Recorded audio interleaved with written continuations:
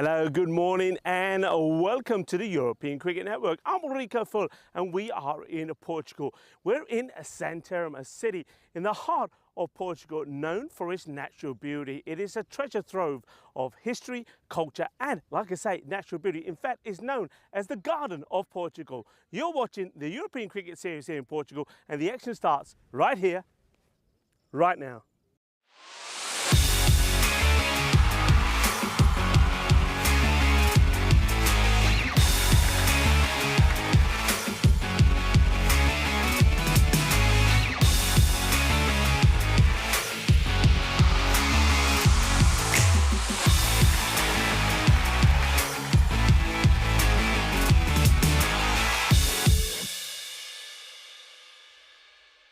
This European Cricket Network event is proudly brought to you by HCL Software, Paramatch. Welcome to the Santarém Cricket Ground, the SCG as we like to call it here in Portugal. A couple of things to mention first. One is that we're expecting 5 matches here today, so very excited about that. But also need to give you an update on the weather as well. At the moment, you can see the sun is out, but the forecast for today is looking just a little bit iffy. So we hope that the weather gods are kind to us and we can get those 5 matches in. But a lot of dark clouds around us at the moment. First up, we have the Lisbon Capitals taking on Gorkha. These two teams, when we saw them on day one, had 1-on-1 battles with their opponents. Though it was Gorkha that finished really well playing their 3rd match as they absolutely thrashed the Punjab CC of Amadora. So they're looking to go back to winning ways here at the moment. What I can tell you is the news from the middle from the coin toss that Gorkha 11 have won the toss and they've elected to have a field first. I like the lineup for Gorkha 11. They're supported well now at the top of the order with someone like Sher Ali coming into their attack. He's certainly going to be one to watch. I also like the way that someone like Farooq Ahmed came into his own as well, the powerful left-hander, but also one to watch out for with his all-round performances is Amir Dar. Lisbon Capitals, they themselves have a good lineup, but they are very much relying on the top order. I think for them, we saw a good introduction for Danish Siddiqui. Didn't he play well? Remember, he's the player that we last saw in Malta. He set up here, he played his 1st match, and he scored a half-century as well. So he's going to be pretty key. Someone like Narinder Rana is another guy who's playing some good cricket at the moment. And with the ball, they have got a number of options there as well. So I think this is going to be a good match. It's going to be a tight match, plenty to play for. Let's hope the weather stays kind. And, well, join me back in the commentary box as I tell you a little bit more about the two sides.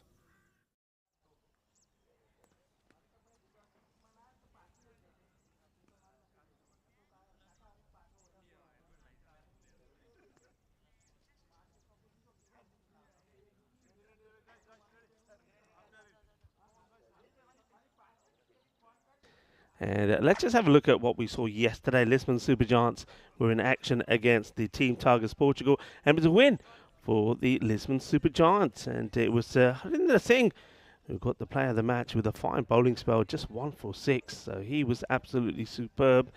And it was a win and a winning start for the Supergiants. But could they continue? Well, we'll find out a little bit later, because next up, though, before them, was the Coimbra Knights taking on the Gamblers. Coimbra Knights batting first, 89 for 9, had a few issues with their batting. Only Ravinder Singh really made any impact. But the Gamblers, they were strong, weren't they? Though they did lose some wickets there. It was Krish Kumar, 18 of 15, and Ravinder Singh, 2 for 13. That was the key players in that one. But a win by 5 wickets for the Gamblers. The Gamblers continue from day one on winning ways. And speaking of winning ways, Lisbon Supergiants would also continue to stay on winning ways when they got that win over Team Tigers Portugal. 2nd time round, this time 155 to 106. Amardeep Singh, 99 out of 35 deliveries, the player of the match in that one, a 49 run of victory. Match 9 saw the Gamblers once again in action, and if Lisbon Supergiants were putting the runs on, the Gamblers were doing the same. They piled up 160, losing just 4 wickets, and a number of players contributed there. Darji got a 50, Kuldeep Golia 33, and Amardeep Koha 33 as well. And he was good with the ball as well. Coimbra Knights 109 for 6. So Gamblers winning by 51 runs. So Gamblers really cementing their position at the top of the standings. Final match yesterday, it was one that was eventually shortened. It was a DLS match which the Lisbon Super Kings won by put 98 on the board, but Gamblers with that match being revised to 5 overs, a revised target of 53, winning with 3 balls to go by 7 wickets. So the Gamblers certainly did have a good day yesterday. That was reflected on the standings that you just saw. These are the two teams in action here, and as I mentioned already, that a couple of key players, Lisbon Capitals, they'll be hoping once again Danish Siddiqui can be in good form, as well as Narinder Rana. And always watch out for Amir Dar. He's a good all-rounder. And on the Gorkha side, of course, Sher Ali looking to click and go big. Farooq Ahmed, he's starting to click as well. But Hardeep Singh, he's been in very good form. We saw him blast a quick fire 40 the other day to give their side a win. So watch out for him with, well, not just with the bat ball, and in the field. He's an outstanding player, 70% to 30. Is expected Gorkha to go on to win this one. Yes, lovely to have you all here with me today. Well, a little bit of purple out there in the middle as well, I suppose, from the Lisbon Capitals, because it is Epilepsy Awareness Day today, or Purple Day. So get on your purple outfits. And it's all about increasing public's understanding of this brain disorder to eliminate the fear and stigma surrounding it. 50 million people around the world are affected by epilepsy, so we can certainly do our bit to make a difference. And I want to say a big hello to all of our Bangladeshi viewers. It is Independence Day in Bangladesh. It's a national holiday of Bangladesh that commemorates the country's independence from Pakistan in 1971. So hello to you all. Enjoy your celebrations as we get ready to start. Remember, this is a 9-over per side match. There will still be the 3-over power play, and the bowling restrictions still count for the bowlers. So we're ready to go. The umpires for this one, umpire Malik, Bucks, and umpire Crute is going to be the third umpire. Of course, all the umpires led by Tyrone Peters. First ball, well, that gets pulled away quite emphatically. That's going to be a boundary straight away. And Manos arriba from umpire Malik, because we start day 3 with a boom shaka 6 to start. We will, of course, keep an eye on that, the weather. And at the moment, the radar seems to be, well, looking in favour for some good cricket. Let's hope it stays that way. Good start there from Dart. And this one's going to be too wide. So a wide ball to follow up. I tell you what, I know we've had a fair bit of rain, but it looks very green, so that's one good thing. That's not a good sign, though, is it? With Hardeep Singh holding his back. Hopefully he's not done himself any injury. One man that you want fit.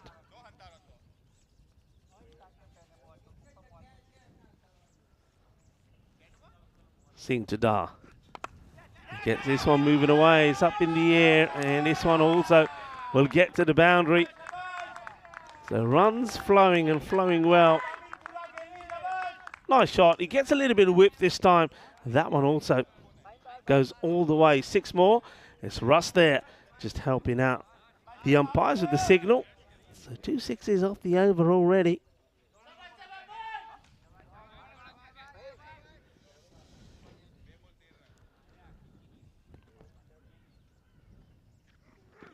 I think once more this time he gets the hook shot involved. That's going to be 4 more. So exciting stuff. Exciting start here as, well, Singh just losing to get his line right. And at the moment, Dar is making the most of it. What a lovely shot that is. Danish Siddiqui is his opening partner. Glorious sunshine at the moment over the SGG. I've got to say, though, we had a slightly later start because of the rain. It was black and miserable about 10 minutes ago.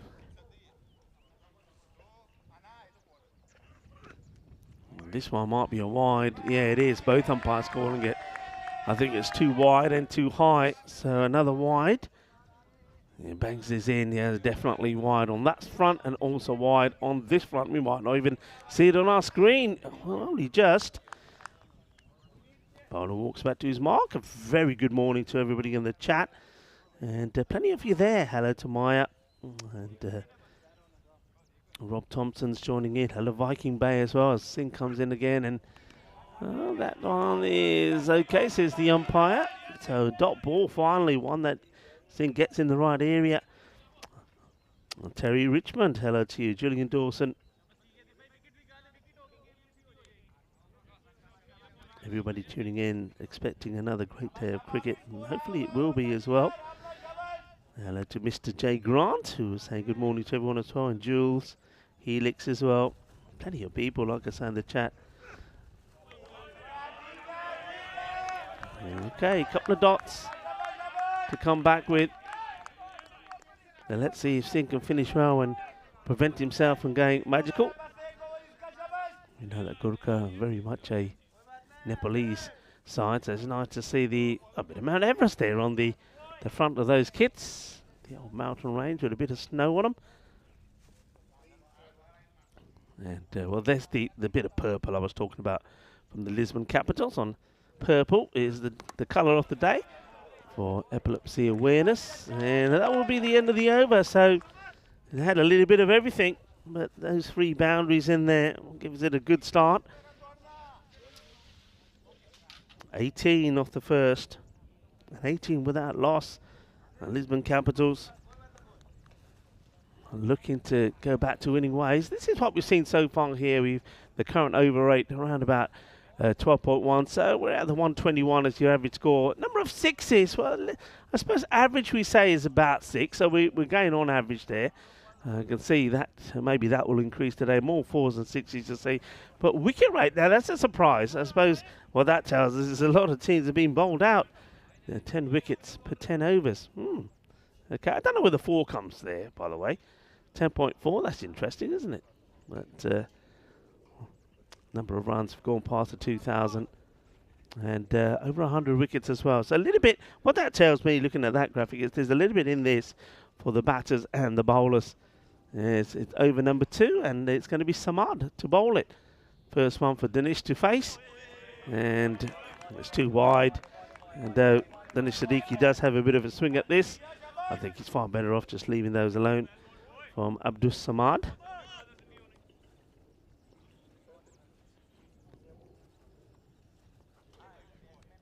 Siddiqui was in fine form for the Capitals when we first saw them. He scored 61 of 26 of his first half century on the European Cricket Network.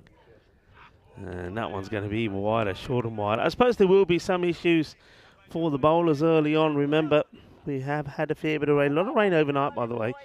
And it was raining here this morning as well.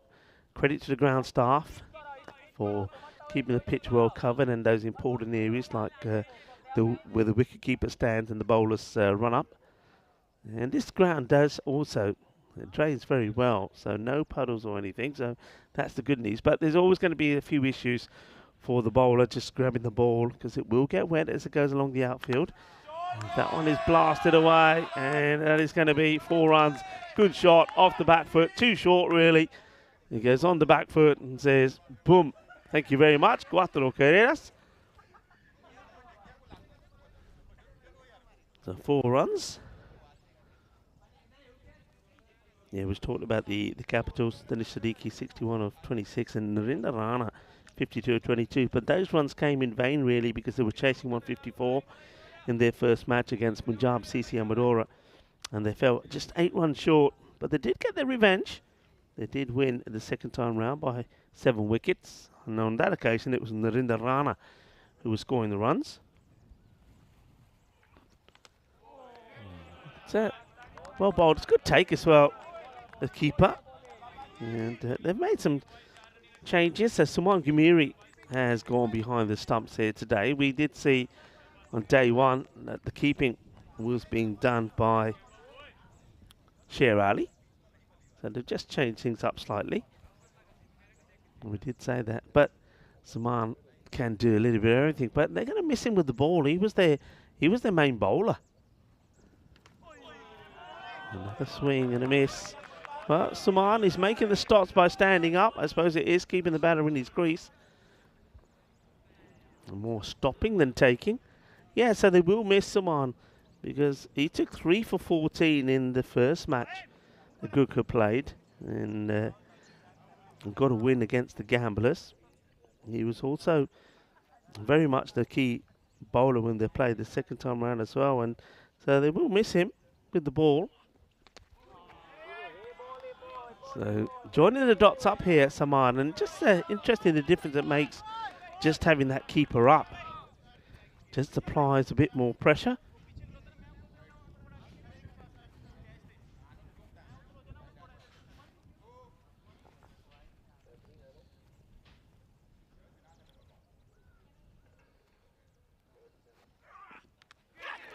Oh, that gets an edge. They got the third man nice and straight. And you can see the bowler, when he hits the edge, catch it, but you're not going to catch that as well. If you do, it'd be quite amazing. Has no time really to react.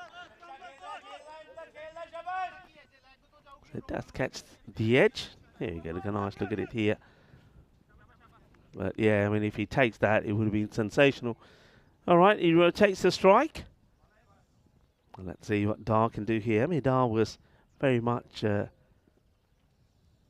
key bowler. Didn't really get going with the bat, but he's showing his talents here as he blasts this one big. Bolle, bolle, bolle, ginna zona.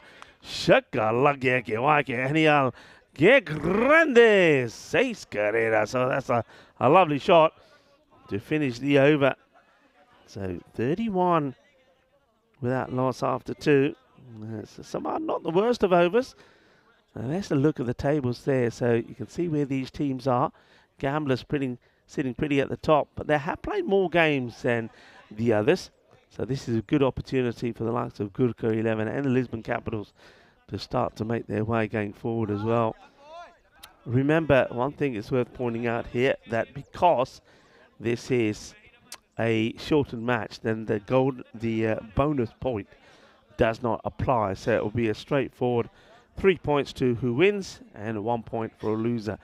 So there's no bonus points to steal. So the teams here playing will at least get something out of the match. As it's going to be, well, a little bit of spin. I don't mind this.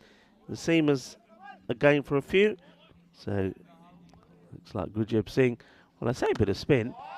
That's not spin, is it, Gurjab? You might have thought he was going to go a bowl some spin, and maybe he thinks that he should bowl spin because he does go pace on, and he gets hit over the top for 6 more. Oh, remember we were saying that average number of sixes were going at around about 6. Well, it started to get a bit, yeah, there you go, we were seeing here. So here's updated now. That looks a little bit better. I told you there was something fishy happening with the wicket rate when it was saying 10.4. You're trying to fool me, aren't you? All right, there we go. And now you know where the 10.4 belonged. It belonged there to the 4 rate. So Maximos around about. So we are just above the average, 7.8.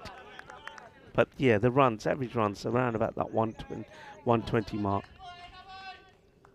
Yeah, thanks for that for our graphic department. It's either Ravi or Shazad. You're trying to catch me out in the morning. It ain't going to work, you know. I'm not a bad morning person. Vinny would have fallen for it. And that one's up in the air. It's sailing, and that one will also go all the way. Manos arriba, arriba, arriba, arbitro, porque eso es 6 más. And, well, maybe we're trying to get the number of the old Maximos to grow even further as that one gets clobbered away. And one thing I know yesterday, the wind played a big part here on the Maximos. Some were assisted, some were not. It was difficult for the bowlers running into the wind. Not as much wind here today as that one from Grudheb goes through the batter. Yeah, wind doesn't seem to be an issue at the moment, and well, nor does the weather, I'm pleased to say. Beautiful sunshine. Vinny is making his way to have a well-earned a few days off. So I'll be going solo for the day. Maybe get 1 or 2 guests in at some point. But have safe travels, Vinny, and have a great break. Thoroughly deserves it after, of course, a mammoth amount of time in the box. Of course, was there for practically every day of the European Cricket League as well. No ball called for, you see the foot fault there, so free hit now coming up. Guides it away, and once it gets past the fielder, it's going to go all the way to the boundary. So the no ball plus 4 here. That's 5 of that 1 ball. That's nicely played. Just guides it down. And you can see, even though there's been plenty of rain here, the ball still will race to the boundary. You say it's sort of like an upside down bowl, isn't it, out there?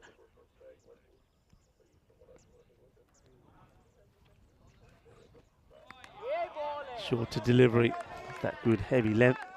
Gets the ball through, it will be the end of the over, but scores are going pretty nicely. 48 now at the end of 3, so that over from Singh goes for 17.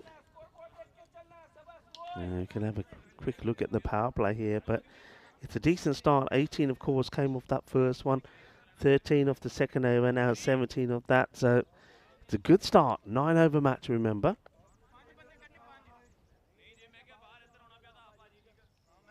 Hello to Kevin D'Souza, who joins in. Hello, Kevin. How are you?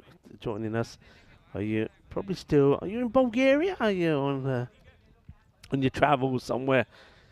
Hard-hitting Kevin D'Souza. Hope you're well. Samad will continue with the ball.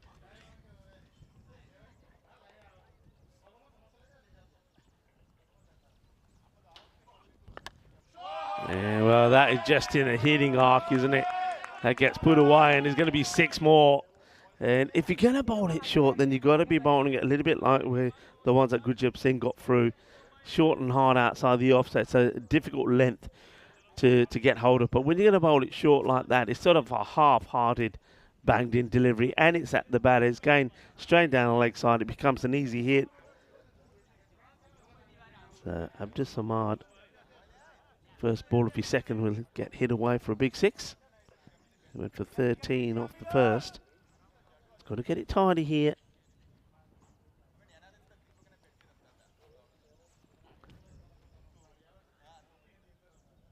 Good start. The 50 comes up for the Lisbon Capitals. And this one ricochets off the keeper and will be signalled byes. Yeah, keeper not able to stop that one, but goes Fuller. And, well, maybe just creeps it in. It's very close to the line, but a good bit of fielding.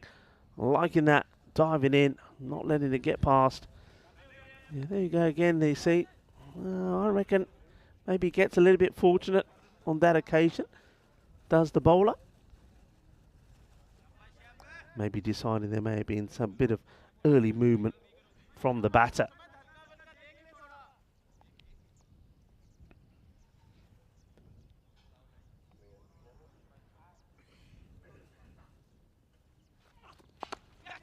Up in the air, but he gets this over the infielder. Sweeper will do the fielding. Gets the throw in. That's Mohammed Tosif Fahim, who's sweeping there on the offsides. They've got like a backward point in. Third is pretty fine. Square leg is back as well. And then you got the 2 men back, a long arm and a long on. So that's your field at the moment. Quite a straightforward field. And third, he can't catch that. That's going to fly over him for 6 runs. Swing hard and get lucky. Y hay mucha suerte ahí as that one goes all the way over. 6 carreras. Thing to be thinking about here for the bowling side. So it's a cracking start for the Lisbon Capitals. Gorkha looking for a breakthrough from somewhere. I'm surprised that they haven't tried to go for a bit of spin, but I do just think Suman Gamiri, a good keeper that he is, you're missing him and his variations with the ball. I wonder if they will use the likes of Shear to have a bowl. Be interesting. We didn't see him bowl in the European Cricket League either for Whittingham. This is over the top. This will challenge the field as well. And yeah, it's well covered. That's Fahim again. And then it's not a good throw, so they'll take extras. Oh dear. Wakey, wakey. Well, this was good work. An excellent pickup. Gets the throw in early. But well, we know that there'll be a few odd bounces on this outfit. A bit of a tortuga. Nobody backing up. They'll take an extra. And that's Just, yeah, a bit of a from the fielder. He knows he should have done better. And that one goes through. It's Farouk Ahmed. Makes the error. It's the end of the over. So going very nicely. 65 at the end of 4 overs. And all decent overs. You can see that they made a good start with 18 coming off the first, and they've more or less maintained that rate, that last one. Also going for 17, as the one before from Gorkha XI. So 65 without loss. Expected score around about the 134 here. Remember, it's a 9 over a side match. Looking very green out there, isn't it? Very green. And Jeffrey Maguire's, hello sir, how are you? He's back in Northern Ireland saying it's, well, very cold and wet. It was a little bit cold and wet here last couple of days, Jeffrey, to be fair, but the sun is out for now, though the forecast can change pretty quickly, I know that. But the next few days, there's a fair bit of rain expected in this part of Portugal as well. Let's hope that it's not the case. Nice full delivery and gets respected. That's a bit better, isn't it? There's Absalam. Starts this over. That's where you got to be, I think. Try to get that ball right up there. The good start from Alam. Let's see if he can stay with this line.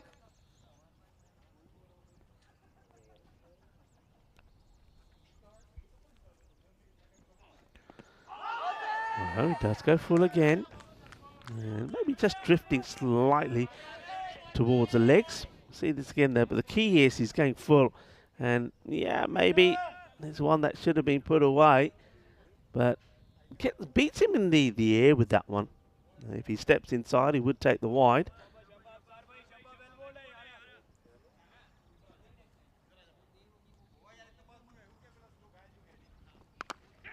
This time he's sort of more or less waiting for it, but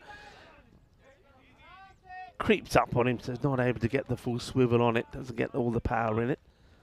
Well fielded. They need a good over like this, don't they? There's Gorkha, nice, good, tied over. Just try and slow things down again. There's the rag. Well, it's the rag man. Always good to have a rag man that on a day like today keeps the ball nice and dry. Gone. Well bowled. And that's your reward, folks. It's very simple. Keep the ball full and straight, and you get the wicket. And Siddiqui wants to go down the ground, misses it. He'll be bowled. He'll go. But just watch this. Yeah, it's full and straight. All right, a couple of times he strayed a little bit on the leg side, but this time it's on the money. It's on the middle. Hits middle and off. Gets the wicket. Well bowled. So the end of the partnership, which is worth 61, and it is Danish Siddiqui that will go. And Alam demonstrating the benefits of getting the ball full and straight. New batter will make his way out there. It's got a good foundation that's laid for him. Siddiqui going for 22 of 14 deliveries.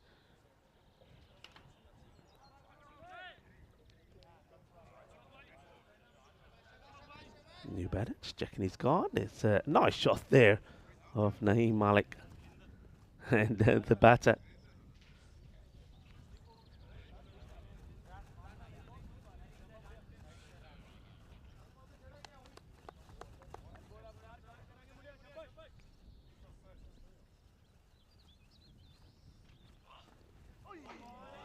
Same areas again. It's well bowled. This is Narinda Rana, who has now come out.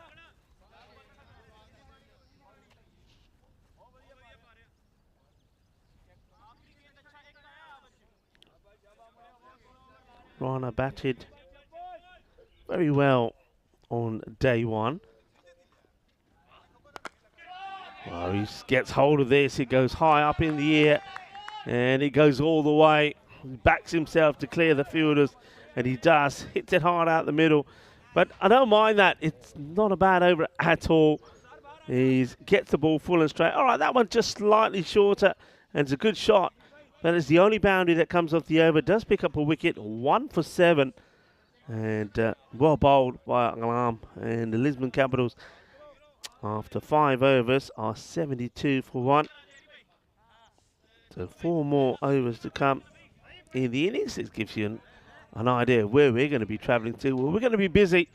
Remember, not only have we got those events there, that is only the European Cricket Series events, which include the European Cricket Internationals and Women's Internationals as well. But we also have plenty of action happening on the T20 front. We'll show you that on our schedule as well. And we'll have some night events as well. So we're going to be busy. Let's just put it that way. You're not going to be, there's not going to be a shortage of any cricket coming your way, that's for sure.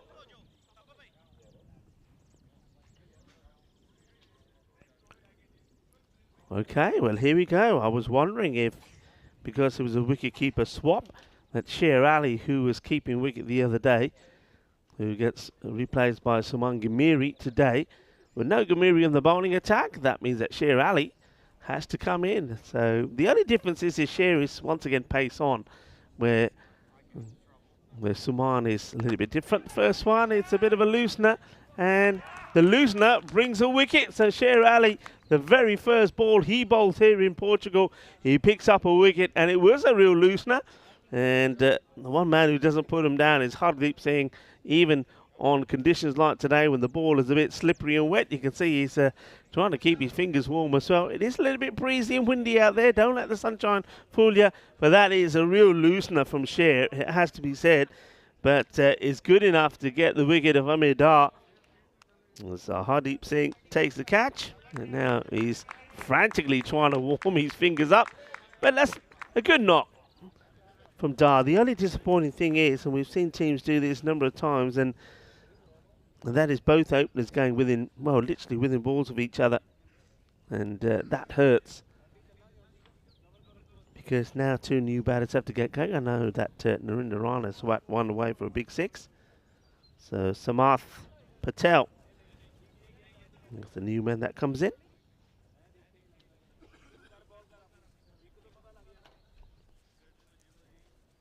So Sher Ali, 1 ball, 1 wicket. And make that 2 balls, 2 wickets, full straight. Well, Sher Ali is on a hat-trick, and they say, hey, Sher, look, we've been practicing this for a few days now. Let's get the Ronaldo celebration in as well. And it's not a good shot at all, it has to be said, from Samarth Patel. He's going to go for a golden duck, the first baller for him. There's the celebrations from the fielding side. And there's the golden duck for the batter. Samarth Patel gets cleaned up by the straight delivery, really, from Sher. Not a lot in it. It doesn't do anything. He just misses it. It's not a good shot. And there you go. We'll see it one more time, as he's been practicing it a lot. The Ronaldo celebration, of course, the football icon. Cristiano Ronaldo is Portuguese. And, well, we've yet to see a hat-trick here in Portugal. We did see 3 happening there in the European Cricket League. At the Cardam Oval. Here we go, hat-trick ball. And it is going to be Huda to face it.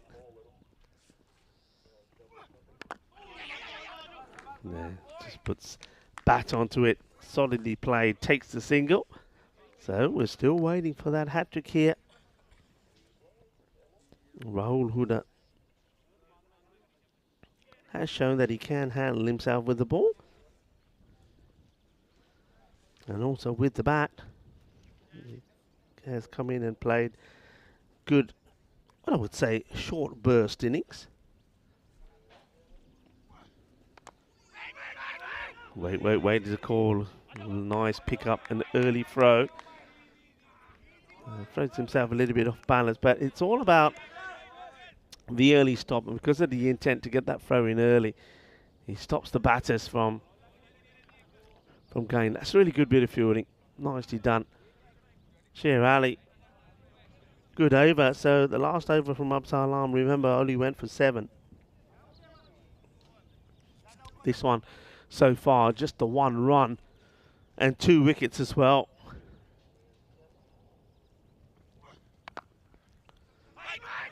Another wait. So still no runs, and that's what can happen sometimes. I know when you lose a wicket, things do tend to slow down a little bit. But when you lose one, and then after the next two deliveries or so, you lose the other set opener. Two new batters have to get going, and even though they've got a good base to start with, they want to hit boundaries. But well, the bowling's better as well. They're actually bowling at the stumps. They're not bowling too short.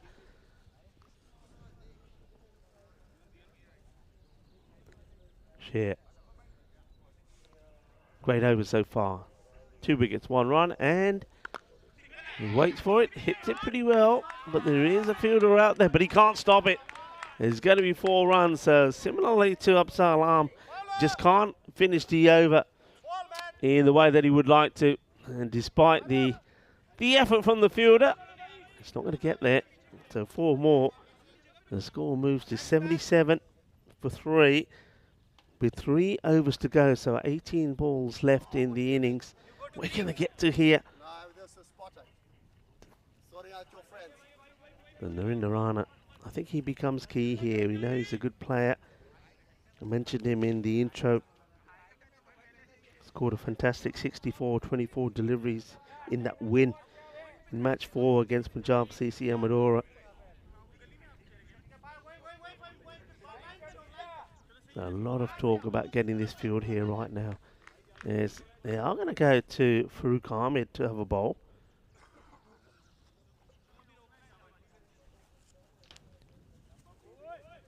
Going to start bowling to Rahul Huda.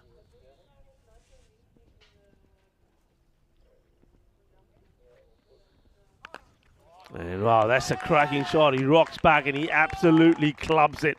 That will go all the way. What a good shot this is. It's a little bit short, but he gets back, gets all the leverage into that.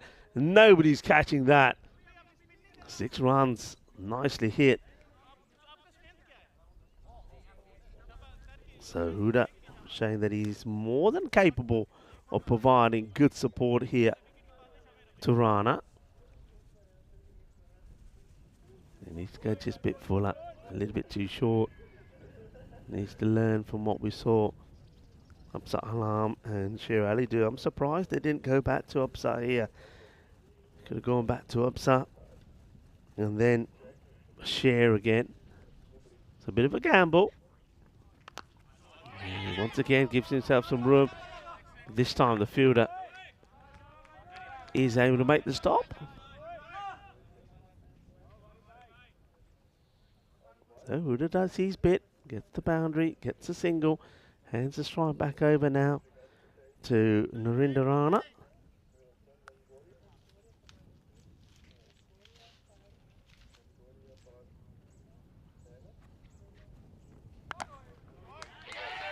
Short.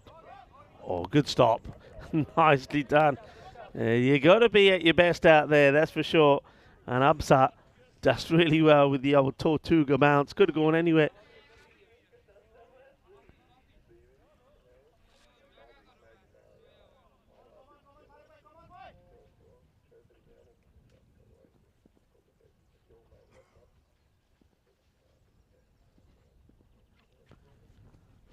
Short. And once again, Saman Gumiri makes a stop. So Huda has played this ball very well, but this one was just a little bit of that extra bounce. He's not able to get that one away. They'd be ready to rock back and play this cut shot again, though.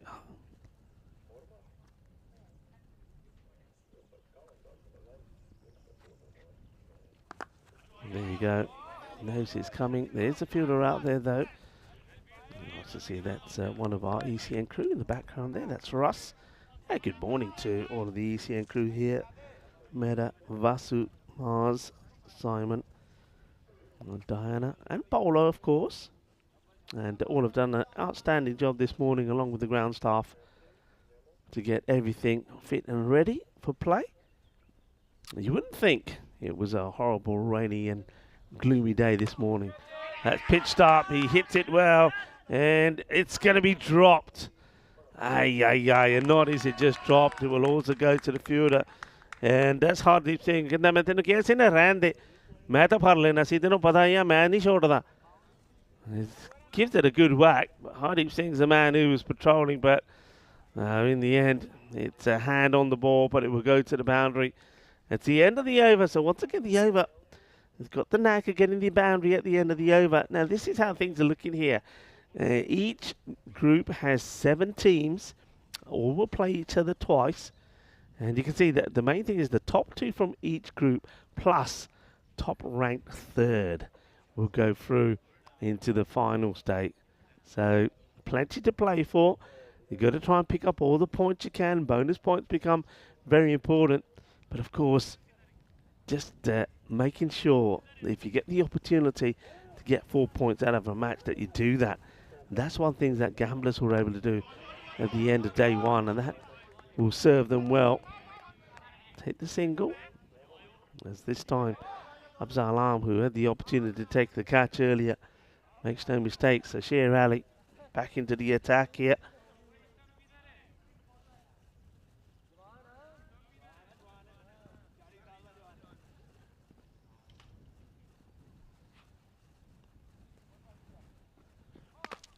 That's well bowled. He's giving himself a lot of room, isn't it, Narendra Rana? If you look at the way he's taking his start. Now that didn't sound good. That bat, look at it. Can we have a close-up of the bat? Let's see the ball again and then a close-up of the bat. Follow the bat for now. That bat has had it. Watch this. Listen to the sound. Yeah, and now, let's see. There you go. There's a bit hanging off the bat there. I wonder if we can go back to the bat now. The bat has been busted. It's a bat buster. Have a look. Oh, टूट गया man. Lakar टूट गई. Yeah, it's gone. It's broken. And you can look at the look Narendra Reddy gives back to Sher. Said, you broke me bat. You broke me bat. It was my trusted friend for many a year. It's now broken. All right, a new one comes out. Sher Ali, well, he's hit the stumps a few times and broken them, and now he's broken the bat of Narendra Rana, who now has to get a new bat. But that's well bowled. Again, Sher Ali just keeping it full and straight. Stands well outside his leg stick. Look where his stance is here. And Sher will just try and get this ball to swing back in. He does get the ball to nip around. He'll probably want to start outside off and get it coming in. And he goes for the short one, which has been well played, but the field has been set there. So Sher knows that he's going to make that movement. So he says, all right, if you're moving, I'm going to bang it in short. He does. And it's just a single. So Rana hasn't been able to get the sort of explosive hitting that we saw from him the other day going this yet. Oh, not sure what happens here. This done it a few times this to Sher Ali. He must be getting a bit, you know what, because he's running in and they say, no, hang on. And he has to go back to his mark. So, bit of frustration from Sher.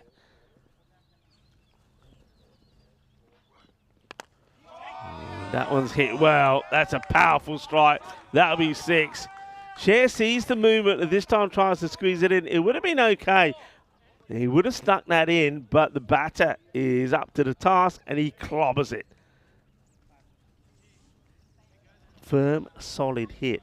Another 6. 10 sixes in this innings now, so way above the average. Slower delivery into the deck. The batters think about the 2. We'll stay with 1. Sher continuously talking to his field.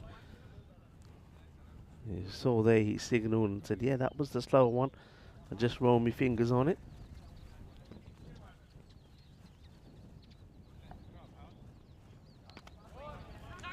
Got him. Yeah, nice. Full, straight, jug, they put it. And I think they wanted they wanted to do the celebration. I can hear them say, come on, let's do it. And Sher saying, no, boss, I got. And, well, Buxy is just having a chat with Sher there saying, hey, just that one there, you did come in my way, you know. I'm just letting you know that if you wanted the LB, you wouldn't have got it. I like it when the umpire does that. It's letting Sher know. But this one, look, that's the delivery. Oh, all right, he whacks it onto his own stumps.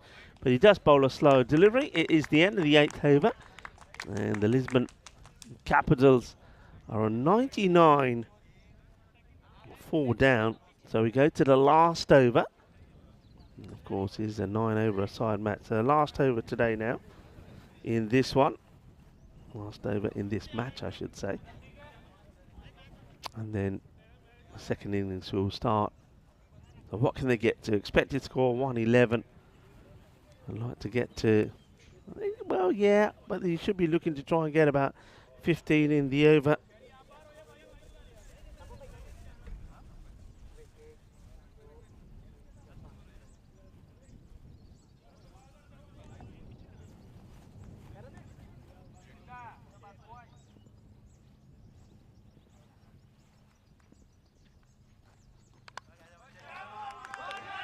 Going to run hard. They'll get just a single. It's been very good down there, fielding in that part of the boundary. Been very, very nimble. Not too many have gone past him as well. Becomes a very important fielding position. That's third.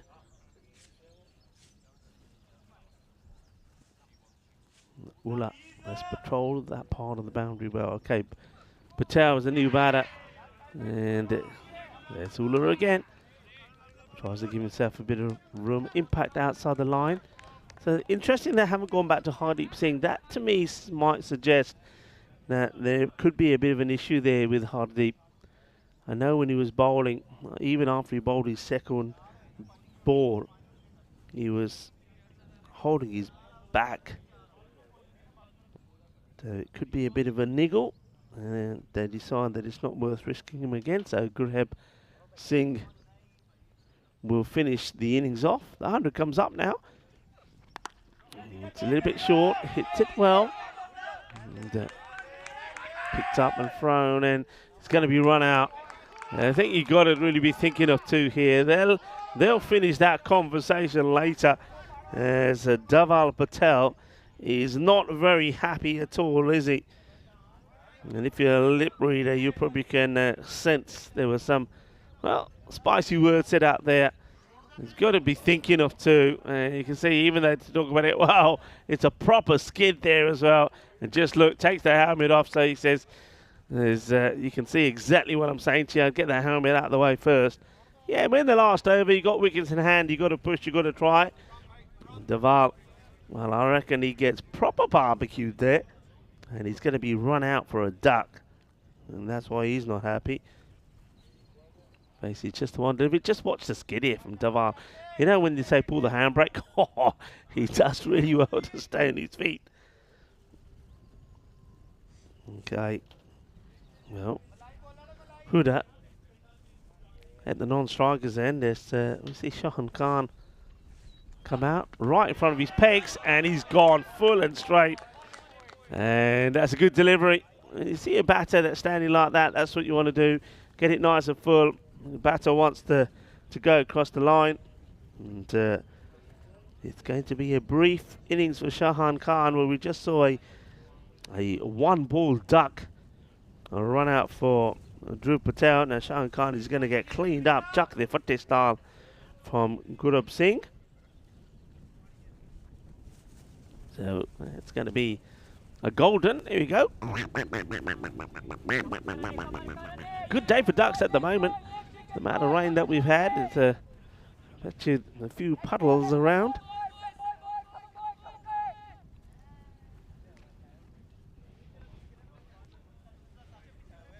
Of course, the river Tugus or Tagus is probably nice and full at the moment. I'm sure there's plenty of ducks in there. Well bowled, and you can see Rana. That's the thing here. The interesting thing about, I mean, maybe you can see Rana is now regretting even taking that single. That's why he wanted to try and, well, he should have tried to get back for two. I know it was his non-strike and we got run out at the time. Now this time he will get the big scream to get to the other end. But he spent too much time at the other end, and he's had 19 of 10 deliveries, and that's the end of the innings as well. Or is it? Well, he's walking off. He's saying, what? Is that it? Is it it? Are we done? And yeah, we're done. He gets done there by Ulla, who says, where are you going? There's one more to come. He says, oh, is there? No, there isn't. So that's Huda, by the way, of course. So Huda makes his way off. And the score. So I think they're going to be disappointed the way that they were going. I mean, around about the halfway point, they'd already... Well, they were 65, don't forget, at the end of 4, 72 at the end of the 5 overs. And they finished on 103. So they're going to be disappointed the way that they finished. And that's all to do with, you've got to say, give some credit to the bowling. I think it was an excellent over from Absat Alam. Sher Ali then bowled 2 super overs as well. He picked up 3 wickets. And that made all the difference. And it's all about getting the ball nice and full. And that's what Absat did. Bowled very well. Only got the 1 over as well, which really does surprise me. Sher, that's that slow delivery, nice and straight. And yeah, that was the first baller, wasn't it, for Samarath Patel as he went. There was some nice shots there, good little uppercut. There was a good start there from Huda, but even he would slow down. I mentioned about the split, so at the end of 5 overs it was 72. And then after that, Sher Ali's first went for 5. Farooq Ahmed, that's what surprised me, because let's remember, before Sher Ali, the over from Absat Alam went for 7, and that was a boundary of the last over for 6. So he went for 7, Sher Ali 5. Then he went for Farooq Ahmed. I don't know why they did. Absat Alam, if he'd come straight back, he would have kept the pressure on. Well, this is the old barbecue. And slip and slide and out, helmet off, and a bit of abuse. Did it better. Shahan Khan came for 1 ball. He was knocked out. And then a little bit of a play here. Say, hey, you got a ball to go. But of course, it wasn't. So yeah, just came back to that. Farooq Ahmed, he went for 30. But then Sher Ali, second over 9. And Gurab Singh, what a great finish. He went just for 4 in that last over as well. There was a run out in there and a bowl as well. So you can see they didn't finish well. 3 ducks in there as well. 2 of them really golden. So good end from Gorkha. And they'll fancy themselves now to get these runs when that score. Remember, at one point, the expected score was at 120 plus. So a bit of a change there. 103 for 6. And there's the bowling figures there. 3 wickets from Sher Ali, brilliantly bowled, just bowled at the stumps. But I think it's Absat Alam that started it all off. He just got the 1 over, surprisingly, and took 1 for 7. Gurab Singh finished well there as well. That last over only came for 4. So Lisbon Capitals, they've got the runs on the board, but they know that they're probably a little bit light. They probably would have wanted at least another 20 on there. So Gorkha 11. It's a chase that they've been looking to get going and trying to get the points available. The 3 available in this one. They're probably regretting the fact that it's a shorter match. Otherwise, they probably would have fancied maybe trying to get all the 4 points in this one. But being a shorter match, it's only going to be 3 for a win and 1 for a loss. It's as simple as that. Join me, Rico Fool will be come back. We'll be back in about 10 minutes time to talk you through the second innings. Hasta pronto.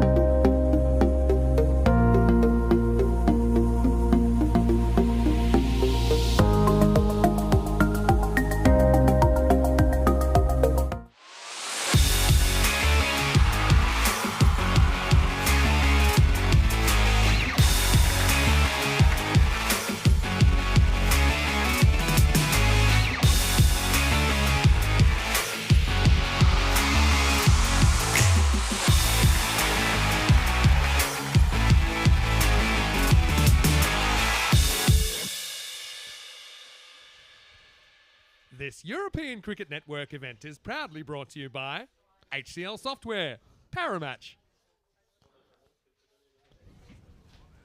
Hello viewers and welcome back to the Centurion Cricket Ground here in Portugal.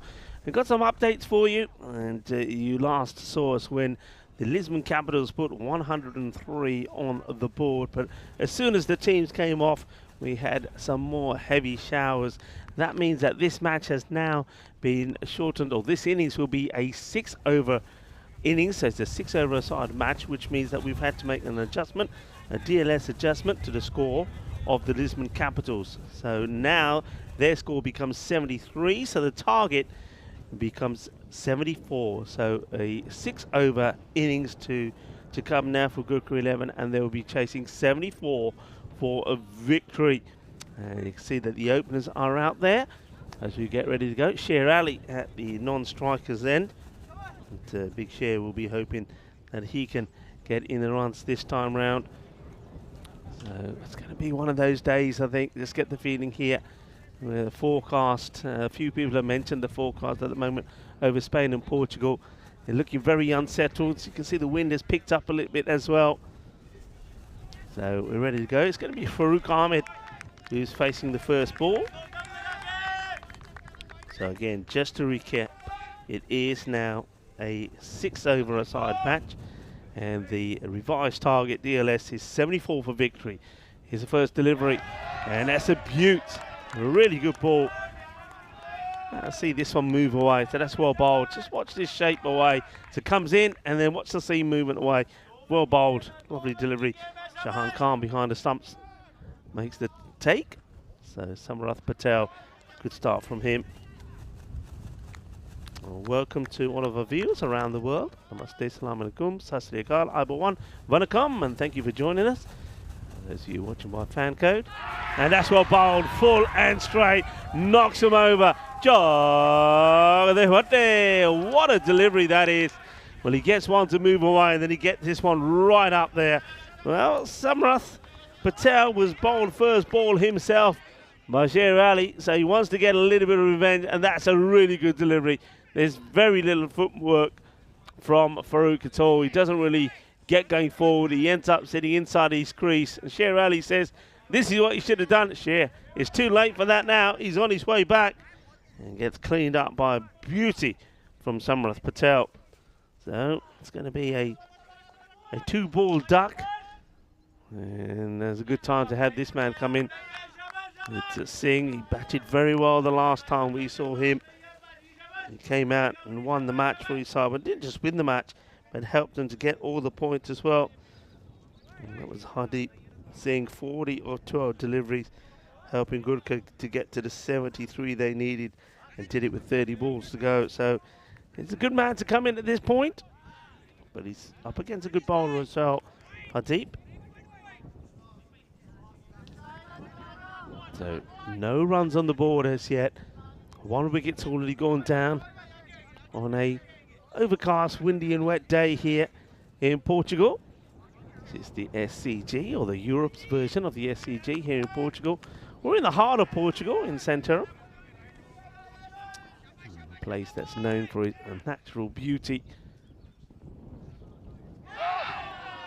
Swing and a miss, first up, so it's another dot.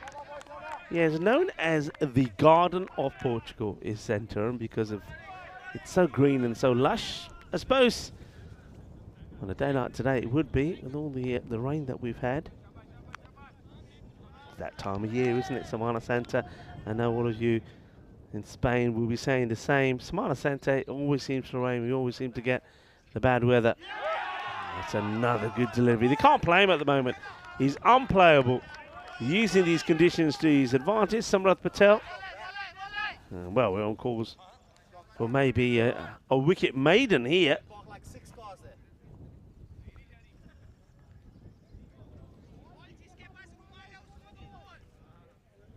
Two balls, no runs for Singh. You'll feel the need to go big here. And he can't, as this one sneaks in as well. Really good areas, and he gets that ball to nip as well, doesn't he? Hits the seam, gets the bounce, gets the movement. Good variations, because I think Singh here, of course, is thinking, going to be another one. It's going to be there or thereabout. But no, this time it's shorter. Still gets it to come in, stays inside that wide guideline. Wicket maiden on the cards here, everybody.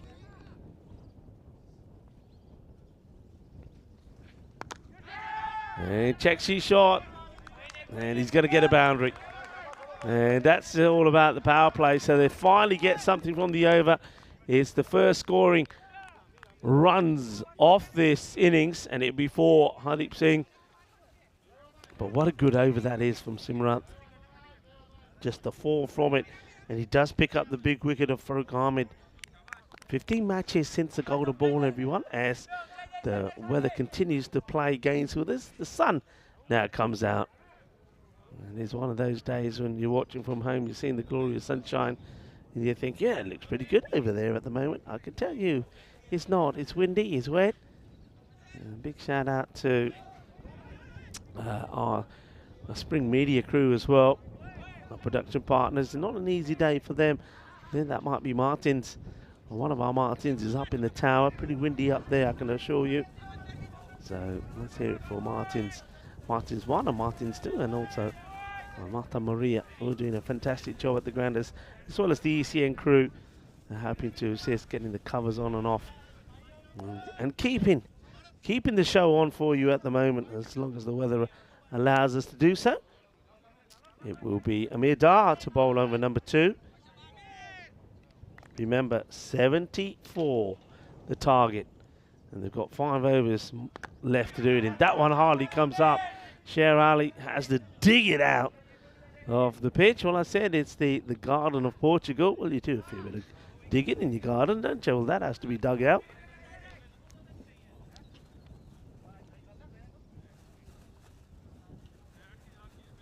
Mentioned before, I'm going to give a big shout out to all of our viewers from Bangladesh. It's their Independence Day today. Enjoy your celebrations. Bangladesh will be commemorating the country's independence from Pakistan, which was back in 1971. Big hoik and miss, just not getting his footwork right, not getting in line with the ball. It's Holy Tuesday today as well. You see, he just doesn't move, he stays planted.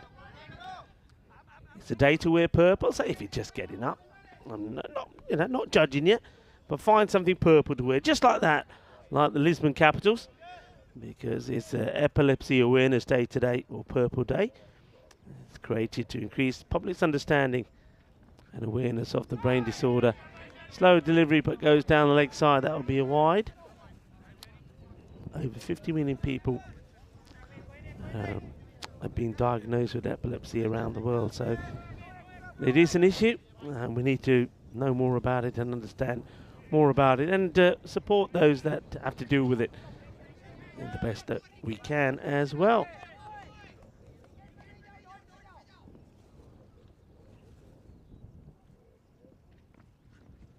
This one's going to be another wide, so doesn't want to spoil this over Dar. He started well with a couple of dots, and then since then he's gone down the leg side with a slower delivery, and this time he's gone a bit shorter but too wide. So a couple of runs just coming in. It's the extra balls that will have to be bowled that could be the issue here. Those extra balls at the end of the over going for boundaries hurts you. Pitched up, it's high in the air, and that is going to go all the way.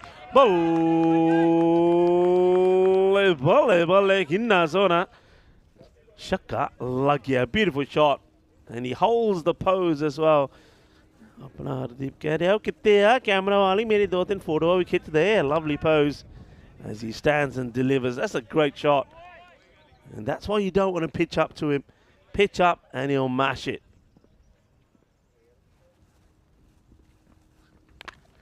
And that's high in the air. It's a toe ender. It's an opportunity, and it gets taken. Big wicket. Singh, after hitting a big 6, will go. The catch taken there by Raval, and Amir Dar picks up a very important wicket. Hardeep Singh will go for double figures, 10 or just 7 deliveries after hitting a big 6. And what a good catch, and an important one that is from Maniak Raval. Takes the catch. No catching is easy today either, I can tell you that. That ball is slippery, the ball is wet, the wind is playing its part as well. It's a big wicket to get. A new batter makes his way out and needs to get on with it straight away. This looks like it's the other Singh, Gurjeb Singh. So they go out with another hard hitter off the ball.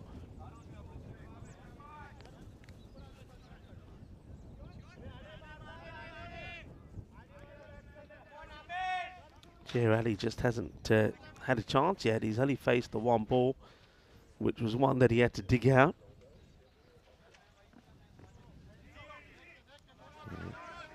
Dead ball, signaled there by umpire Bucks. Just doesn't feel right. So pulls out the delivery.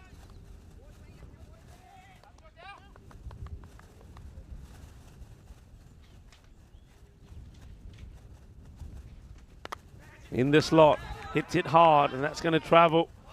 And it gets to the boundary. It's going to be 4 runs, a little bit of width. All of these important in the power play. Remember, the power play becomes 2 overs as well.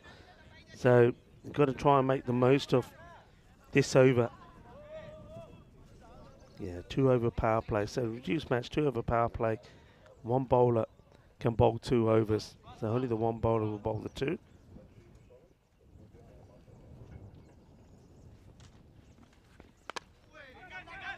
It's a bit of the toe end again. That's how Hardeep Singh got out. Didn't quite get the middle of the bat, but at least this one's along the deck. Checking his bat is grabbed. Remember, we have seen 1 bat break already today. Okay, this is how it's looking. So Gorkha 11, they have a good opportunity to make their way to the top of the standings. The Lisbon Capitals will be trying to close the gap between them and the top 3. So plenty to play for. And these teams, Lisbon Capitals, will play 3 matches today, as will the Team Tigers of Portugal, who are playing match number 2 against Punjab, CC and Dora. 18 of the first 2, which means they're needing 56 in 24. Remember, bonus point equation doesn't count. It never counted as we started this match, because if it's a shortened match, there's never any bonus point to play for. Well, his skies is up in the air. It's going to just drop short. But if he just held his ground, he moved here. He's down the leg side. He just needed to stay still, and he would have played the pull shot here. All right, Sher Ali only had faced 1 ball now. He knows he's got to get a move on. The rate is not in their favour. It's going up all the time. So they needed about 14 per over. And once again, Sher, he looks like he wants to play that attacking shot. But there's good, clever bowling to him. They haven't gone pace on. He's held the pace right off there. Siddiqui. Said this before. What a good pickup Siddiqui has been for the Capitals. Good all-rounder. All right, goes for it big, hits it hard, and that's going to go all the way. Manos arriba, arriba, arriba, arbitro. Porque eso es 6 carreras. And it's all about footwork. You see here, uses his feet, and I like the bit at the end. He crunches it, and he gets all the power into the shot. It's all about getting the weight distribution into it, and he does. And he clonks it pretty big. And Siddiqui now making some changes in the field. Maybe gonna, from what he's doing here, looks like he's going to try and go wide of Gurjeb Singh.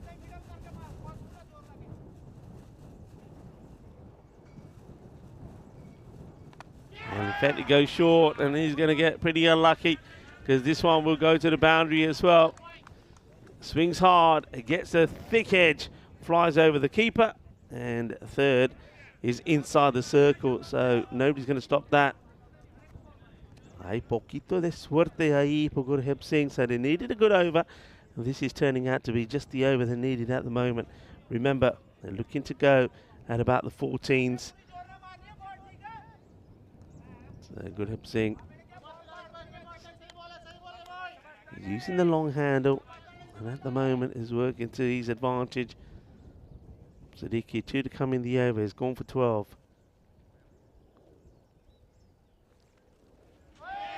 And this one is going to be called a wide. He does go for the wider delivery, but he just catches a bit of the line here. Just watch this.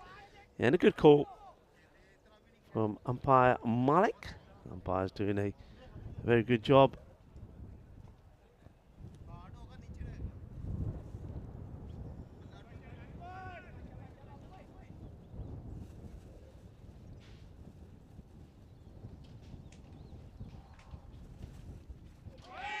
That's well bowled.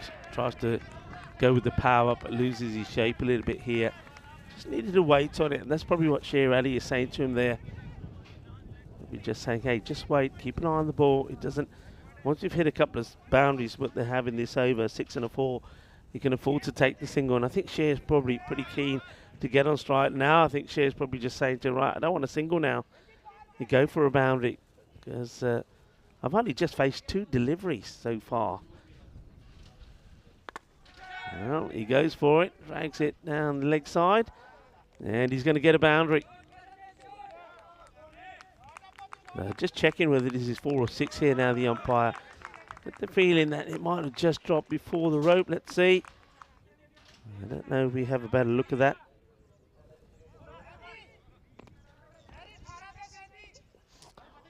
So 6 in the end. It does go all the way. So he gets maximum power in it. Is the over that they wanted? It goes for 19. So they get past the 14 and a few extra as well. So 37. 2 wickets down. Well, a few people saying, have you got the tingle? We do sometimes have these close games and these reduced over matches.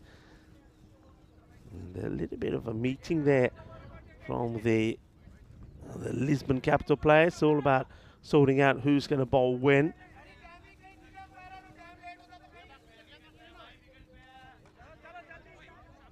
Remember, one bowler can bowl the 2, so this is where you want to use all your bowlers to bowl a bowl reach, and then, but they made that decision already. It's no surprise really. They want a wicket, and they want to go to someone like Patel to get that wicket for them. He bowled an incredible first over. It was almost a wicket made him, but the last ball went for 4. So Simrath Patel back into the attack. It's played beautifully, and it's a good stop. But Sher, there's one thing about Sher Ali's game that really he knows himself he can improve on. He's got to run hard. I mean, he's plays his shot and he's watching rather than running. I watch, he plays his shot. He's hardly moved here. He's walking. Look where the other batter is. The other batter is in the crease alongside Sher before he actually runs. If you run hard straight away, you get the chance to get 2. It's well bowled, gets past the infield, but they do have a sweeper out there. They'll take just a single. And Sher has only just now gets into his crease. Yeah, he's got to start to run harder. And that also puts pressure on the field, especially on an outfield like this where it's quite bubbly, and if you attack it, mistakes can be made.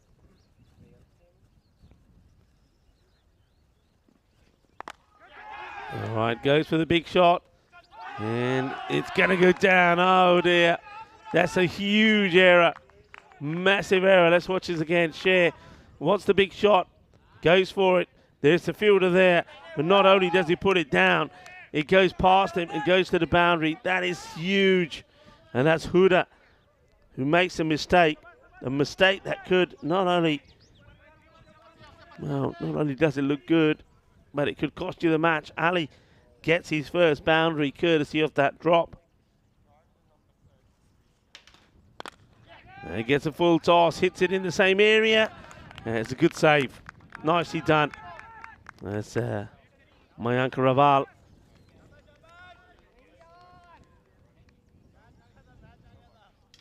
So Sher Ali, that drop, how crucial could it be?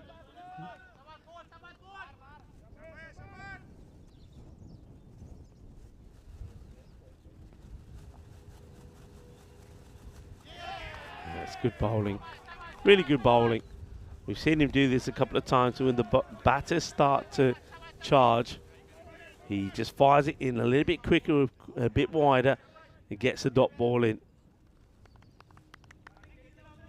Dot balls are like gold dust. A ball to go in this spell. 1 through 11 so far. Should have been 2. And that one is in that area, catching opportunity, and this time it has been held. No mistakes from Rahul Huda this time, but the thing is, he did drop Sher Ali, who was still there, but still, you get one dangerous batter. Gurpreet Singh goes for 23 of 10 deliveries, and this time around, Huda does hold on to the catch. It's probably harder than the one before, actually, because it's actually dropping on him and he's got work to do. The other one was straight at him. So Patel picks up his second, and he gets one of the set banners.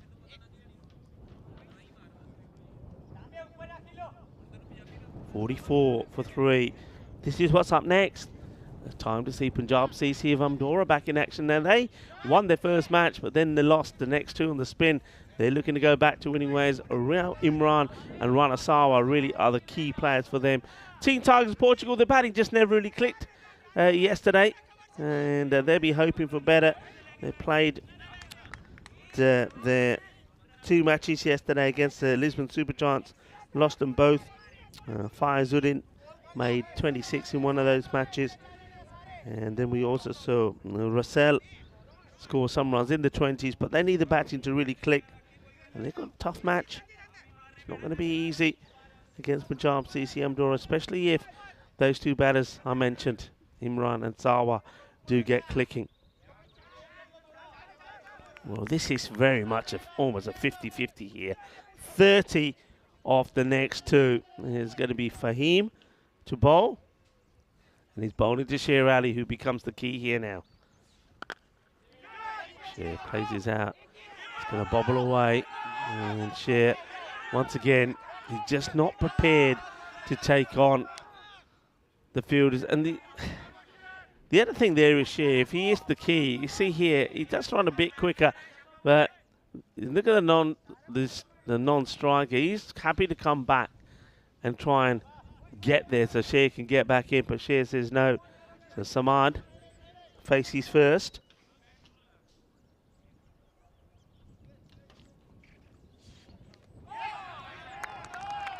So we're going to miss outside the off. That seems to be the area where bowlers are getting a lot of their success. A lot of dot balls in that area so far. And Faisal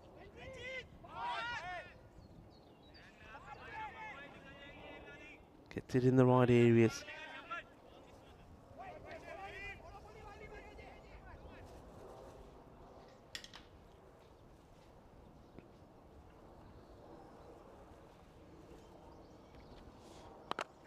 All right, well, he latches onto this pretty well, and that is well hit. It goes a long way. Manos arriba. Arriba from the arbitro is in the slot. It makes good contact. It flies off the bat. That's right out the middle. And that is sweet. Sweeter than a bowl of rasmalai. A nice shot. Puts the pressure back on the bowler now. So 9 balls left in the innings, 23 required. The sun is back.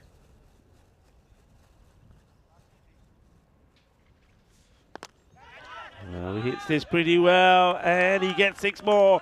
Bole, ginna sona. Que guay, que genial, que grande, 6 más. And, well, you can see why Sher is saying, nah, you just stay there. I got faith in you. 2 big 6s, that makes a huge difference to this match. 17 now of 8 deliveries. Faisal Rahim under attack. Needs to go a bit fuller with that outside that off-stump corridor. And he goes at the stumps, gets dragged out. And in comes the throw, and, well, they're asking the question. Let's have a look at this. And Shahan Khan reckons he's got his man, Sher Ali. We know that Sher is not the quickest, but let's have a look at this. Let's have a good look to see. So taking it on, and keep an eye on it. The bat at the moment they're in the air, starts to slide it in. I think he makes it, you know. I mean, the key is he gets the bat down. He does. It's now being slid. So he will get home. So Shaheen Khan Good look at that. Great work from our media partner, Spring Production. That one. See it here again from the other angle, but that's good running. He's running on the edge of the strip and slides the bat in as well, Sher Ali. So when he needs to do it, he can. Oh, no, it's not a wide, I don't think. No, Sher, behave yourself. He's having a little conversation there with the umpire, but no, that's not a wide. Have a look at this. There's nothing wrong with this, Sher. It's a good delivery. And the over will end with a dot. So we're going into the last, and 16 required.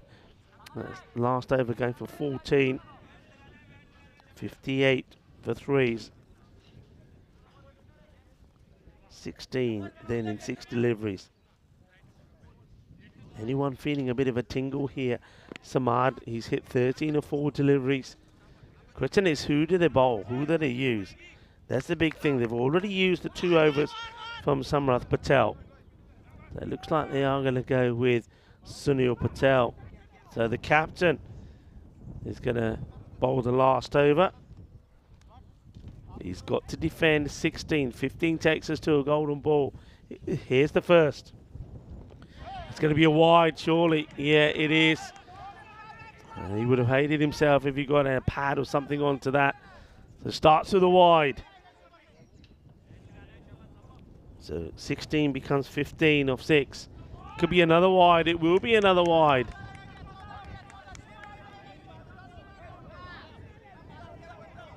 So 16 now becomes 14, but still of 6 deliveries. And yeah, you just leave those alone. Don't even try and hit those if they're going down. So he's going to come around the wicket here now. So pressure on the captain, Sunil Patel. And edge.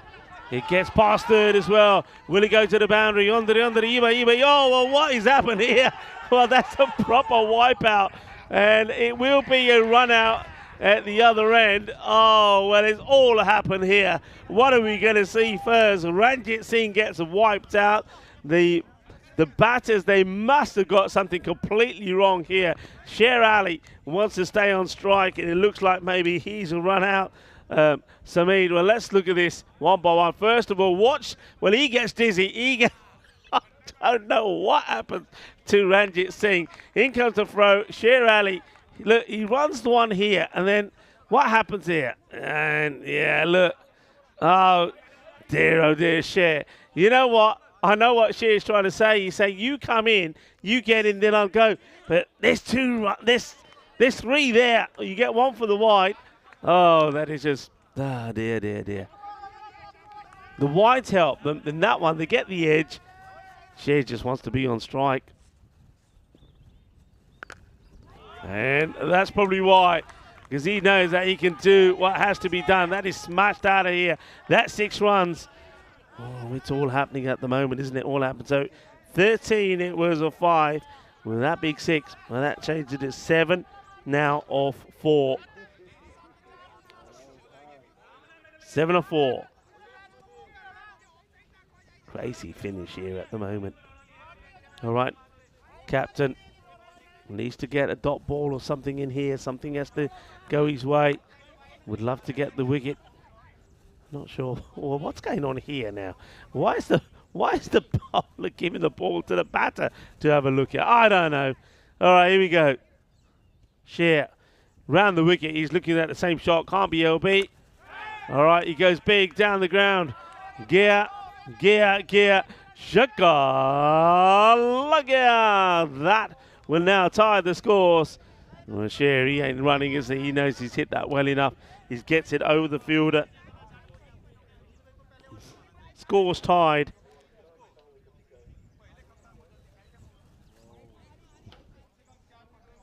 One in 3.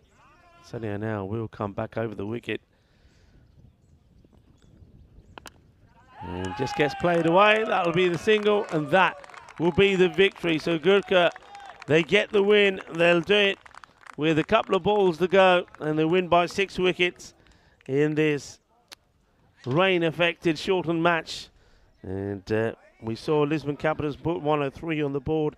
They'll be kicking themselves really the way that they finished. It was a 9-over match initially, but the last 3 overs, they got nothing really going at all. And the match was then shortened to 6 overs using the DLS method, so the target became 74.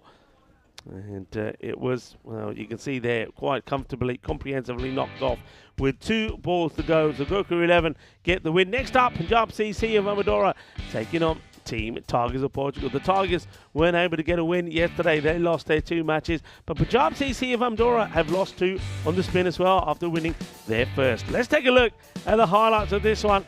Well, Simrath Patel was just sensational in that first over.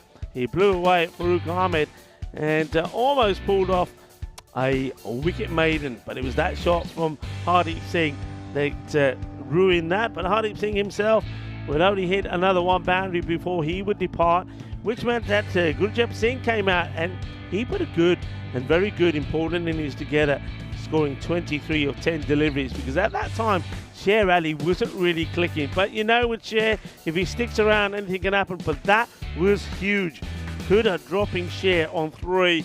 We knew then that could be the match. Huda was to hold on to Gurjep Singh when he hooked out in the same area, but Sher Ali was still there and he finished it off in style. Well, this one, well, have a look at this. First a look at Ranjit Singh. Don't know what happened to him. He got dizzy. Sher Ali, he barbecued his partner. That was the end of Samid, who got sent back. And Sher then said, you know what, it's time to finish off this match. And 2 big sixes and a single would do it. And off the bowling of the captain, Sunil Patel. So victory to Gorkha. They will continue their climb towards the top of the standings. And remember, they finished well with a win on day 1, match 5 against Punjab CC Amadora. And this is another win as well for them. So they continue their winning streak. And as we have a look at the scorecard, Sher Ali will finish on 22. But Gurjep Singh, that 23 from him was very important. With the bowler, Simrath Patel bowled brilliantly, 2 for 11. And Amir Dal, his 1 over wasn't that bad either. But I think there at the end, maybe they could have tried something a little bit different and used Simrath Patel to bowl the last. The spin at the end from Sunil Patel didn't really work, especially when he started with 2 wides as well. So that's the end of the first. We are scheduled to start, weather permitting, the next match in 15 minutes time. So join us then when we will see a battle of 2 teams just struggling with their form at the moment. It will be the Punjab CC of Amadora taking on Team Tigers of Portugal. That's coming up in about 15 minutes time. I'm Rico Fuller. Join me and the rest of the gang here at the European Cricket Network when we return in 15 minutes time.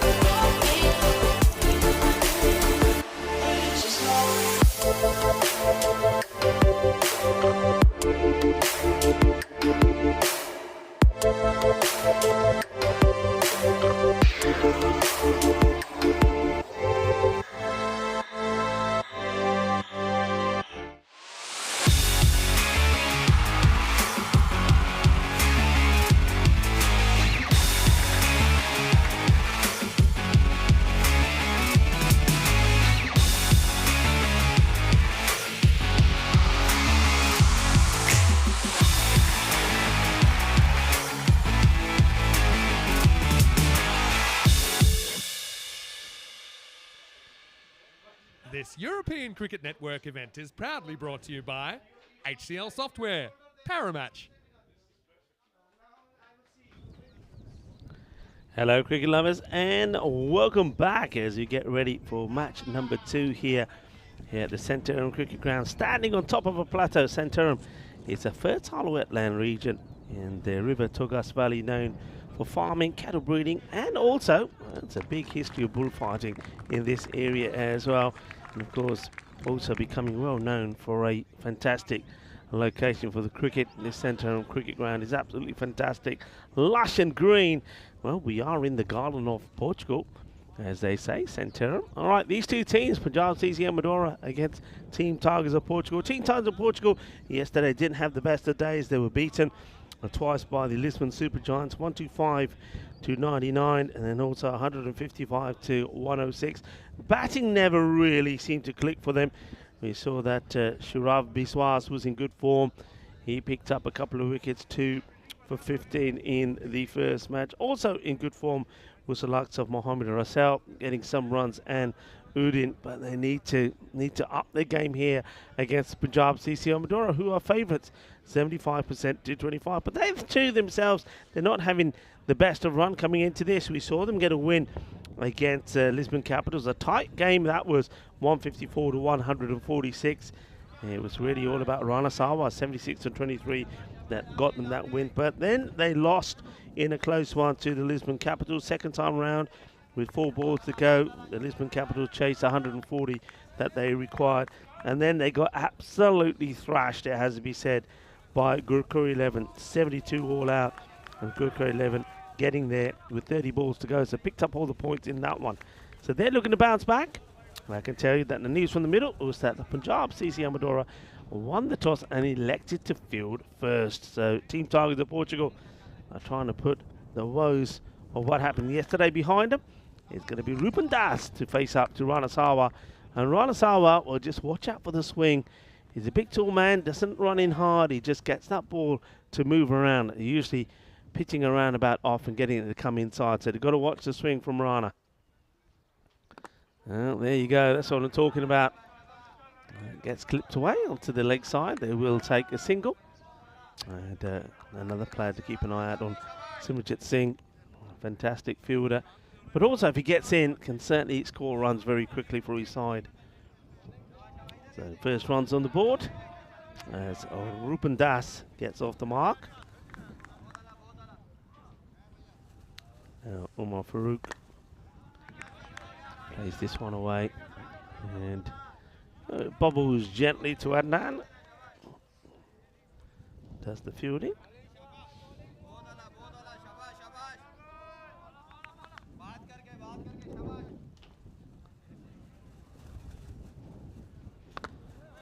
It's a real loopy, swingy delivery. Once again gets played. He's the sort of bowler where, if you know what he's going to do, you can set a field to him. Just having a look at the field here at the moment.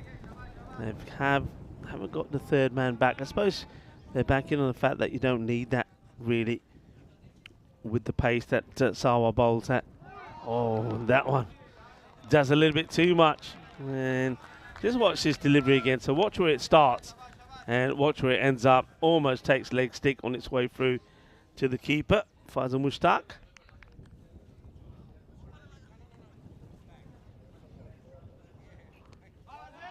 And this one strikes the batter quite high up on the thigh pad, no run. Conditions stay very much the same. It is very windy out there, very windy and cold.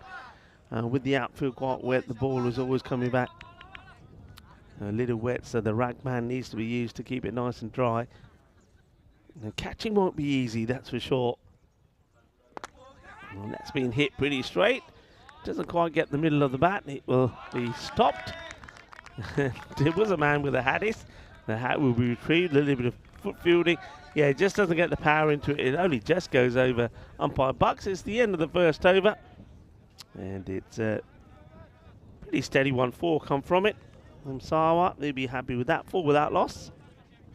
And just to remind you of some of the events we have coming up. And this is, of course, what was announced last week, that we will be going to the UK, to the Wimbledon Club. So I'll be looking forward to seeing the Wombles again. A long time since I've seen the Wombles, you know, the Wombles of Wimbledon.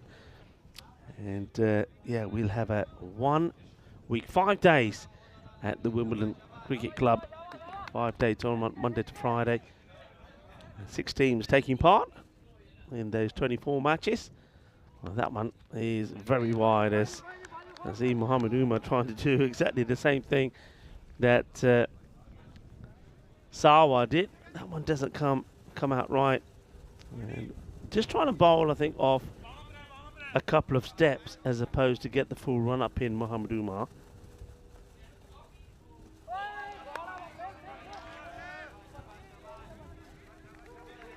They'll be happy with this at the moment. They're not getting big runs away. A little bit of tiki-taka. You can hear them saying shabba, shabba, shabba. That's the fielding side. Feeling that they're on top at the moment.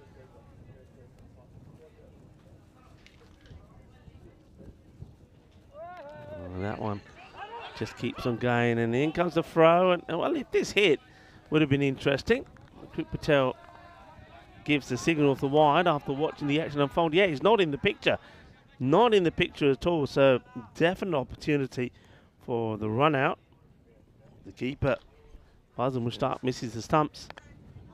And that's struck away, and it will be the boundary, the first of the innings. Straight down leg side, so not controlling the swing the way the runner Sawa was able to. Every delivery, swinging down leg side. This, once he gets bad on that, that's going to go all the way. They have got the mid wicket back, and looks like long on is back on the boundary as well. So no protection at the moment on the offside.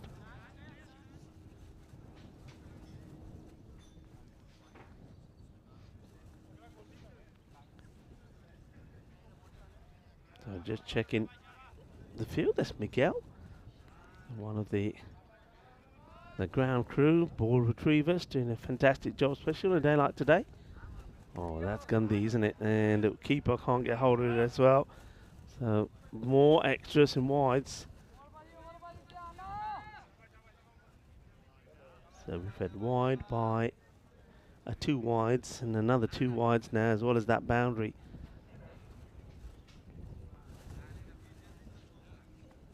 And this one again in the same area, non-striker, commits a long way. Good start by Mushtaq again. You've got to try and get this ball. But if you're swinging that much, then try something different. Hold it differently. Hold it across the line. Try to do something different with it to stop it moving around so much. And he does just that this time, so he gets the dot ball in.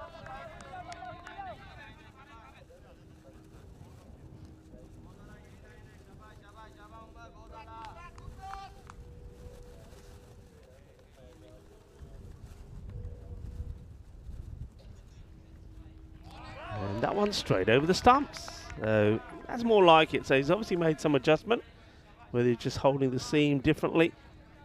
He's had trouble controlling the swing. I'm liking the detail on the shirts there of the Punjab CC of Amadora. Contrasting colours and shirts. Now this time he goes back into the leg side, into the body. That gets worked away, but Simranjit Singh will make the stop, and that will be, I think, 1 to come. 11 off the over. Remember, it's a long over as well. We'd better keep an eye on their time as well. We haven't had any issues with time of late. Once again, this one spoils the wide, really, the batter. And those balls are always going to be wide. Just leave them be and make it a difficult one for the umpire. So Muhammad Umar gets away with that one. And that will be a bye. This is the way the tables are looking at the moment. So you see that Gamblers are well on top there. But Gorkha 11, after picking up that victory, are right behind. Remember, they will play later as well. The same two teams to do battle again. But Gorkha take on the Lisbon Capitals. So good opportunity for Gorkha to go joint at the top. Or well, if they play really well, they could take all the points and finish clear at the top of the standings. 17 without loss after 2.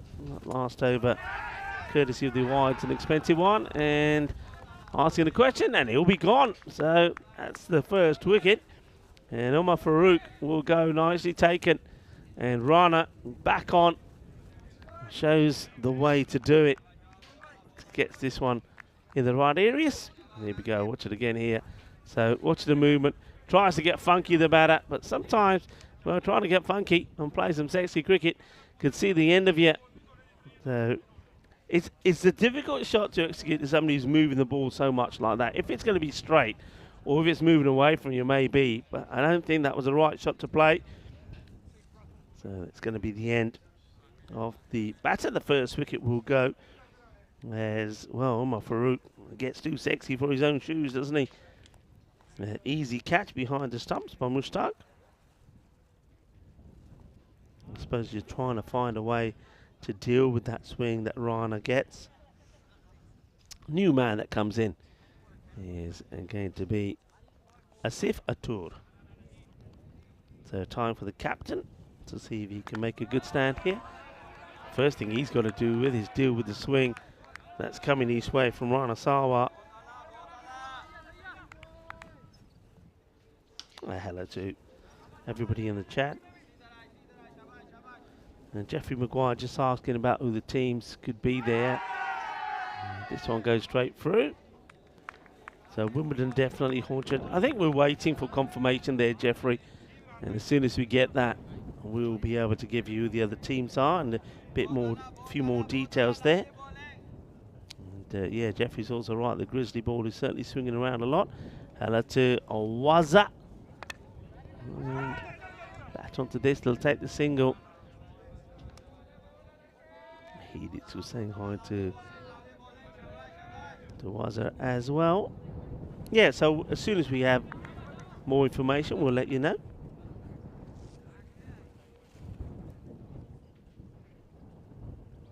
Oh, big swing from the bowler and the batter, I suppose. Wanasawa, he figures at the moment absolutely superb. Just the 5 come from it. Look at the seam on that ball. It's really well captured there by Spring Media, our production partners.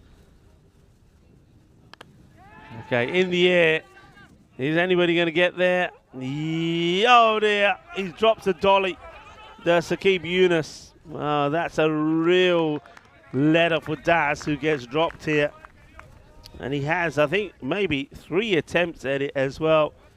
Let's watch this again. So he loses all shape of it, goes high up in the air. But I did say catching was going to be easy today.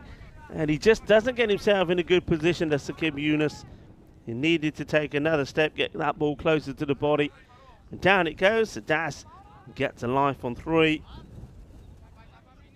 That's the end of the power play. 19, or as I would say, 19 for 1. Patel, he's got his new haircut. He will at one point, he said, take his cap off so he can capture it all, but he's got a proper Mohican going on under there. And this time it's just out of the grasp of the keeper. There's Atur. He doesn't learn the lesson.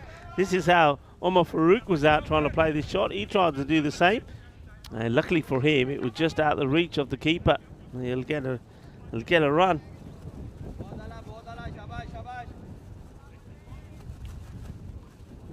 Praveen Singh is the bowler.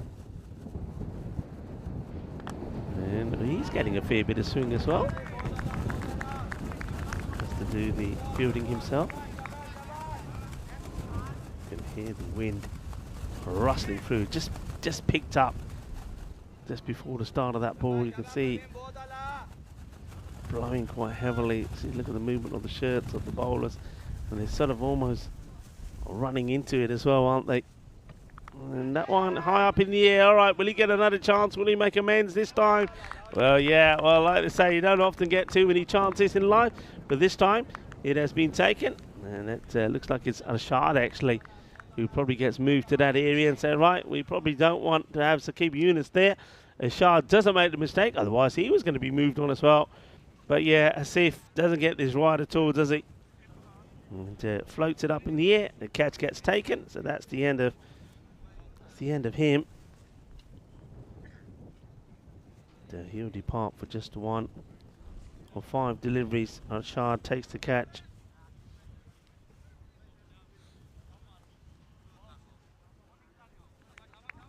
And Praveen Singh picks up a wicket. New batter is Abidul Rahman. And at the moment, all the batters are having to deal with a fair bit of swing here. I suppose it's one of those days that you quite often play in the UK. There's a lot of cloud around, low clouds as well. There's that wind. So you would expect the ball to be moving around a bit, and they certainly are doing that. We've been seeing now to Rahman, who just allows this one to go by, and surely he's not asking the umpire if that's a wide. I'm going to look at Kruk Patel. We can maybe have a close-up of that haircut from Kruk Patel.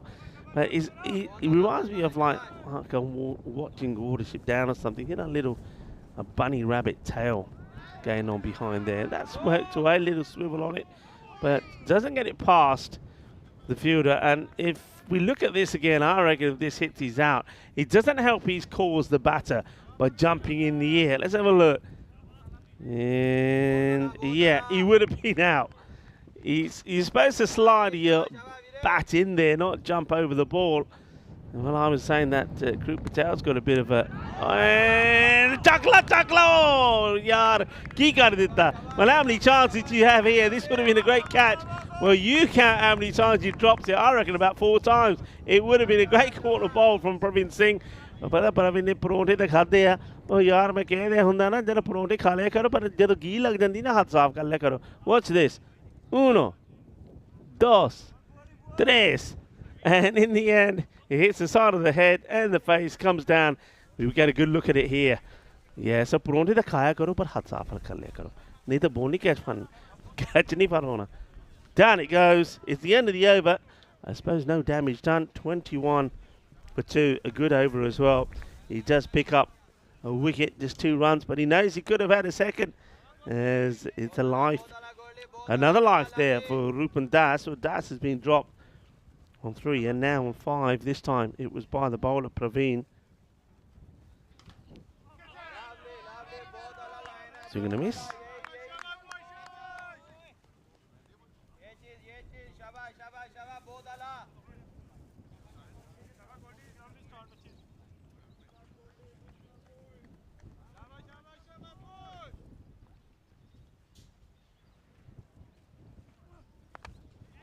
It goes for it, but doesn't get it out the middle, and it's going to drop short of the 2-men that are straight. There's Adnan Ali.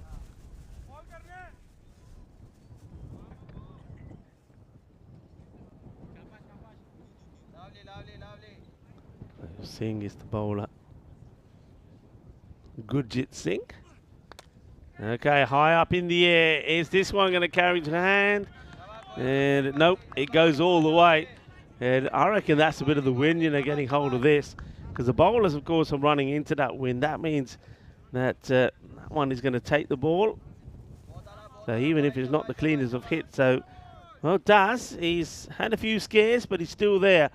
Smashes that one away for a big hit. And this time, this one gets through him. It's a good comeback from Gurjit Singh. Brings it into the deck.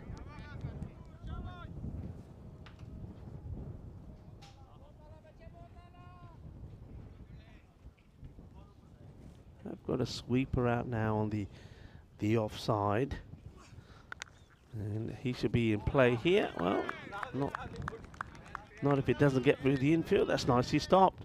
That's nicely done by the captain. Well, Imran, he's going to be pretty key, isn't he? So you get a sweeper out on the offside. You got your 2 men straight.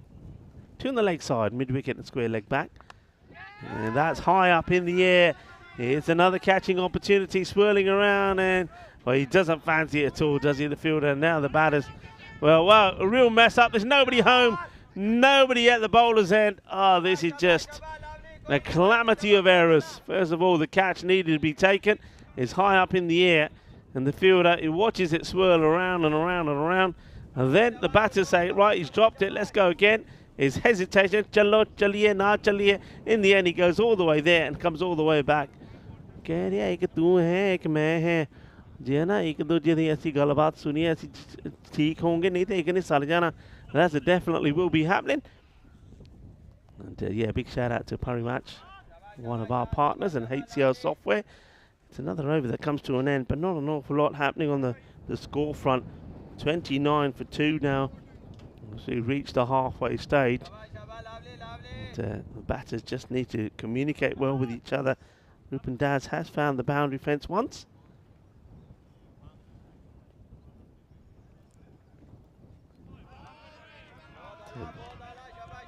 Good start for the new bowler. Gets this to come in and move away. This is Shad Ali. Gets his opportunity now with the ball. Starts with the dot.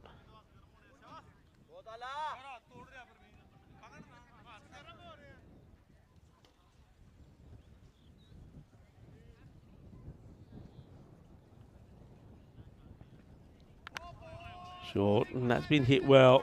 The sweeper comes into play, deals with the ball bubbling around nicely. Rupen Das is pretty keen to try and take these extras and double up, but at the moment, Rahman doesn't seem to be responding that well. Swings hard, but plays all around this. Abdul Rahman.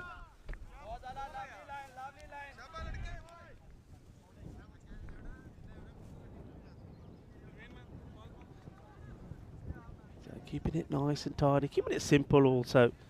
Punjab CC Amador not trying to do too much here. They're well in front here in this match. All right, well, this one is got an extraordinary shot. It will drop and it will go over the boundary. So he's reaching for this one. And he's going to get the 4. Yeah, that's nicely played. Goes for the uppercut. Gets it over the fielders. There's nobody back there, like I said, on the 3rd man boundary. So you can go for these shots. And just uses the pace this time round of Ali against him.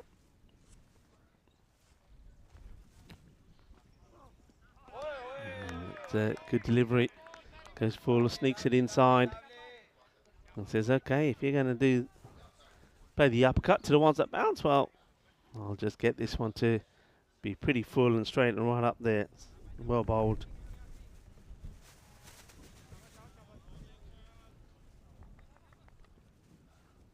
Five of the over so far. Here's the last delivery in it, and this one will be a wide. And this time he goes a little bit too wide. Signalled there by Guru Patel.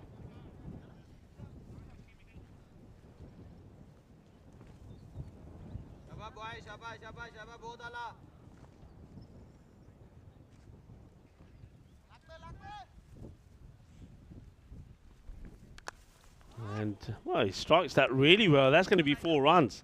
That's a very good shot. And already shown that he's pretty keen to go after these ones. Is Abdul Rahman. And yeah, that's his 2nd boundary in the over. And they need that acceleration. Remember, we just saw the percentages there, and already very heavily in favour of Punjab CC of Mamadura.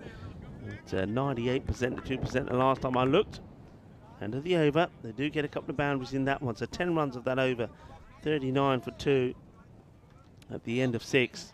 But that acceleration, they need that to come and start to happen pretty quickly here.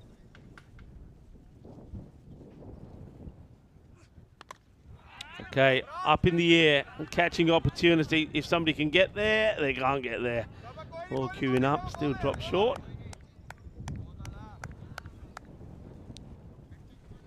It is seeing that Gudjit that comes back for his second.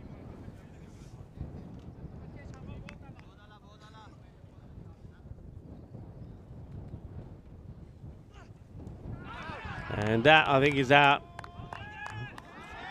Well, I certainly heard something in my headset, and I'm a little bit like the bowler and the wicketkeeper there.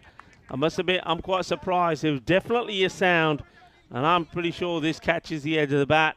Yeah, I've got no doubts about it, but umpire Bucks doesn't see or hear it the same way as I do. He's saying not out. So it's going to be a big slice of luck, that, I think, for Abdul Rahman. Umpire Buck says not out. And this one gets guided away. And the two fielders in that third and backward point area between them will make the stop.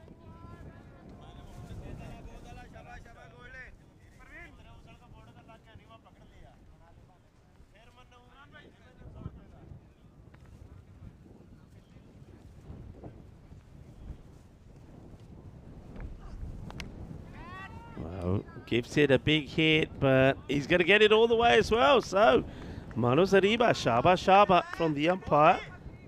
Smashes that away. Great hit. Gets it out of the middle this time. So, Ruben Das starting to find a little bit of rhythm here, but he needs some support at the other end as well. And that one is probably going to sail as well. He gets his proper. Shaba, 6 carreras. Well, that is sweet out of that middle of that bat. That's sweeter than a bowl of gulab jambu. Tell you what, a couple of warm gulab jambus right now would go down really well. So 6 more. So Das, remember, was dropped on 3, which was a bit of a sitter by Yunus. Then Praveen had a chance to having caught him bowled, and he does it, and now he's trying to turn it on. A little bit of showtime. Well, we are in Portugal. Sun, sea, sand, and sexy cricket. What a nice shot this is.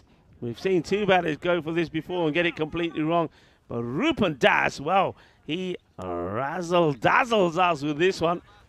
So 6 runs and a very good over. So in the end, Gurjit Singh, his spell goes for 28, and that over goes magical, 20 from it.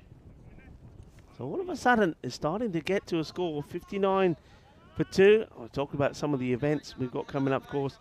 From here, we go to France, where we've got the European Cricket Series and ECIs. Italy, we're looking forward to being back in Italy. ECS, ECIs, women's and men's. Then we got the Medina Cup, some T20s, also in the Netherlands as well. All right, high. Anybody going to put their hands on this? They do. It's a good effort, but can't hold on to it. And they'll gets a long way up. It would have been a really good catch. This from Arshad. It's one of those ones that you see practice a lot. Good indication here. The field setting. So you got the 2 men there on the leg side, 2 men straight, a sweeper out in the off. But they're keeping the 2 men inside the circle. The 45 and 3rd man. Oh, well, he launches into this. That is a biggie. Bolle, Ginna Sona.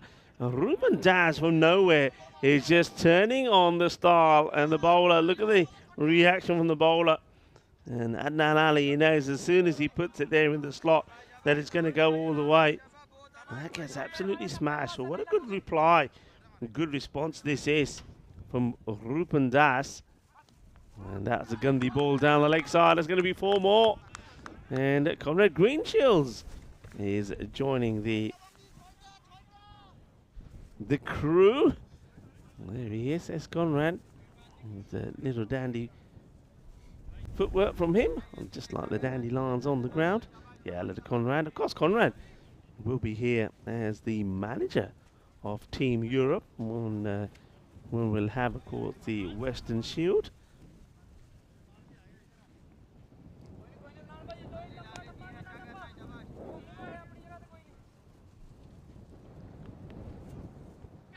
And well, this time is funky. Well, there's nobody back there, and that's why they're playing these shots.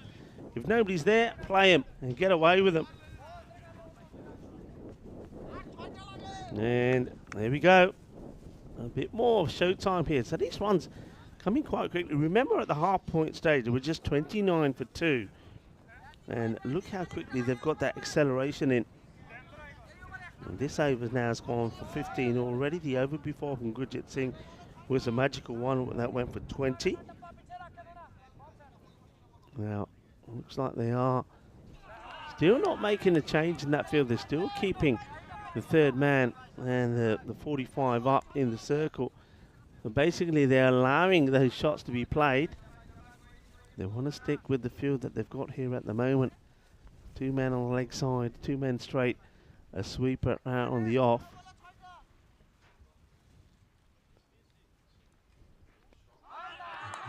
Okay, where's this one? So the bowler responds, goes for 15, the over. And the score at the end now of 8 is 74 for 2. So these two putting a good little partnership together. Gone past that 50 mark now. Still Punjab, CC of Amadora, still big time favourites in this. But remember, at one point that was 98% to 2%. So you can see the big difference. Team Tigers Portugal are starting to give themselves some hope. I mean, 2 overs to go. If they can get to, I don't know, let's see if they can go at 2 lots of 15, get to that 104 mark. Maybe if 1 over goes magical. Who knows? Oh, that one only just misses leg step. They're running, and the keeper was never going to miss from that angle. Never really gets in a good position to throw. So he goes down, and while he's down, he then has to try and recover and throws. But it would have been a good hit if he managed it from there. So I suppose Rahman does the right thing. He gets Das back on strike. He's on 46. Praveen Singh. Swing and a miss.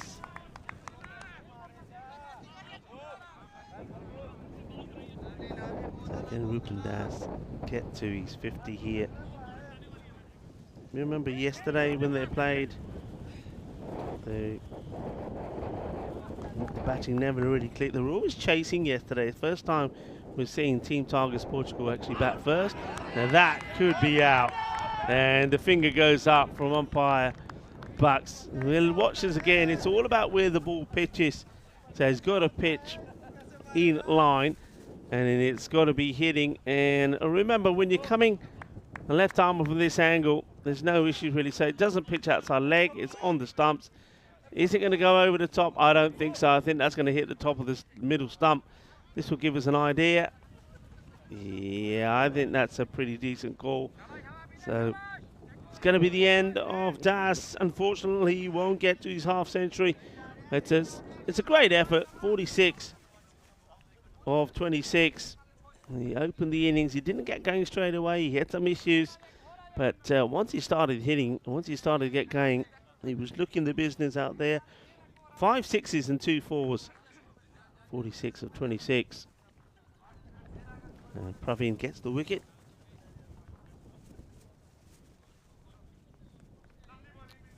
And well, that'll ruin his figure slightly. Praveen Singh was 2 for 2, now becomes 2 for 3 with that wide. He bowled the 4th over, which only went for a couple.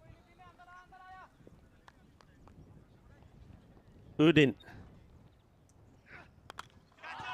hits it down the ground, and this one looks like it's got the legs to go all the way. Yeah, it does. So 6 runs is a good hit. He gets it in the slot for Udin.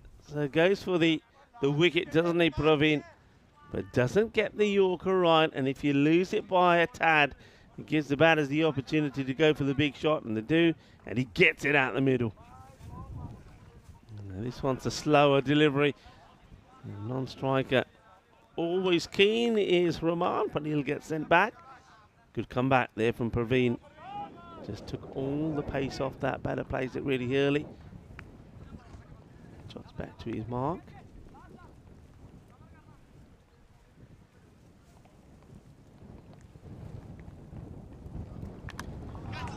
Hey, this one is not out the middle. There's probably an opportunity, and it doesn't get taken. It gets put down. That's Adnan Ali coming across, and now we'll ask about the run out. I think, well, just look at that. The wind and the rain comes back again. Well, let's have a look at this first. We're going to have to check. I know that the catch goes down, and the catch goes down, in comes the throw. Also in comes the rain. Keep an eye on the batter here. I get the feeling he's going to be gone. Yep, he will be. He's short. So that'll be one and run out. But now the concerns once again is about the weather, as it turns very nasty out there. We've still got this one over to complete in the innings. They'll try and get it in properly, but windy and rainy, horrible conditions. It'll be interesting to see what the umpires decide, and they decide that we're going to have to come off. So off they come with I think there's a ball to go. No, that was the over, so an over to go.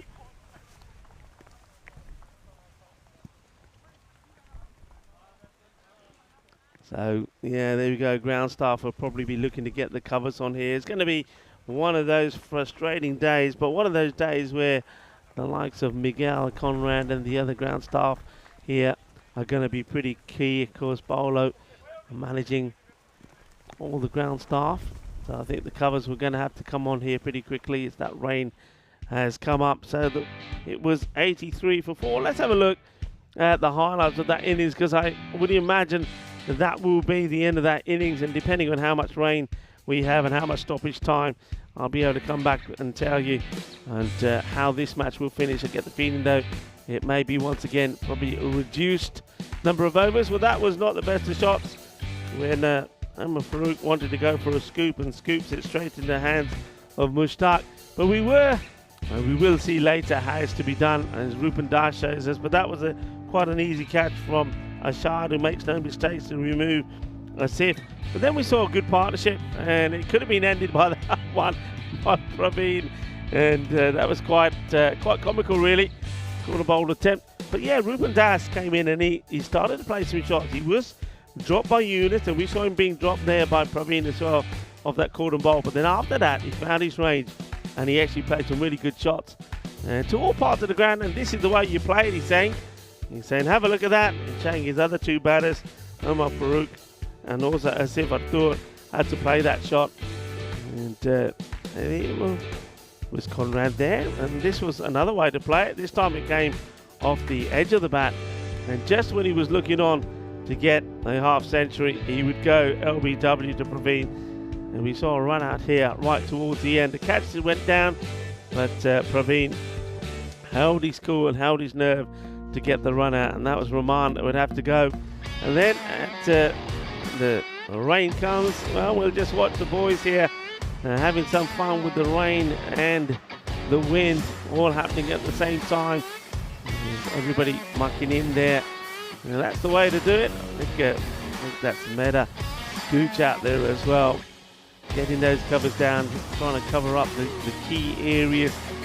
But unfortunately, like I say, it's going to be that sort of day with the wind and rain causing a bit of havoc. It's pretty heavy at the time. The covers are going on. So for now, we're going to go to a short break at what I feel will be the end of that innings, with the score at 83 for 4 at the end of 9. Probably will get adjusted using probably the DLS system, and we'll come back and tell you what length this match will be, how many overs. But looking at it out there at the moment, it looks pretty nasty. It looks like we're going to have another rain-affected match, unfortunately. I'm Rico Full. You're watching the European Cricket Series here in Portugal. A little bit rainy at the moment. The weather's going to play its part the next couple of days, as the forecast suggests. But we'll do our best to try and get all the matches in, whether there will be 10-over matches or shortened.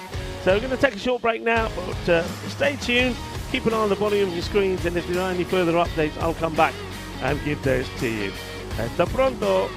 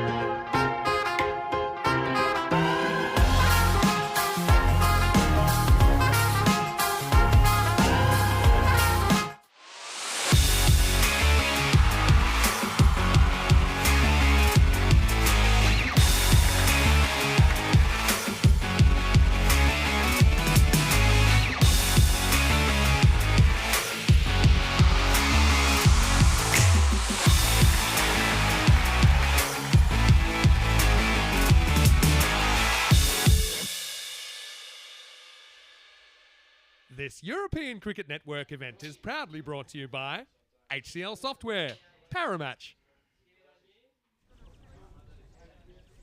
Hello cricket lovers and welcome back. Well, the weather gods are certainly not being kind to us at the moment here in Portugal.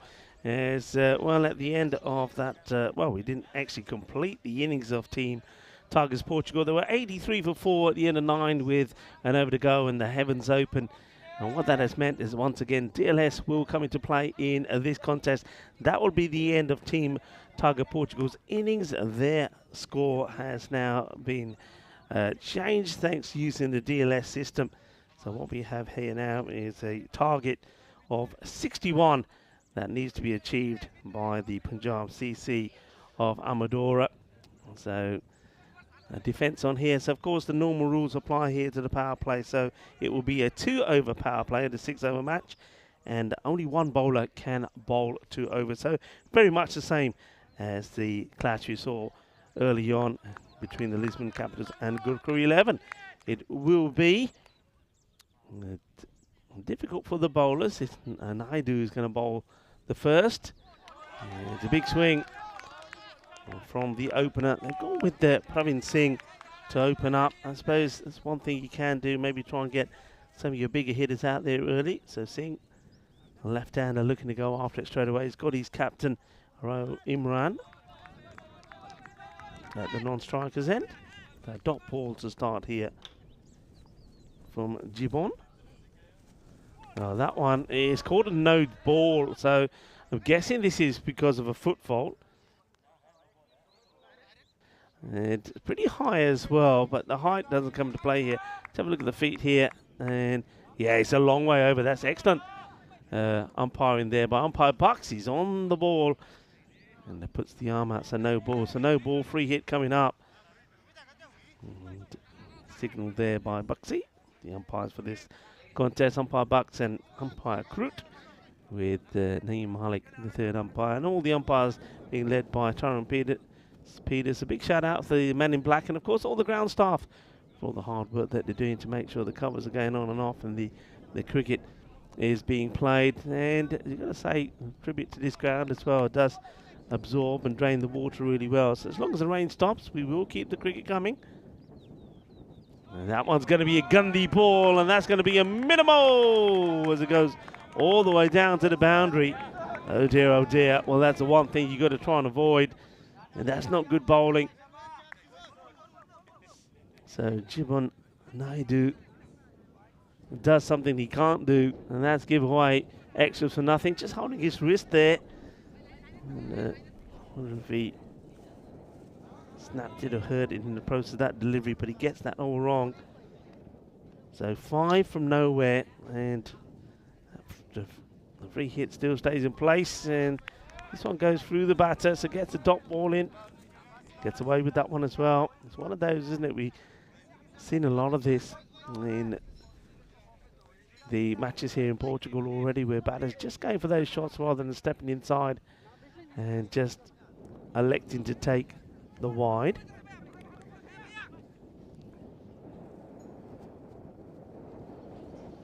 Oh, Gundy. Oh no, he might as well make it 10 because it was 5 and 5. And there's Conrad Greenshields thinking that one might be coming to him, but that's not good, is it? He's got this all wrong, Naidu, and these are valuable runs, valuable extras. So this over's gone for 12, and that's off 2 deliveries, by the way.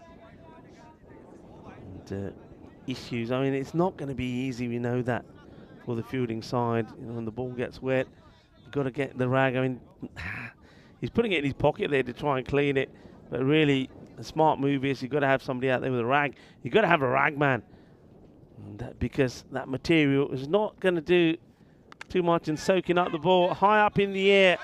And this one is going to be taken, and that's a good catch. They're all around him, and that's just putting extra pressure on when Rupan is going over there to congratulate the fielder. What a good catch that is. And that's a Ruhan Khan. Does brilliantly well under pressure. He was sort of put under pressure as well. It's a big wicket, as is Rao Imran, who will go eventually. And goes without scoring. It's going to be a 2-ball duck for the captain. So Imran, when he does get one, he can get bat onto. Skies it up in the air, but what a good catch that is by Ruhan. And I just said that the bowler's obviously having difficulty in bowling with the wet ball, so catching with it's not going to be any easier. He does well because he's put under a fair bit of pressure there as well from the other fielders, sort of all running around him. So Naidu does get the wicket. 12 for 1 or 3. Imran, one of the dangerous batters, goes, and now it's Rana Sawa who comes out. Get these 2 wickets early. So they've got one of the danger men, Imran. You get Rana Sawa, and then basically I think it's game back on big time. Sawa plays this defensively. What a good all-rounder he is. Already shown that in the few matches that he's played with his bowling, getting those big boomerang in-swingers in, and then with his batting as well.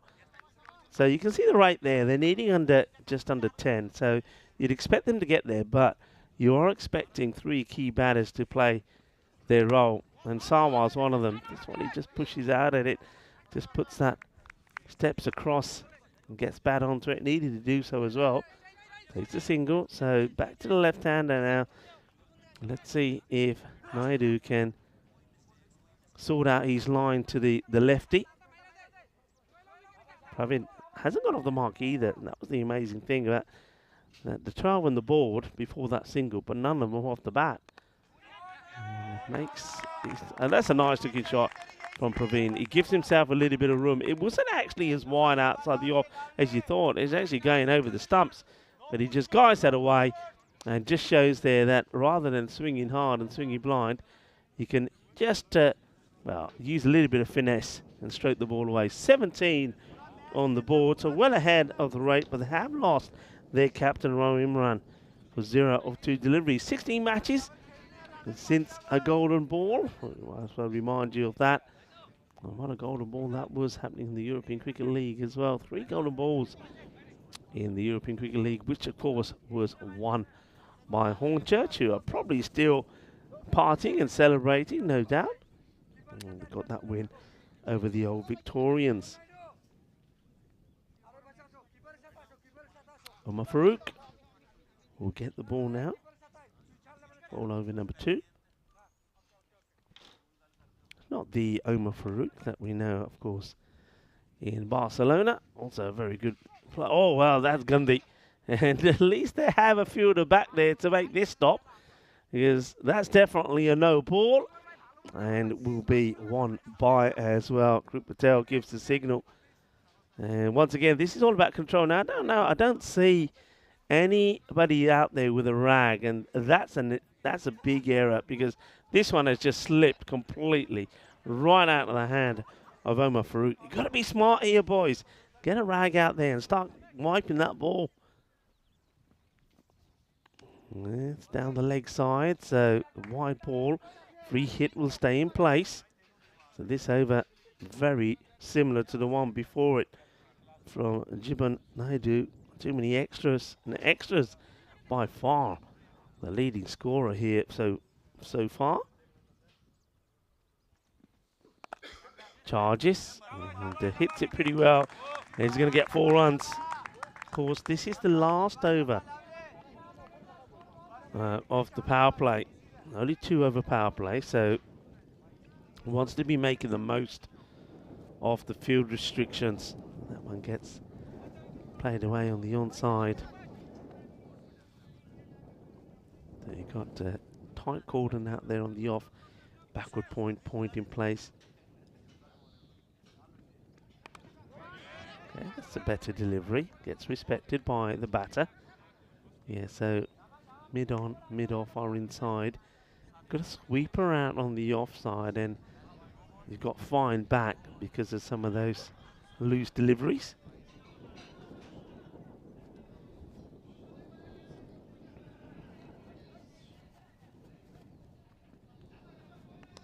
And down the leg side once again, and you can see the frustration from the bowler. Lashes out. This actually is Rahman who's bowling. We actually do have a genuine 0. So Omar Farouk is 0. So number 1 on the team sheet is Rahman. So Rahman, who just can't get the ball outside the off at the moment, and well, the body language says it all really from the bowler. This is an expensive one. We've had a no ball and a bye. We've had a wide, we've had 4, a dot, wide, and now another wide. So extras are really piling up. We just had 2 legal deliveries in this over, and at the moment, Punjab CC Amadora are not having to work too hard to get these runs. And that has been played away beautifully. That will go all the way. What a cracking shot that is. Bolle, bolle, bolle. Manos arriba, arriba, arriba, arbitro. Porque eso es 6 carreras. That's a fantastic shot. Gives himself a little bit of room. Hits it on the up. And more misery for Rahman.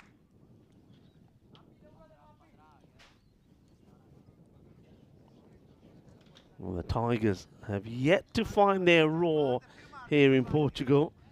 They won no matches yesterday, and when they went down twice, of course, to the Lisbon Supergiants.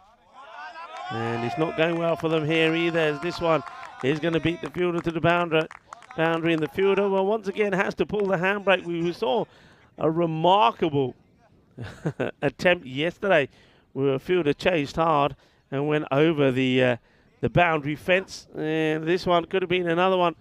Had to pull the brakes pretty quickly. This over worth 18 already. Still 2 balls to come in it. Punjab CC Amadora are well on their way. And, no need really for that shot actually from Praveen. Sometimes you just got to be a little bit smart. You've got the runs you need off the over. And if he'd stayed just in his crease, he would have been an easier hit. Would have just clipped his off his pads. So a reminder to those of you that may have just joined us is it's 6 overs. And target revised to 61. And this is just flicked away. And that is just giving your wicket away. Doesn't have to do that. He didn't have to do that at all. He got 18 off the over. So unnecessary shot being played there by Praveen. And, well, once again, the man who's certainly doing the catching at the moment and enjoying himself out there says, yeah, I'll take another one. And you can see the disgust on Praveen. He just offers a straightforward, easy catch. And Rahun Khan, who's taken one earlier, takes another one there. So the opener will go. And I suppose this is what the Team Tigers of Portugal, if they hadn't given away so many extras, they'd still be well in this, you know. I mean, they still are because they've got 2 big wickets. But you can have a look at that. You can see why it's so important for them. They need to try and get off the foot of the table. Punjab CC Amadora, they won 1 and lost 2. And they lost the last one badly to get no points in that defeat to Gorkha. So this will be a good bounce back for them. Still got a bit of work to do here, needing 25 or 24. And that's why that wicket of Praveen is so hurtful, because you need to go out run a ball. You didn't have to play that shot at all. So 36 for 2.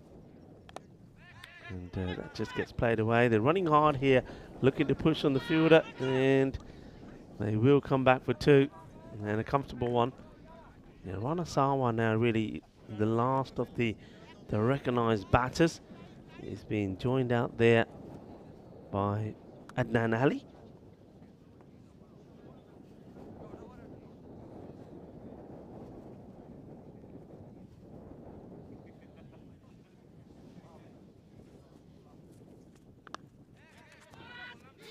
Once again out in the office, well attacked. And an unusual sort of underarm throwback to the bowler. Rupan Das was very close to a half century, batted very well, didn't he? After having a bit of luck early on, a couple of drops, he came back well, made 46 of 26 deliveries. And can he get an important breakthrough with the ball as well? These two the moment quite happy just to tip the ball around. That's all they have to do. They don't have to play any risky shots. You can see the equation there. Run a ball 21, and they're getting plenty of extras as well. It's a little bit short. Gets worked away. Oh dear. through the fielder, and if it gets past you, even on this wet outfield, the ball still is going to race away to the boundary pretty rapidly. Feeling it cautious, the Kirti, but Joka Lagia, 4 more. And every time there's a boundary, Punjab CC Amadora put themselves well in front here.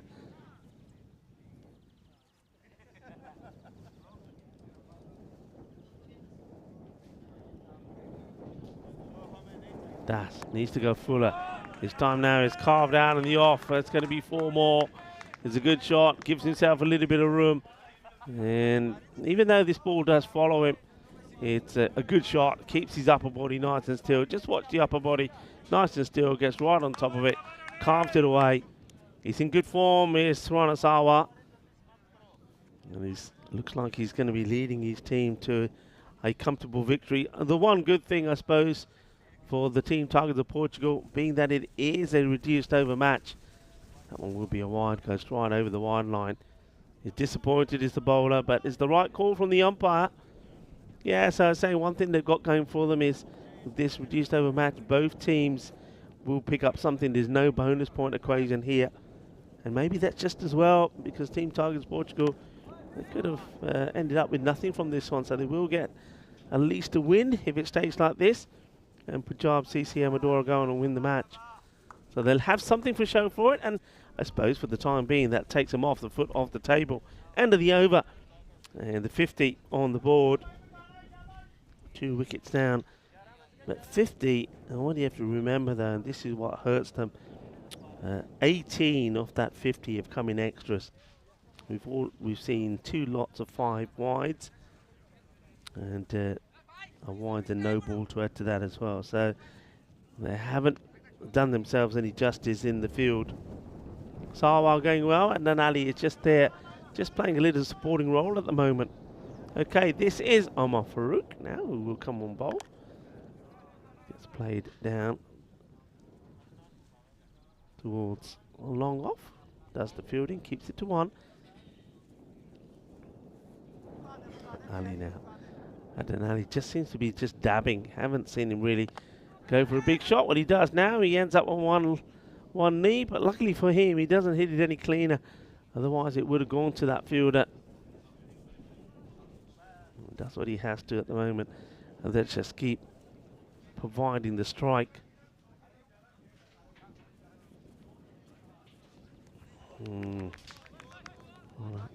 Iron up a big shot there. He'd made up his mind before that was even bowled that he wanted to go big.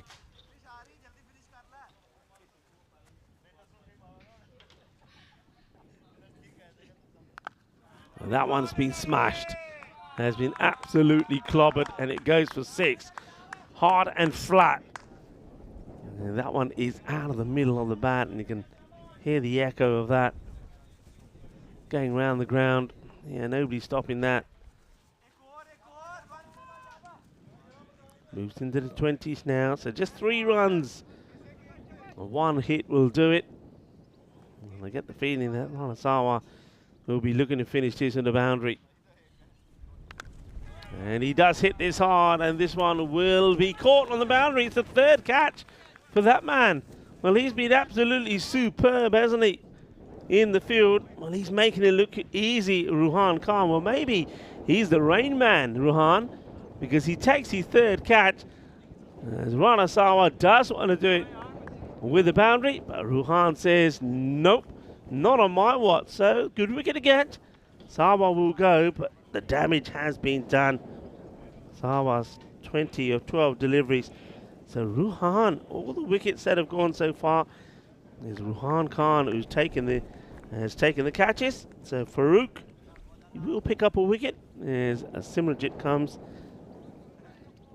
And we all know about this guy. He only deals in boundaries. Oh, he's done. It's an absolute beaut. What a delivery this is. It's an absolute corker. It comes back into Simri, and Simri wants to be a bit cautious, and he gets beaten by a delightful delivery. Have a look at this. It's an absolute corker. Watch that come in. What a ball. And Simranjit Singh can't believe it. He's looking at the pit, thinking, what happened there?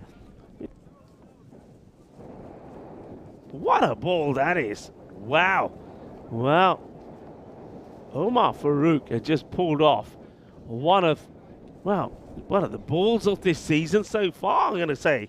What a delivery. That's absolutely brilliant. And Simi goes first ball. Farouk, well, he's just putting that party on hold just a little bit. 58. Good over. 8 runs from it. And those 2 wickets. 58 for 4. 3 runs of 12 balls.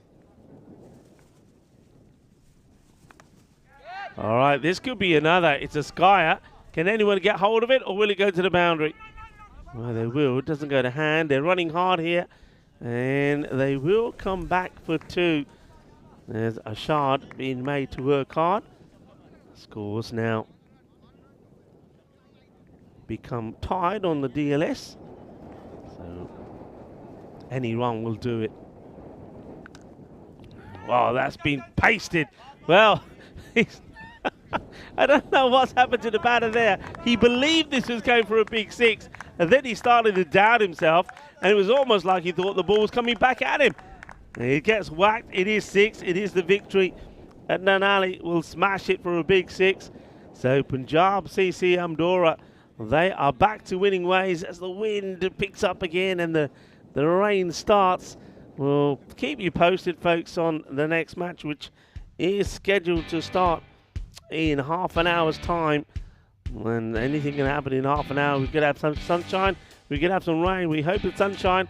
Well, it was raining runs to start off with. There was no sunshine there from the bowler from Team Tigers of Portugal, because they were bowling wides, and not just any old wides, big wides. The good news for them was that they had one man, Ruhan Khan, who had his eyes fixed in on that grizzly. 3 good catches from him, which meant that this contest went a little bit longer than we first expected that it would. But Praveen Singh, he played some really good shots. This one probably the shot off the lot, and then when he didn't need to, he offered another catch to the young Ruhan Khan, who said, "Thank you very much, I'll take it." And then it was the same story there from Rana Sawa. He played this shot pretty well, and after hitting a huge 6 there on the leg side, went for the glory shot, went for the boundary to give them the win, but he finds the safe hands once again of Ruhan Khan. And then that, well, what a ball that is. I mean, we're seeing a fair bit of cricket already in the start of this European Cricket Network season. That's got to be right up there as one of the balls of the season so far. And then it was a big 6 right at the end to finish things off. So Punjab CC Amdora, they return back with a win. And having Praveen Singh in their side just strengthens them a little bit more, gives them a little bit more depth with the batting, because before then really they're just relying on the likes of Sawa and Imran. So there's your scorecard there. Rana Sawa and Praveen Singh both getting going. Ron Imran and also Simranjit Singh though picking up. Doug Simi going for a first baller. What a ball though that was. Looking very lush, looking very green, probably because we've got a fair bit of rain around. But the crew are doing a fantastic job, and the ground staff, to keep the cricket coming. And full credit to this venue as well. It's absorbing the rain really well. And as long as the rain stays away, we'll keep bringing you the coverage. But like I say, we've got a good 30 minutes before the start of the next match. It gives the crew a chance just to mop up a few of those wet areas. And the Tyrone feeders and the umpires will once again be out there inspecting the pitch and making sure, weather permitting, that we're ready to go for the next match, which is once again going to be a repeat of match number 11 that we started off with today. Lisbon Capitals will be taking on the Gorkha 11. That match ended up being a 6-a-side match as well earlier, which Gorkha 11 won, with DLS coming into play. 74 was the revised target, and Gorkha get there with 2 balls to go. So that's it on your screens now. It's about 27 minutes. So you got time, like I think most of us will do here.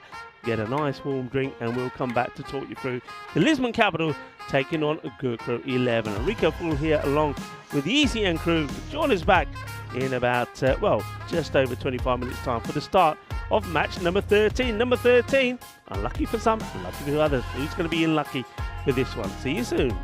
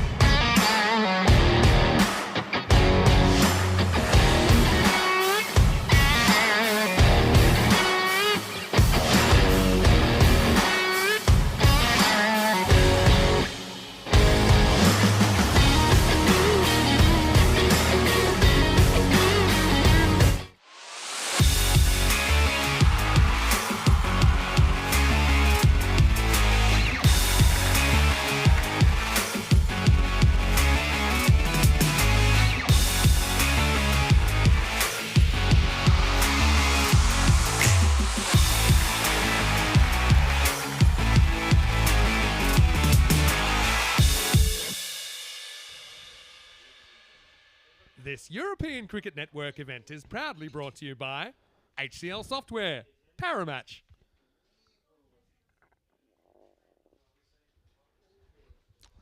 Hello, cricket lovers, and welcome back to the land of pines and cork oaks. That's right, we are in Centurion in Portugal, which is surrounded by a vast pine and cork oak forest, creating a picturesque landscape. The forests not only contribute to the region's natural beauty, but also play a vital role in the production of cork, significant industry in Portugal. Well, that's where we are. That is the Centurion Cricket Ground, the SCG, and we're looking forward to the second clash between the Lisbon Capitals and Gorkha XI. Let's hope that this one is not interrupted by the weather. The first time round it had to be a reduced match over 6 overs, which Gorkha went to win by 6 wickets with 2 balls to go. The news from the middle for this one is that it is the Lisbon Capitals that have won the toss and elected to bowl first. So we'll see Gorkha going out there to bat. And it will be Sher Ali who's going to be the striker this time. And he's going to be out there with Suman and Gameri. The two will be hoping to give their team a good start. And the news about the weather, as we leave you to have a look at the wind prediction there, 68 to 32% in favour of Gorkha in this one. Yeah, I mean, we're going to have these showers on and off. It's going to be like a typical sort of spring day in the UK. I know a lot of people, speaking to a lot of locals here, they say that April is the month of rain. They have a saying out here. They say come April you have a mill of rain. So, well, let's hope that's not quite the case, but we've certainly had a fair bit here. You can see very overcast. One thing we have seen with the weather like it is, the ball certainly has been moving around a lot of swing in the air. Sher Ali was the man that stuck around to give Gorkha the win last time round. 22 runs he scored, and also he picked up 3 for 14, so good performance from him today. Suman Gameri has taken the position of being behind the stumps within the field, so Sher making the most of the bowling opportunities. I was surprised that Hoodinga didn't use him to bowl at all in the European Cricket League, and well, he showed today just why he is such a dangerous player with bat and with ball. Simrat Patel with the ball, he certainly has caused a few problems. Starts with a little away swinger, which is going to be a chase, but not going to get there. It's going to be 4 runs, just nicely timed in the gap, and it will go all the way to the boundary. A Cuatro Carreras to start with. It's a gentle delivery which gets put away. He bowled well though early on. Simrat Patel 2 for 11. So you need him to give you a good start and see if he can get that early breakthrough. So news coming in that actually will be this time another change in the keeper for Gorkha. I'm going to go with Farooq Ahmed. So I don't mind that decision. Farooq Ahmed, he did bowl a 1 over and he got tonked all over the place, didn't he? Whereas Suman Gameri, we do know when he's bowling, he's very tight. He just gives you a different dimension. So Suman Gameri will not be behind the stumps, and I like that move, having the likes of him and Sher Ali available to bowl. It just gives a bit more depth and strength to your bowling. And gets played away, no run. Nice tight field has been set out here on the offside. It's trying to work this away, but you've got a sweeper back on the boundary now. You've got 1 in close. So the 2 men back, third back, and backward point. Everybody else pretty tight around the bat. And Sher thinks about the single. Tries to put a bit of pressure on the fielder to Mayank Raval, but decides against it. How many balls to come, says the bowler. 2, says the umpire. Krup Patel and Naheem Malik are the umpires for this one. And this one, well, he's right in front, and the wide gets called here. If you see this again, you see he can't be there, and Krup Patel I think probably already had a word. And this one, maybe he sneaks it in, maybe he doesn't. But if the umpire can't see it, I think the umpire was going to go in the favour of the batting side. That's better. No issues. This time he does get himself well out the way of the umpire and gets a good delivery in as well. So it just goes to show that you don't need to be in those areas. Simrat Patel, see if he can finish the over well. We're starting with that loosener, which went for 4, very first ball.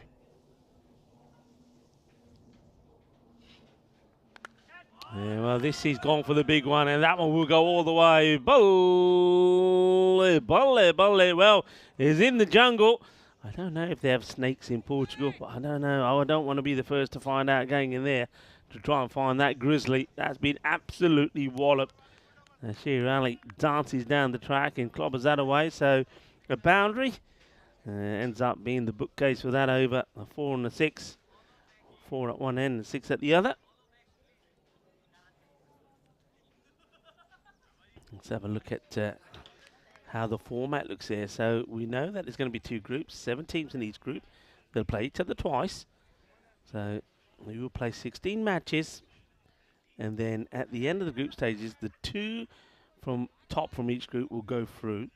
And the top ranked 3rd team will go through the final stage, make up the 5 teams. And then I think you all know the format, how things work in final stage. So first thing is, you've got to be finishing in the top 2 to guarantee yourself a spot. And then the 3rd, and if you're finishing 3rd, you've got to be ranked top 3rd. That one ends up being a bit of a kneecapper. That's going to hurt. He's going to give it a rub in a minute, I'm telling you. He's going to give it a rub. He doesn't want to, but he will. It's a bit chilly out there. When that hits you, it's going to hurt. And, well, there's some adjustments being made here by the batter. He's not worried about exposing all. Sher Ali. Siddiqui. Bowling over number 2 here. Danish. We all like a good Danish, don't we? Don't really get Danishes out here. You get other things out here. Much better than Danish, actually. Don't want to start anything, you know. This one is hit firmly, and it's going to be runs. 4 more. Powerful shot from powerful hitter. He's found his form, hasn't he? Yeah, we don't have Danishes here. We have things like the Nun's Belly, Barigas de Feria, or you could go for an Angel's Double Chin, Papos de Año, or maybe Fat from Heaven, Tocino de Sur. These are all magnificent pastries that you can find in Portugal. And the story behind them goes that in the monasteries, the monks used only the egg whites for things such as starching their clothes and preserving wines. So there was all these egg yolks left behind, and they thought, well, let's do something with them. Let's make some tasty cakes and pastries. Well, the rest is history. So you gotta have a Nun's Belly or an Angel's Double Chin, or the Fat from Heaven. Until you do, you don't know what you're missing. Well, I tell you what, we're not missing is a glorious innings here from Sher Ali. He's made a fantastic start, and he's just a powerful hitter, isn't he? And he can play to all parts of the ground, very 3-dimensional. He's not focused in just one area, and he's demonstrated that already. He's played a beautiful shot straight down the ground. You see he cuts this one for a big 6. We've seen him play on the leg side as well. So Siddiqui under attack here early on.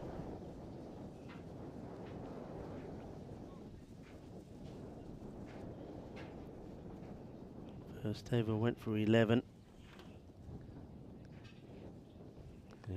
And that's just nicely worked away. Not a good delivery, and Sher just underlining and highlighting what I'm saying about him. He does play to all parts of the ground. And what I like about this shot, he doesn't try to hit it too hard. He knows where the fielder is, and he makes a conscious effort to get it in that area. So Dennis Siddiqui in danger of going magical here. Opportunity to say hello to everybody joining in the chat. Hello to Dave, who's saying hi, Rico. Yeah, hello back to you. And Dave is enjoying the action. Hello to Jules as well.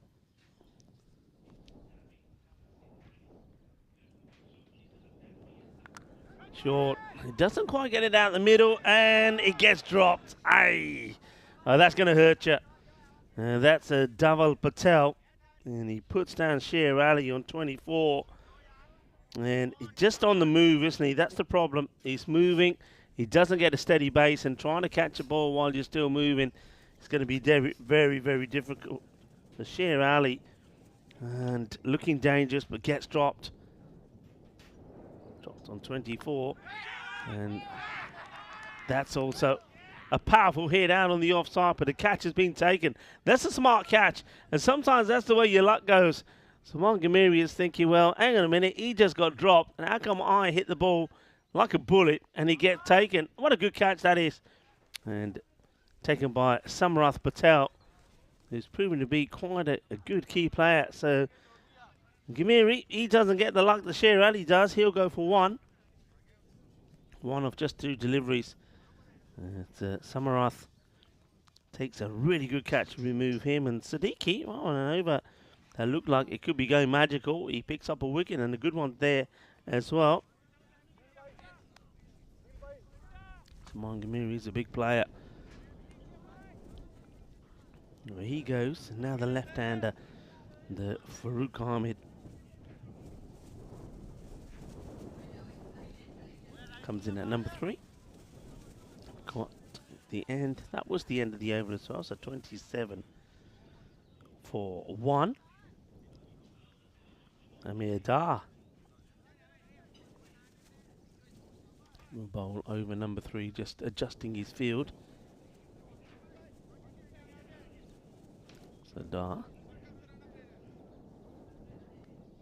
He's got the 3rd back, and he's got mid-wicket back. That's the 2-man back at the moment. And this one is, I suppose in the end, I suppose you say it ends up being a good stop from the keeper. Otherwise that would have been another Gandhi ball, which could have gone all the way down for being 5 wide. So good work there by Shahan Khan. Samir Dar. Patrick Smart's got to get this heavy length outside the off. That's too short. It's in the air. It's going to get it over the fielders. But this time the ball actually just bugged. They're not taking on the second, or they think about it. And Sher, once again, doesn't back his running, does he? That's the one fault in his game. That's 2 runs there, and they would have easily made it. He starts and ums and ahs, and then in the end decides against it. So Farouk Ahmed, the left-hander, now to face his first. Be interesting to see which field they set to him. Immediately square leg goes back. And a wide 3rd man.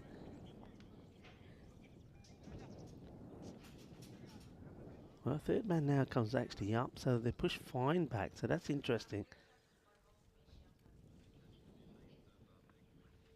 And gets guided away towards the point area, who not able to pick it up cleanly, so Sher Ali will go back on strike and the field will change again.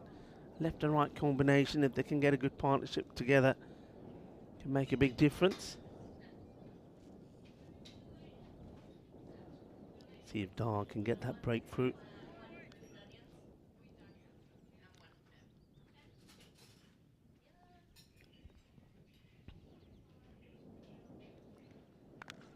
Short, goes for it down the ground, and he's going to get 6 as well. It's almost like a straight pull. He absolutely smashes it away. It's a big hit. Firmly struck. Clobbers it out of the middle. Liking the purple there being worn by the Lisbon Capitals. I said earlier, today is Purple Day. It's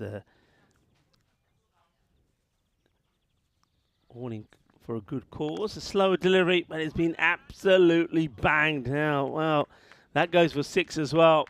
What a powerful hit this is. Just one step and goes boom. Shakalagia, Manos Arriba from the Albitro. Yeah, Epilepsy Awareness Day today, or Purple Day, created to increase the public's understanding of this brain disorder and to eliminate the fear and stigma surrounding it. Over 50 million people around the world affected by it. So go out there, come on, wear your purple. Lisbon Capitals are. And this one also, though, will go to the boundaries. Not where he wanted this to go, but I suppose it's good hitting in the power play. There's a lot of gaps out there. Also celebrations for a lot of people from Bangladesh today. It is their Independence Day, so happy Independence Day to all of our Bangladeshi viewers around the globe.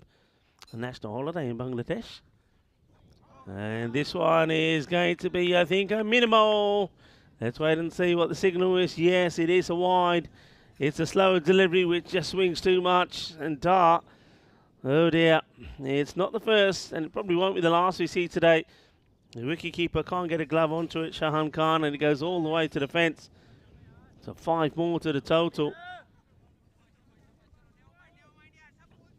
Yeah, look at the seam on that. It just keeps going, going and going.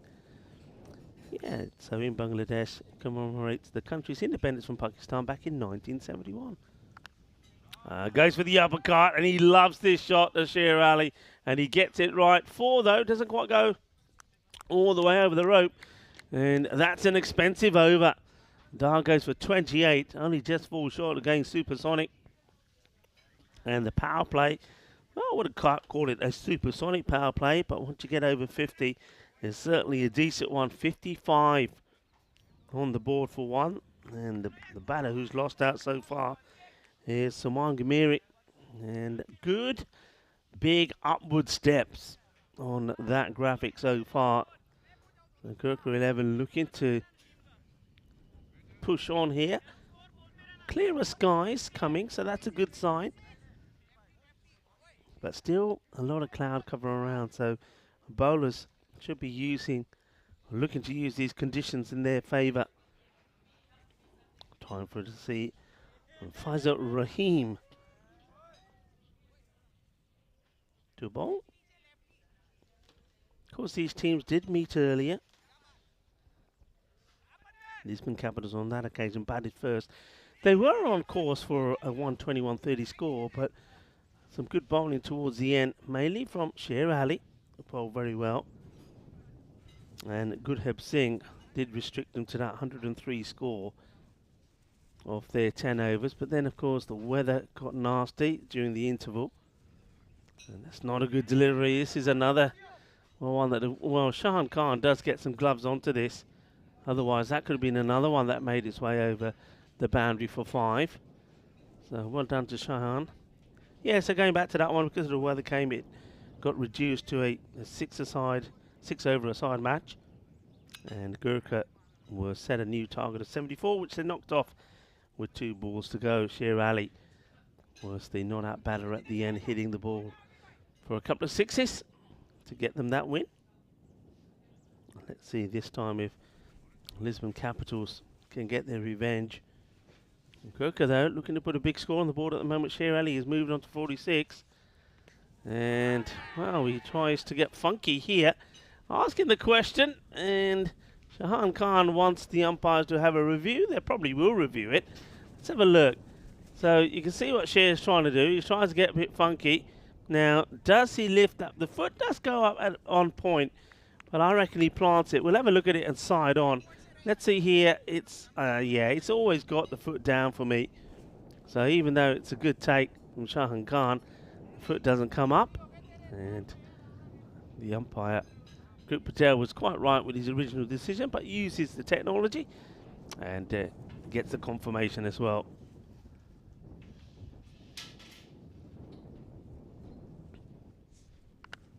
And that has been blasted, and that will be the 50. He doesn't miss out on these.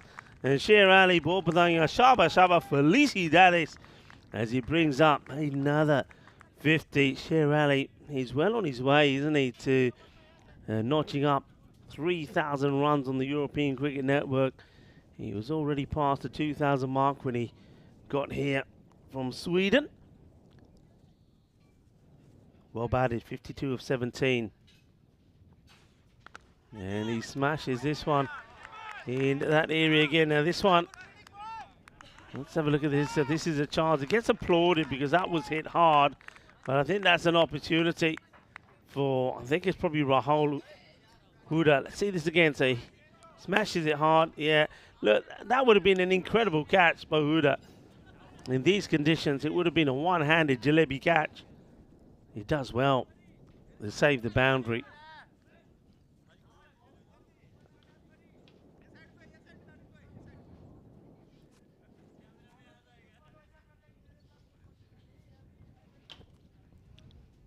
Farouk Ahmed only faced the one ball up until now, and well, he gets this one away. That's not a good delivery.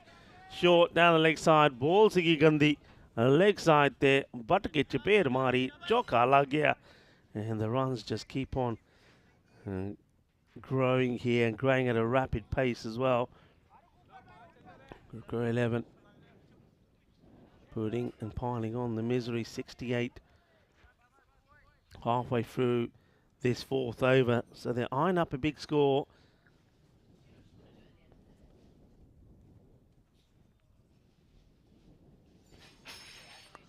And this is going to get over the man at fine. And the question is, how far does it go? I think this goes all the way, and the umpires agree. This time it's Naseem Malik who puts them up in the air like he just don't care. It's 6 more. And he gets a swivel on this, the old MJ style, a little bit. As it goes all the way. It's not a good delivery though. It just hasn't got it right to the left-hander. You see this again, and yep. And 6 runs.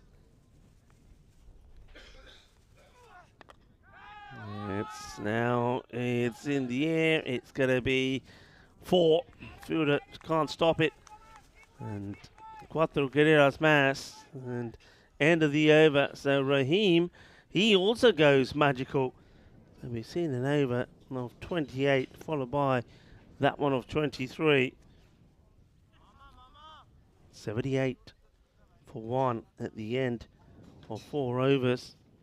And we've seen this before though, and let's not get too carried away. Quite often we start talking already at the halfway point of 200 scores, but you have seen a lot of the times that teams do fight back well in the second half.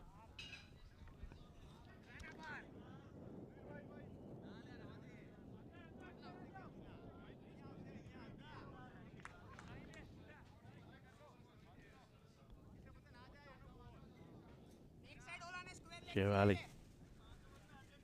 putting Gorkha at the moment at this halfway point, or coming up to the halfway point of this innings, firmly ahead. Well, Sher just wants to have a look which way the wind is going, and then he says, oh, the wind's going that way. Not sure how that helps the non-striker, but he just wants to have a check. He says, all right, the wind's going that way. I wonder if he, let's see, so he knows which way the wind is going. Let's see if he tries to play the shot that way as well. Yeah, he does. Well, there you go. That's why you wanted to know which way the wind was going. He says, if the wind is going that way, I'm going to go that way. And the captain, Sunil Patel, didn't have the best of overs in the first match between these two. In fact, it was him bowling the last over that Sher Ali took a good liking to. So Sher will know all about Sunil, and he'll be looking to go after him again this time as well. So let's see what the reply is here from Sunil, but Sher definitely is wanting to go after him. And this time it's just a little nudge. I'll take the single. And now this is where this partnership becomes tricky, because opportunity for the left and right combination to, there you go, see fielders forgetting where they should be, running across, time is ticking away, but more importantly, the bowler, the captain, has to get the line right now to Farouk Ahmed. Swings at this one. It should be stopped. There's a few bobbles on the ground, but that's dealt with quite nicely. There'll just be a single.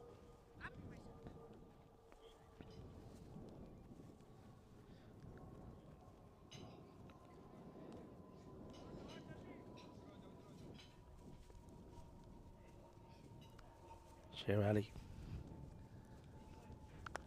And that's a lovely shot, beautifully played. Oh, that's exquisite. Well, we know that he's got the power. He's also got the finesse and the timing as well. This one is top draw. It's all about getting into position, and that's executed brilliantly. Well, the Sher. Well, the Tigers didn't roar today, but the Sher, what we call a lion, of course, in the Punjabi, the Sher is definitely roaring. Sher Ali is enjoying himself in Portugal, mind you. He's a talented player. He enjoys himself wherever he goes. And of course, a lot of people still talking about that, the first 5 overs that Hooninger had against Hornchurch in their group final. And he goes for it, gets down on one knee, and he'll get it as well. And it just bounces before the rope. And it's pretty close. We might get a look at this one more time. The umpire's calling it 4, and yeah, it's close, but I think it's the right call. 4 more. Yeah, he took them, Hooninger, to 100 off 5 overs. And this is dragged out to the leg side. He's just there now. He's having a hit, isn't he? He's having a go at everything, wants to send every ball to the boundary. Problem worse that, well, they then had a bit of a slum and only added a further 37 in the second half, and Hornchurch knocked them off. Could have been so different. Halfway point, and 93 for 1. I want to say a very big thank you to the boys and girls working hard here at the Centurion Cricket Ground. Thank you to Maria, Zoe and Lorenzo for providing us with lovely meals and their hospitality. And of course the Tamapti family for all the work that they do here as we have a look at the schedule coming up. And of course Portugal, we have the Western Shield coming up in the second weekend while we're here in Portugal. We'll talk a bit more about that a bit later on, maybe this afternoon. We'll start to show you some of the squads. This is high in the air, and it will go for, I think, 4 runs. Yeah, 4. They haven't really gone with a plan with this third man fine leg, whether they want the fielders back on the boundary or not. And as a result of that, sometimes they come in, sometimes they're out. They're a bit like a yo-yo. If they'd stuck to the plan, there could have been some opportunity. Sher Ali, I think, shall I mention the what word? Because he's certainly eyeing it up, as this one is going to go all the way as well. No doubt about this one. Bole, que guay, que grande, 6 carreras más. Yeah, I mean, I'm going to say it. I think he's after that 100, and I'm not going to put a curse on him because I think he's thinking about it himself. Sher Ali, he's moved into the 70s here, and he's looking to go big. 77 now of 25 deliveries, Sher Ali. This is only the 6th over, by the way. Siddiqui coming on to bowl a lot later than normal. And they probably would have bowled him out a bit sooner. I know he's bowled 1 and bowled the 2nd, and now coming back here. And that's been hit firmly. Is the fielder out there? Deals with that well. So Sher takes a single. And now Siddiqui's got to get this now right to the left-hander.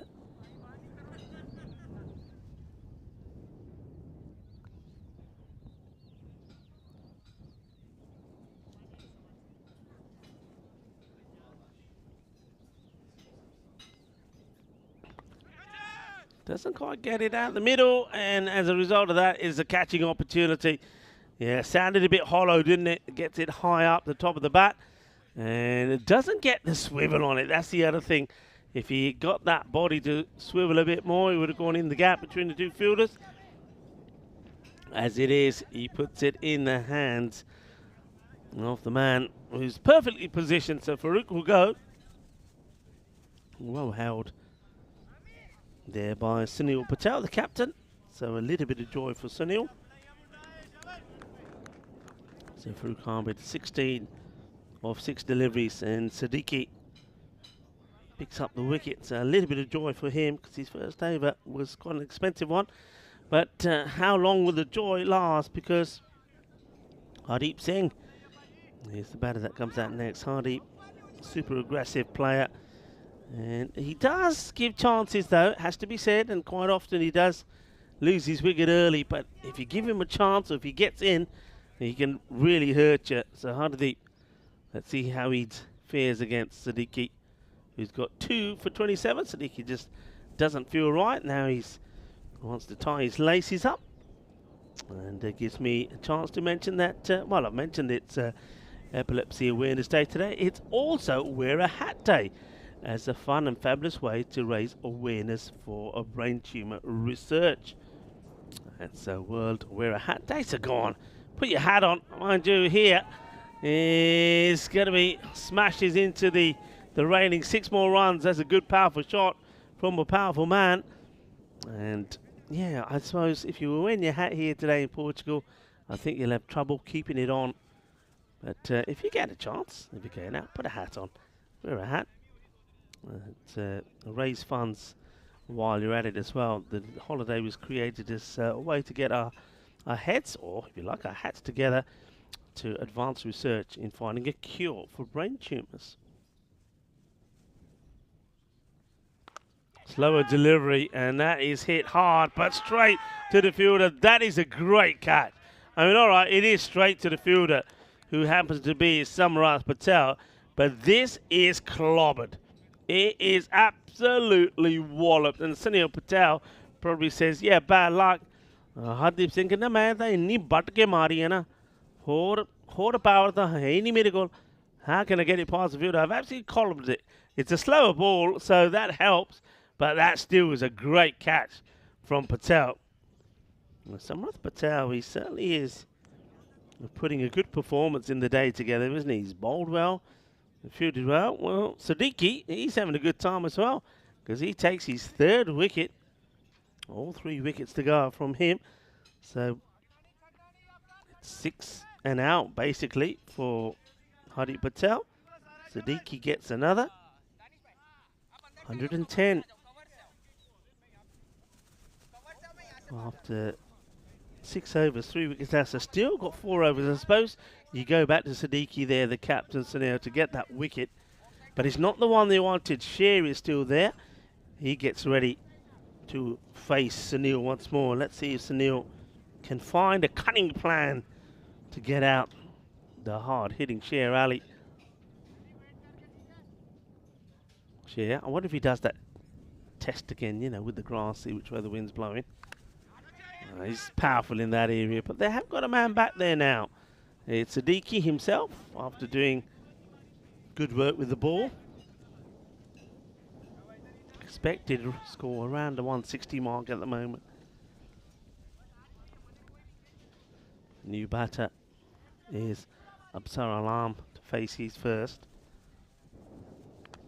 And places out to the square leg area. Fielder comes across, will make the stop that gives here the strike back. The wind definitely is blowing in the direction with right-handers to play in that behind square mark. Well, aiming at Conrad over there. And Sher steps across, whacks it, and it's going to be 1 bounce 4. So he's definitely trying to go in that area, isn't he, Sher? You see once again a little shuffle across, waits for it and smashes it. Haven't seen a century. We did see a 90 scored yesterday by Amardeep Singh, 90 not out of 35, the Lisbon Super Giants player. Sher Ali now getting closer, and well, now you can't use 2, Sher. You can't use 2, only 1. And I think that's Group Patel was saying, nah, you can't. Well, Sher is, well, Sher Ali saying, share a bat or 2, why not? And, well, get out of the way. वो कहता परे हो जा तेरे sir लग रहा नहीं है. वो कहता 2 बैटर हैगे हैं पर पिछे भी देख लिया अगर. Maybe he needed both, 1 in front, 1 behind. All right, he survives. He gets his bat back. Well, he hopes it's his same bat. All right, here we go. Sunil gone for 21 of 9 deliveries. Sher Ali on 83. Ooh, hang on a minute. What's going on here? Group Patel is not sure what happened there. Maybe he was giving the ball a wipe. All right. That's well bowled. Better areas. A little bit extra flight. Keeping Sher outside the off. That's where you want to be. Make him work at it outside the off. And well, a bit of an appeal from 1 or 2. The umpire, Group Patel, is not impressed, and to be fair, there's no real appeal there from Sunil either. So, yeah, there's definitely nothing on that. Appeals from all around, apart from the keeper or the bowler. Oh, that's very wide. It just needs to be left. So Sunil is pushing the ball through a bit quicker. Gets away with the 1 or 2, but not this one. And Sher takes that step after the ball's bowled, so that's fine. And, well, how about that for a shot? That is really cheeky. I don't know how, well, if this is luck or class, but he shows all his stunts by going the other way and then gets very lucky. Just have a look at this. So he goes away from the ball and he literally plays this off the top of middle stump. It's quite a outrageous shot, really, but he gets 4. Moves to 87. 7 overs, 121 for 3. That's not a bad over, though, from Sunil Patel. He'll go for 11. And certainly not a bad spell either. 26. Yeah, we are having a look at this a bit earlier. We were talking about the Netherlands. Corey will be there. We've got T20 Eyes and T20 Women's as well, international. And then we've got T20s, which will also decide which team from the Netherlands, which club side will be coming to the European Cricket League in 2025. So it's going to be a big series there as well. If you think it's not that windy, well, the camera tells you the story. Very windy.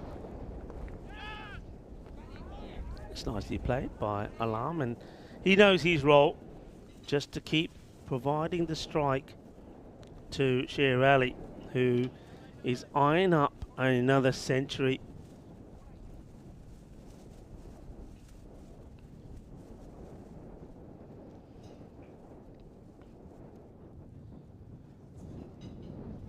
Cheeky, naughty but nice. 4 more. A really nice shot into the 90s now, Sher Ali with that one. What a lovely shot that was. Just a cheeky little paddle.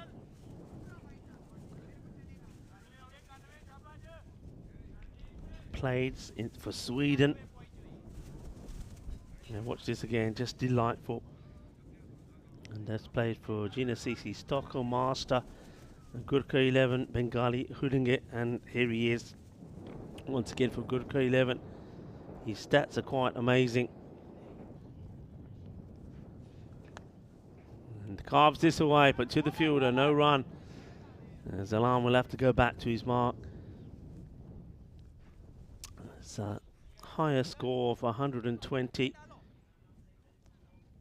And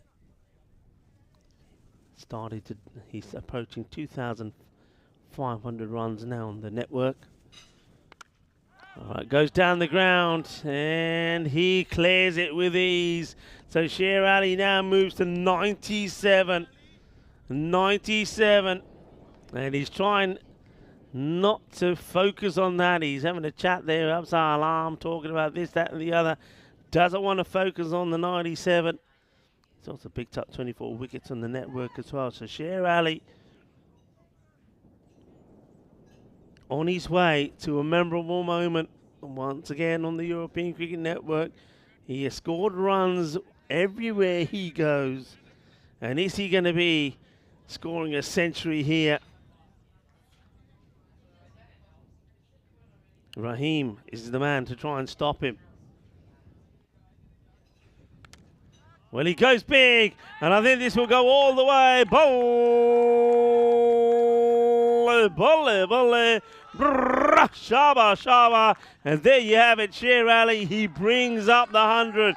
And to the applause of his teammates and everyone around the ground, what a marvellous moment that is from Sher Ali. Just look at the wagon wheel. He has scored these runs all over the ground. What an innings, what a knock. Sher Ali brings up his 100 in 35 deliveries. Well batted to Sher Ali. What a lovely moment it is for him.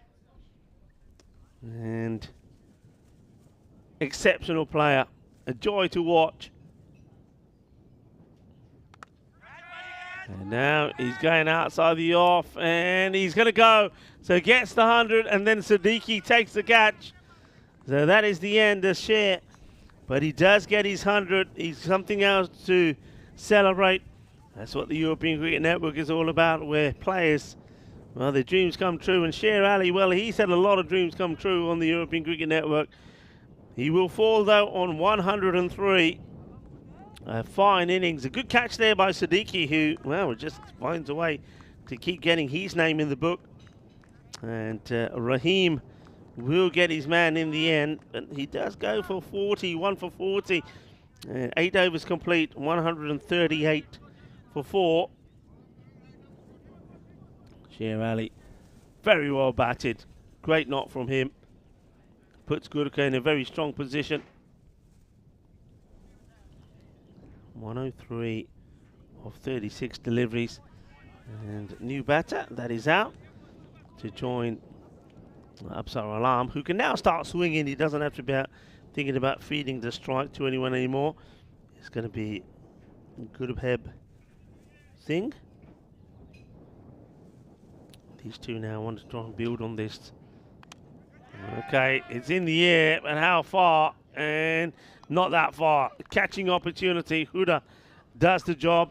So Alam, after he gets the alarm bell to start hitting big, goes for it but gets it wrong. Huda comes across. He's got good hands, Huda. We know we saw him drop an easy one earlier, but he did take the more difficult. And here, in this contest, he once again is taking the important catch. So Alam will go for 2 of 4 deliveries.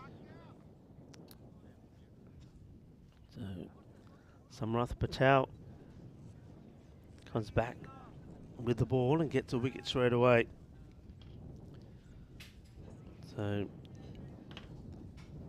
give credit to Lisbon Capitals, even with Sher Ali when he's out there scoring big and hitting the ball well, they still managed to contain. They certainly haven't scored as freely in the second part of this innings as the first. And with dot balls coming in now, as new batters have to try and get going, they can still keep this to around about maybe even under the 150. At one point, the score was looking like it was going to be 175 to 190 score. So they've done well here. Abdus Samad is the new batter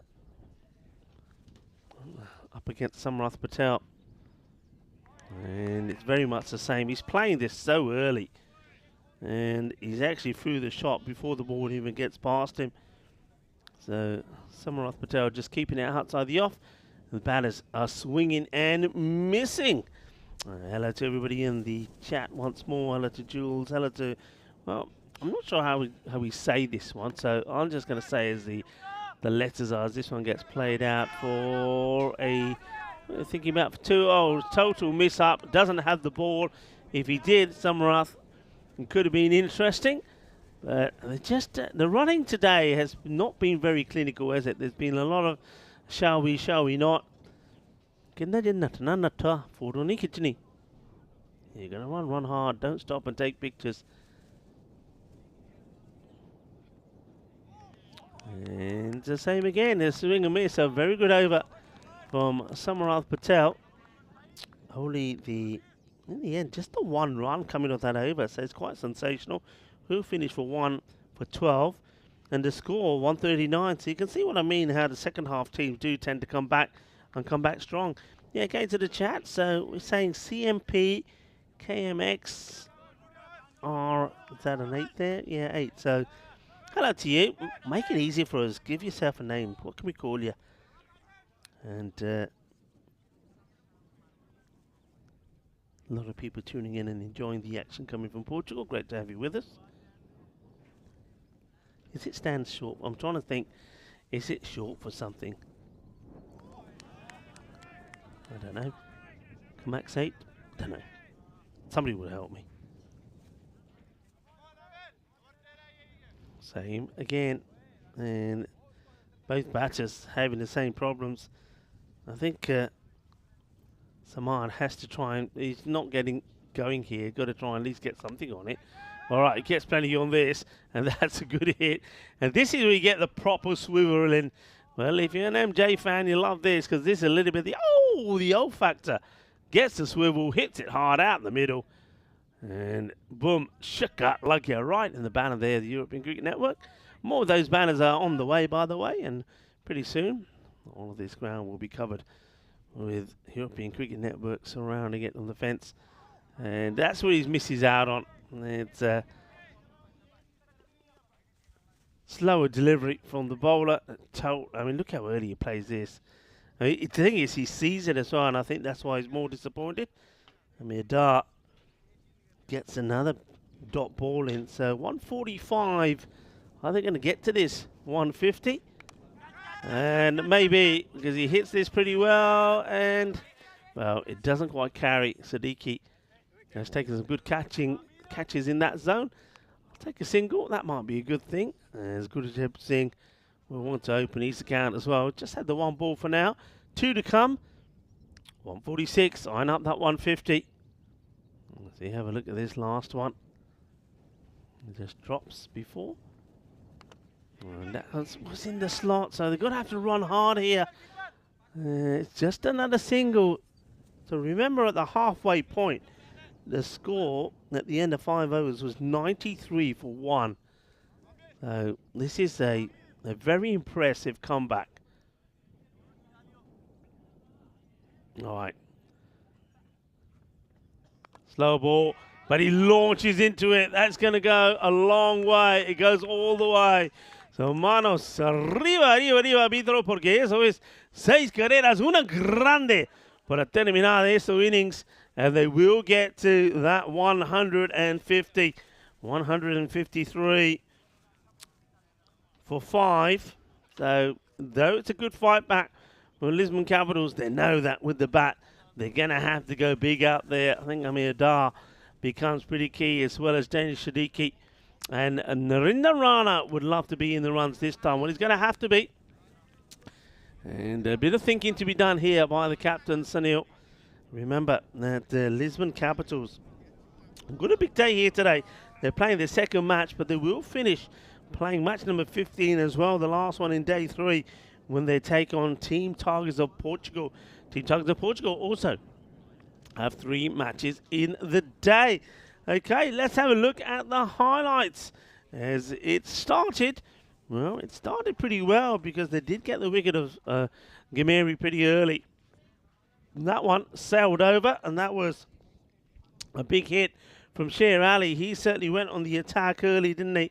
Played some nice shots, but then when the strike changed over, there was pain. But there was pain and mystery there. That was a Darul Patel who could have got rid of Sher when he was just on 24. Sher was also dropped a bit later, which would have been an exceptional catch by Huda, a one-handed attempt. And that was when he was on, just got past the 50. He was on 52. And with some good hitting there from Sher. One thing about his knock was, and you saw it with the wagon wheel, and the runs came to all parts of the ground. He really did play some wonderful shots.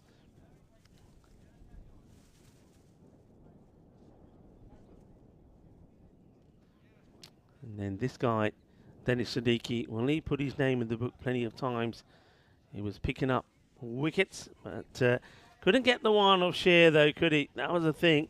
He couldn't get him with the ball, but he was to get him with his catching, because Siddiqui took 3 wickets there. 3 or 33.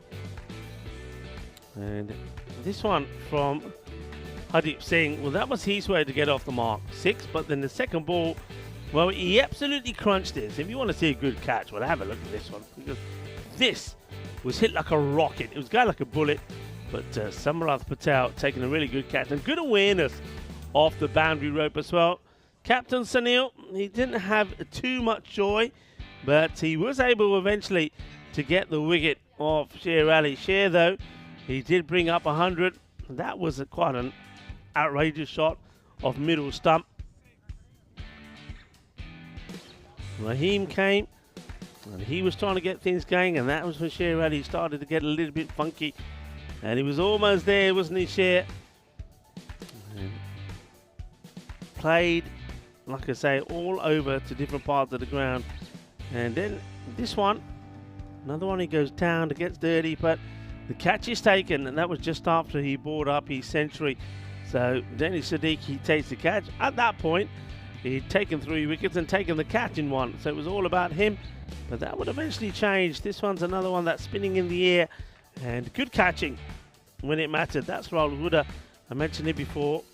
He almost took an absolute blinder as well. And then this is another one that's in the air. Siddiqui makes the stop, keeps it just to the single. But they wanted to try and get to that 150 mark, and it took a good shot to do it. Just picked a slower one, and he sent it packing. That took them to the score of 153. They'll believe that it's more than enough, and with conditions today probably supporting more of the bowlers if you can get a grip of it, and they'll believe that with the likes of now also Saman Gamiri, who I believe will not be behind the stumps, and Sher Ali bowling Hardeep Singh. It'll be interesting to see Hardeep Singh bowls. I thought I saw maybe a slight issue with his back when he bowled earlier today, and he only bowled just the one over. He never came back, so we'll keep an eye on that. But that innings led by Sher Ali, a 103 from him. With the bowlers, Dennis Siddiqui, 3 for 33. He bowled very well. But Samrat Patel, he can't shy away from those figures as well. 1 for 12. It just makes you think that you saw 4 overs there go for just, 45? That means the others went for an awful lot, and you can see that there on the graphic as well. So well done to Sher Ali. He brings up a century. He'll get his name in the Hall of Fame once again. And but he led the way. None of the other batters really could get going. And Dennis Siddiqui led the way with the ball. But can he fire with the bat as well this time? Well, when you're needing 154, they're hoping that he can. You're watching the European Cricket Network. This is the European Cricket Series in Portugal. We are in the Centrum Cricket Ground in the beautiful area of Centrum, which is the garden of Portugal. Well, we welcome you back to our garden in about 10 minutes' time for the run chase, when the Lisbon Capitals need 154 for victory. Join me, Rico Full, and the rest of the gang here at the Centurion Cricket Ground when we return in 10 minutes' time. Hasta pronto, mi familia.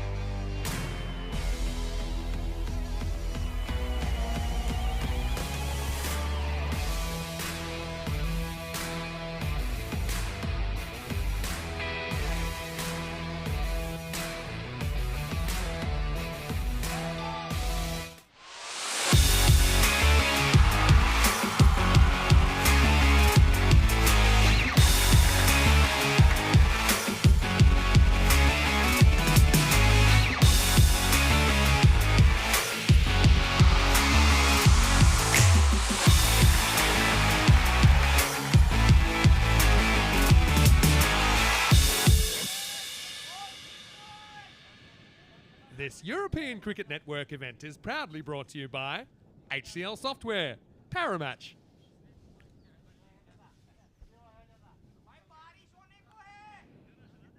Hello cricket lovers and welcome to this beautiful spot of Portugal. We are in the heart of Portugal.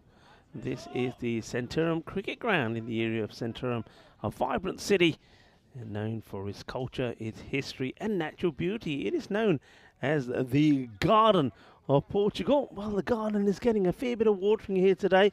But one thing we need to make a note of is the bonus point equation. So 107. So achieve the target in 7 overs, then you'll get all the 4 points, which seems pretty unlikely. But they can be restricted to 107. And I know that if the bowling goes to plan, they're capable of doing it. A little bit more rain just in the air here. A bit of a drizzle at the moment. Nothing as yet will cause too much concern. The umpires are out there, so are the players. But if it gets any heavier, we might once again have to see the players come off and maybe some more adjustments being made to this match.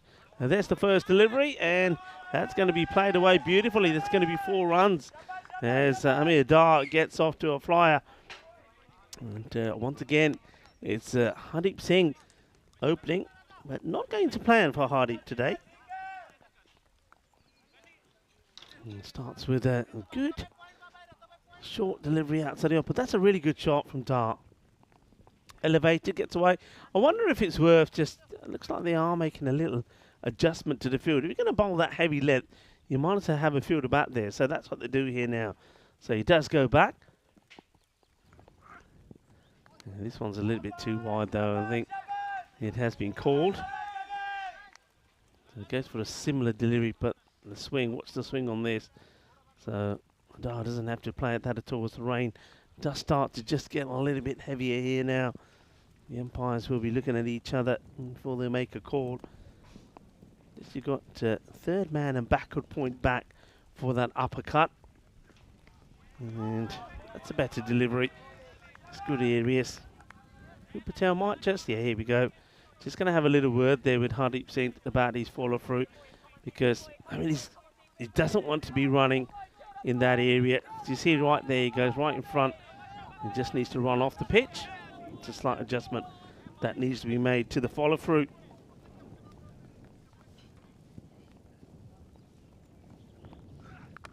And it's short in the air. There's nobody back there. So it's going to be 4 runs. And with those 2 fielders out there on the offside, a deep third and deep backward point. When this shot is played, he gets the swivel on this. It's only going to be runs. You can see the wind has picked up a bit there as well as the rain. That's nicely played away.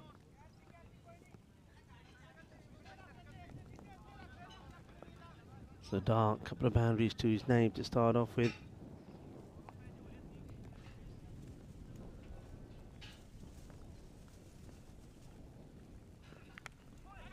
Well, doesn't know too much about this one. It's not going to be. Oh, a share goes for the throw, the Centurion.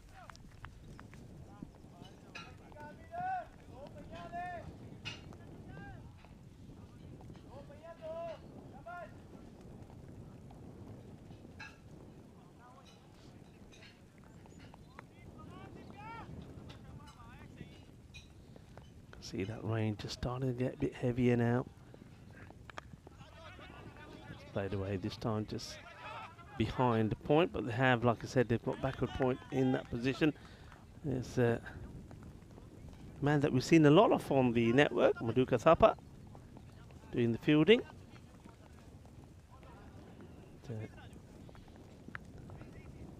Rain continues to be pretty persistent here. No real sign of it stopping, so it's a question of how far the umpires let this continue. Hardeep finishes his over well with a good delivery. That's the end of the first. 10 runs come from it. Rate they need to be going at is really started, of course, at the 15 mark. So already with them just getting 10 of that one, some 5 runs short of where they need to be. It goes up a notch. So you're looking at 16 from here on in. 17 matches since the golden ball. When are we going to get the next one? Will we get it here? And very much slightly different field here now. We've got third back straight, but you've got the mid wicket back on the boundary. Samad starts short, and that's going to be clobbered. And there's work to be done there by Miguel. A spare of thought for the ground staff. And they're having to be out there getting wet and soggy.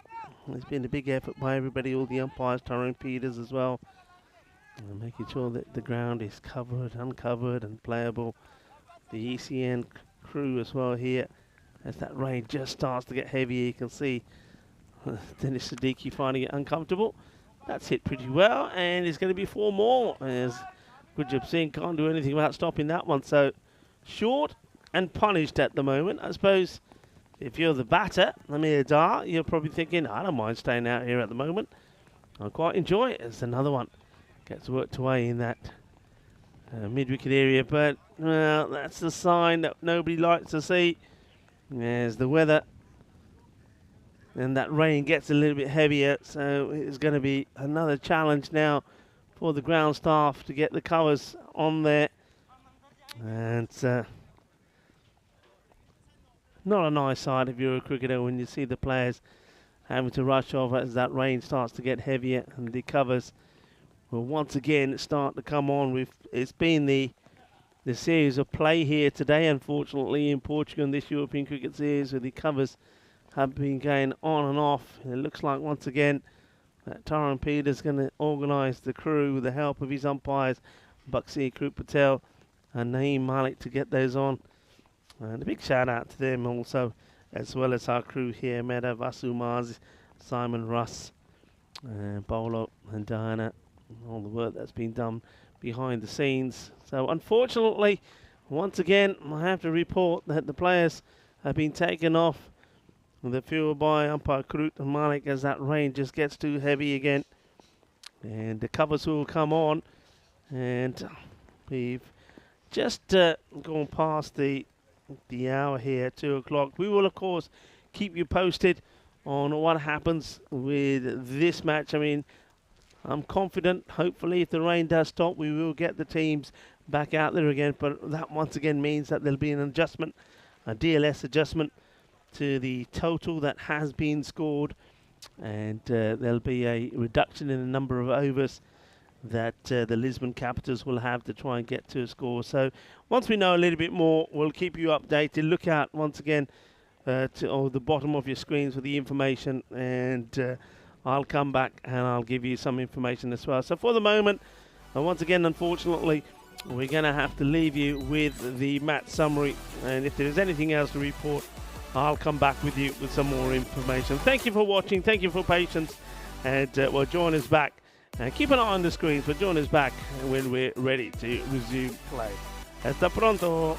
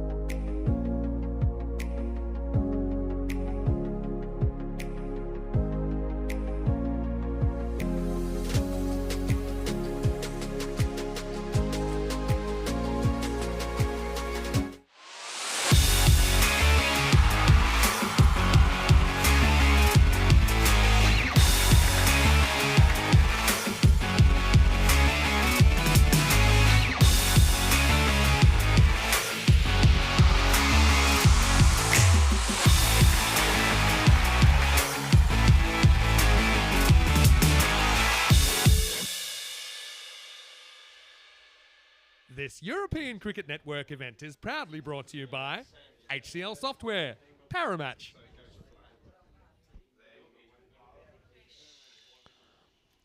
Hello cricket lovers and welcome back, and as you can see it's not good news as the wind and the rain still causes havoc with the ground. You can see that the referees and the tournament referee there, Tyrone Peters, and the umpires are doing their best to try and keep the pitch as dry as possible, but it's not easy with the winds that are blowing quite firmly. What I can do is update you on match number 13. Well, 13 we know is an unlucky number, and it was unlucky for us as well. Despite Gorkha 11 going out there and Shirali scoring a century, that match was not completed. After just 8 deliveries, it got abandoned as you couldn't go back out there. Now this is what we're looking to bring you next. The Punjab CC Amadora are looking to take on Team Tigers Portugal. Of course, the two teams did meet before, and it was Punjab Amadora winning with 10 balls to go. It was a good comprehensive victory for them, and they're looking to go out there again, as are Team Tigers of Portugal. But at the moment, as you saw from your shots there, the rain is still coming down fairly strongly.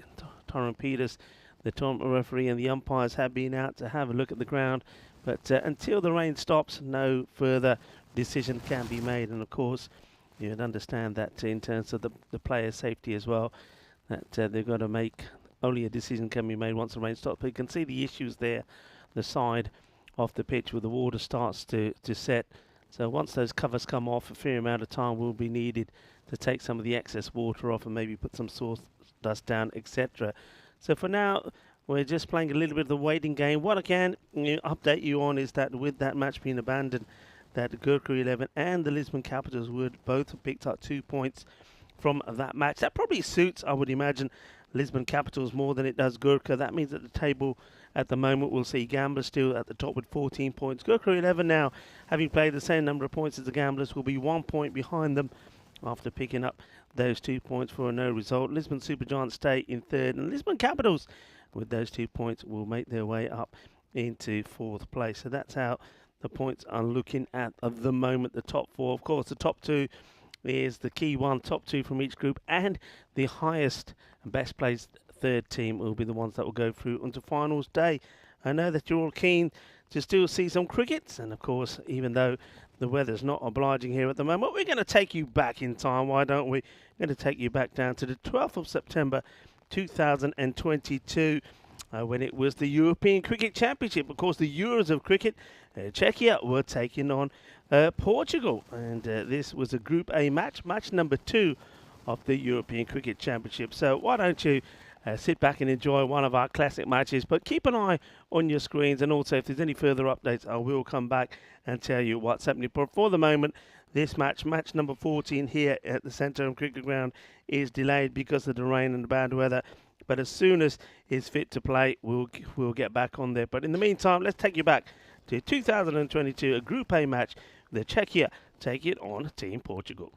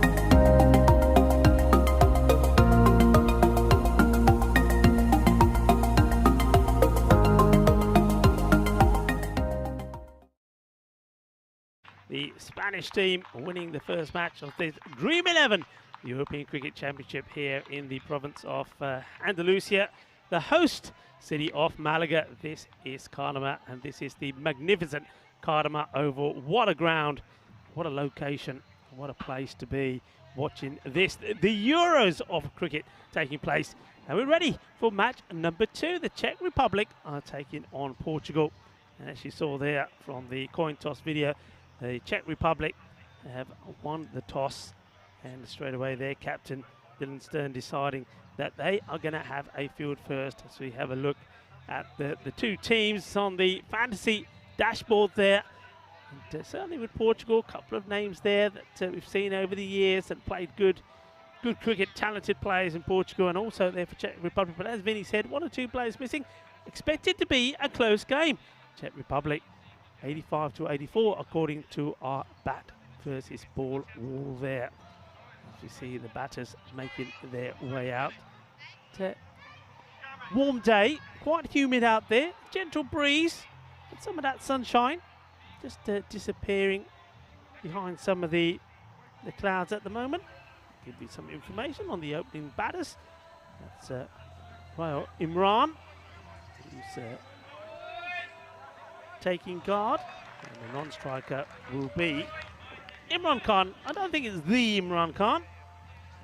Still, not a bad name to be supporting when you're playing cricket. Hello to the kids. Hello to everybody in the fan zone. The kids from various schools that are here at the ground. Part of the European Cricket Network's Cricket School program. Nice to have them here with us early this morning. I think it was Andrew McCulloch. Maka was putting them through some warm-up routines, and they had a chance to have a bat and a bowl, hit the ball around. Nice to see them out in the middle there with Vinny Sandhu and tournament referee Rob Kemming for the coin toss. And no doubt they'll be making their way around the ground, enjoying all aspects of the game. I hope you're enjoying the start to this Dream 11 European Cricket Championship as well. Match 1 done, Spain getting victory. Now the start of match 2. Here we go. Good start from the bowler, right up in the block hole. To the cheers of the Czech Republic guys.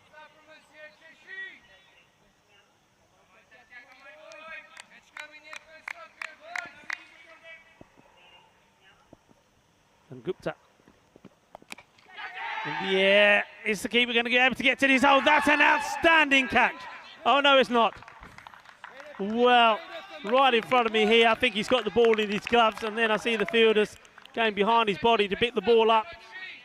Well, he did very well to get there, not able to take it. You see this again. Probably see it from my angle. I think he's getting the ball in his gloves. He doesn't. So a bit of a let-off there. Chance or no chance, what do you reckon? Certainly a 50-50 call. Have a look at this. You might see a bit better from this angle. Does really well, gets there. And yeah, there you go. That's what I didn't see. But this side round, you think he's got it. Look, you think, yeah, good catch. And then you think, where's the ball? Get the ball, get the gaya. Oh, tere piche, yaar piche, shoulder did that catch. Well, that one goes down. Bit of an early let-off. Big swing and a miss, not getting his positioning right there at all. Playing down the wrong line, no footwork. So an early let-off for Gorkha Imran. And this time doesn't really do himself any favours there. He thinks that he needs to come down the wicket, but he comes down the complete wrong line again. He's got to be getting himself a little bit more outside that off stump. Maybe just take a little step across towards the off stump and play the shot. But it's all just swinging from the hips at the moment. No action. This one's up in the air, goes a long way up. This should be taken. The wicketkeeper called it, and a good catch taken. Well, no mistakes this time for Devendra Singh. He says, when he gets there, he says, Mera, and takes the catch. Well done to him. And that's good. And I think he needs, looks like he might need a bit of attention. I think the catch that he put down the first time round the way he landed, it looks it though, from what I'm seeing there, that maybe the way he's landed, the sunglasses may have made a bit of an imprint on his face. But this time around, it doesn't give him any issues taking the catch. Bit of a conversation happening there between the umpires. He may just be requesting a little bit of attention, but as I said, no mistakes made on that time. So they do get the wicket, and it's that of Imran Khan, who goes for a... Yep, it's a duck, and the first one, in fact, of this Team 11 European Cricket Championship. He goes for 0 of the 3 deliveries that he faced. Remember, the man who's at the non-strikers end, he could have been gone for 0 himself. He was dropped, and that was in the process of that taking that catch. That's where the wicket-keeper Devendra Singh is now just needing a little bit of attention. You can just see that in your screen. So, there we go. I think he's going to be okay there. There's Mary. It's a Magic Spray Mary. Nice to see Magic Spray Mary back out there again. It was just receiving a little bit of attention there.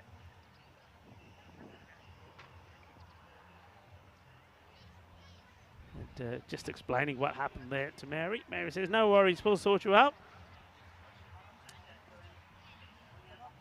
So there we go. We get a chance to see it again here. So there, he just bangs hard into the ground, and you can see straight away, first thing he's doing is just having an inspection. And I think what's happened there is he's hit the deck. The sunglasses have he sort of wedged himself and the sunglasses in the ground, and he's just ended up maybe just cutting himself. It's like, oh yeah, you can see it there now when he actually turns around.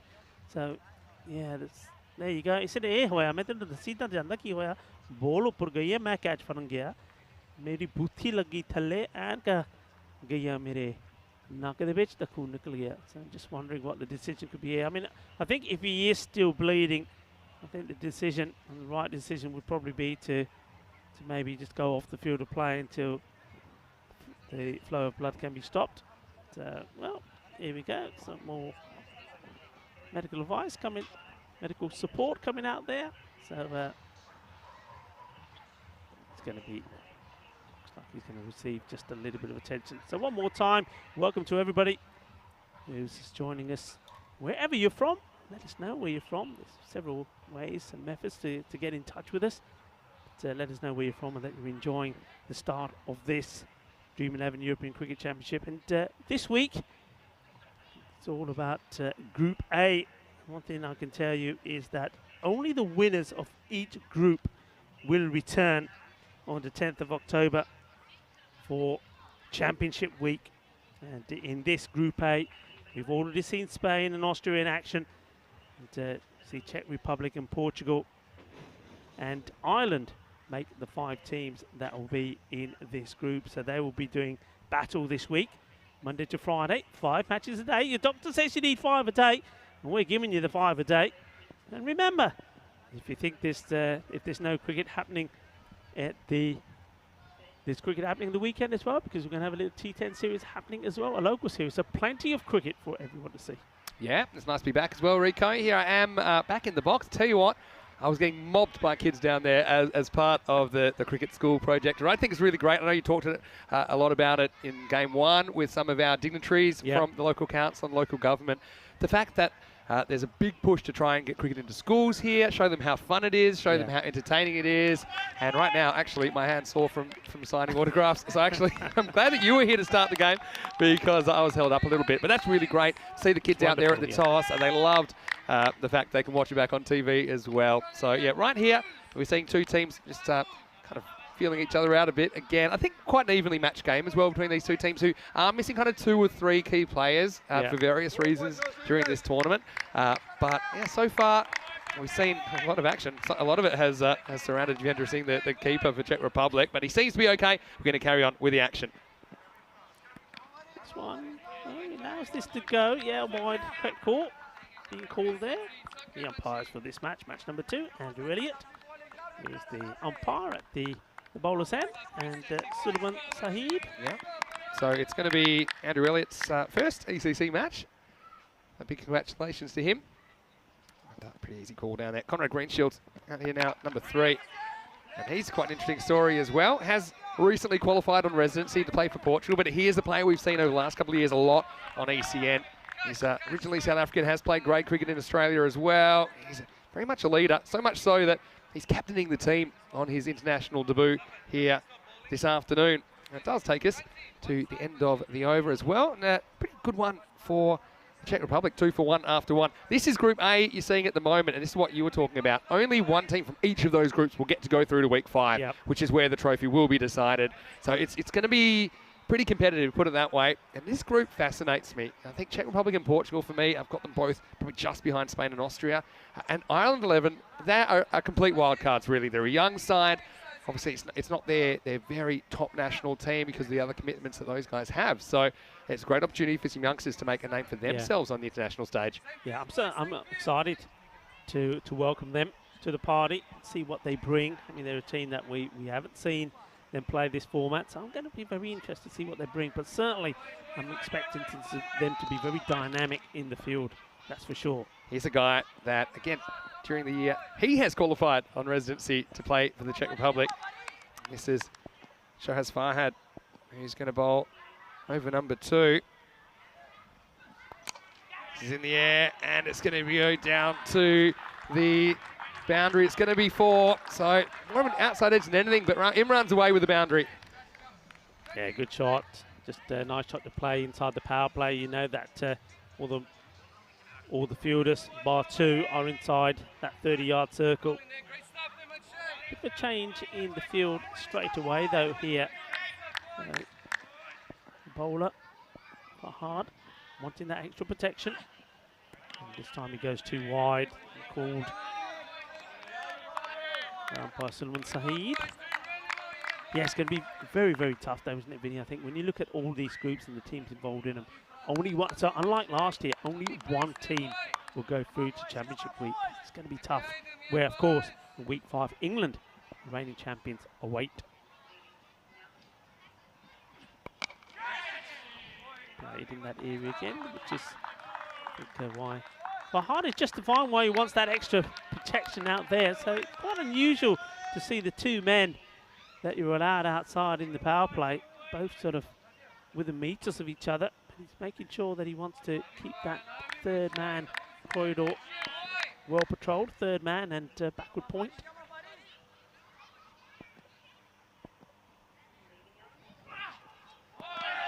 Swing and a miss there from Conrad Greenshields.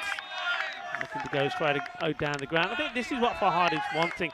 He knows that because of the field that's been set, he's basically challenging the batters to play that shot.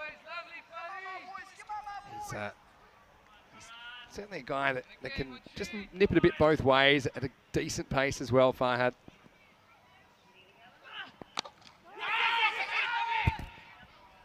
Well, sort of almost overcommits there. That's Imran, but he gets back.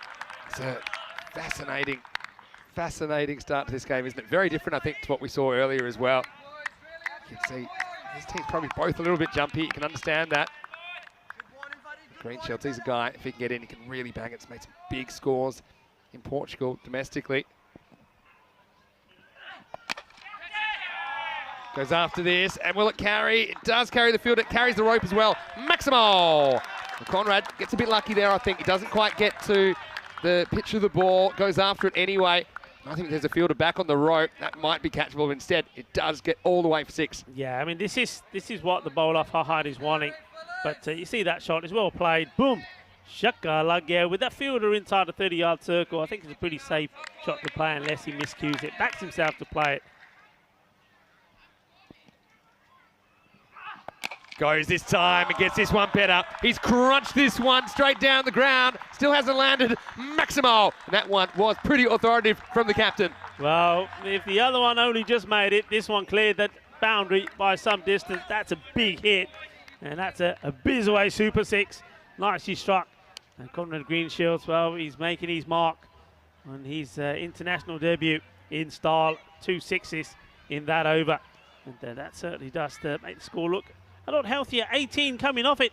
20 for 1. So obviously we have a 5-team Group A. And you can see it's, that we've got just that one win from Spain so far.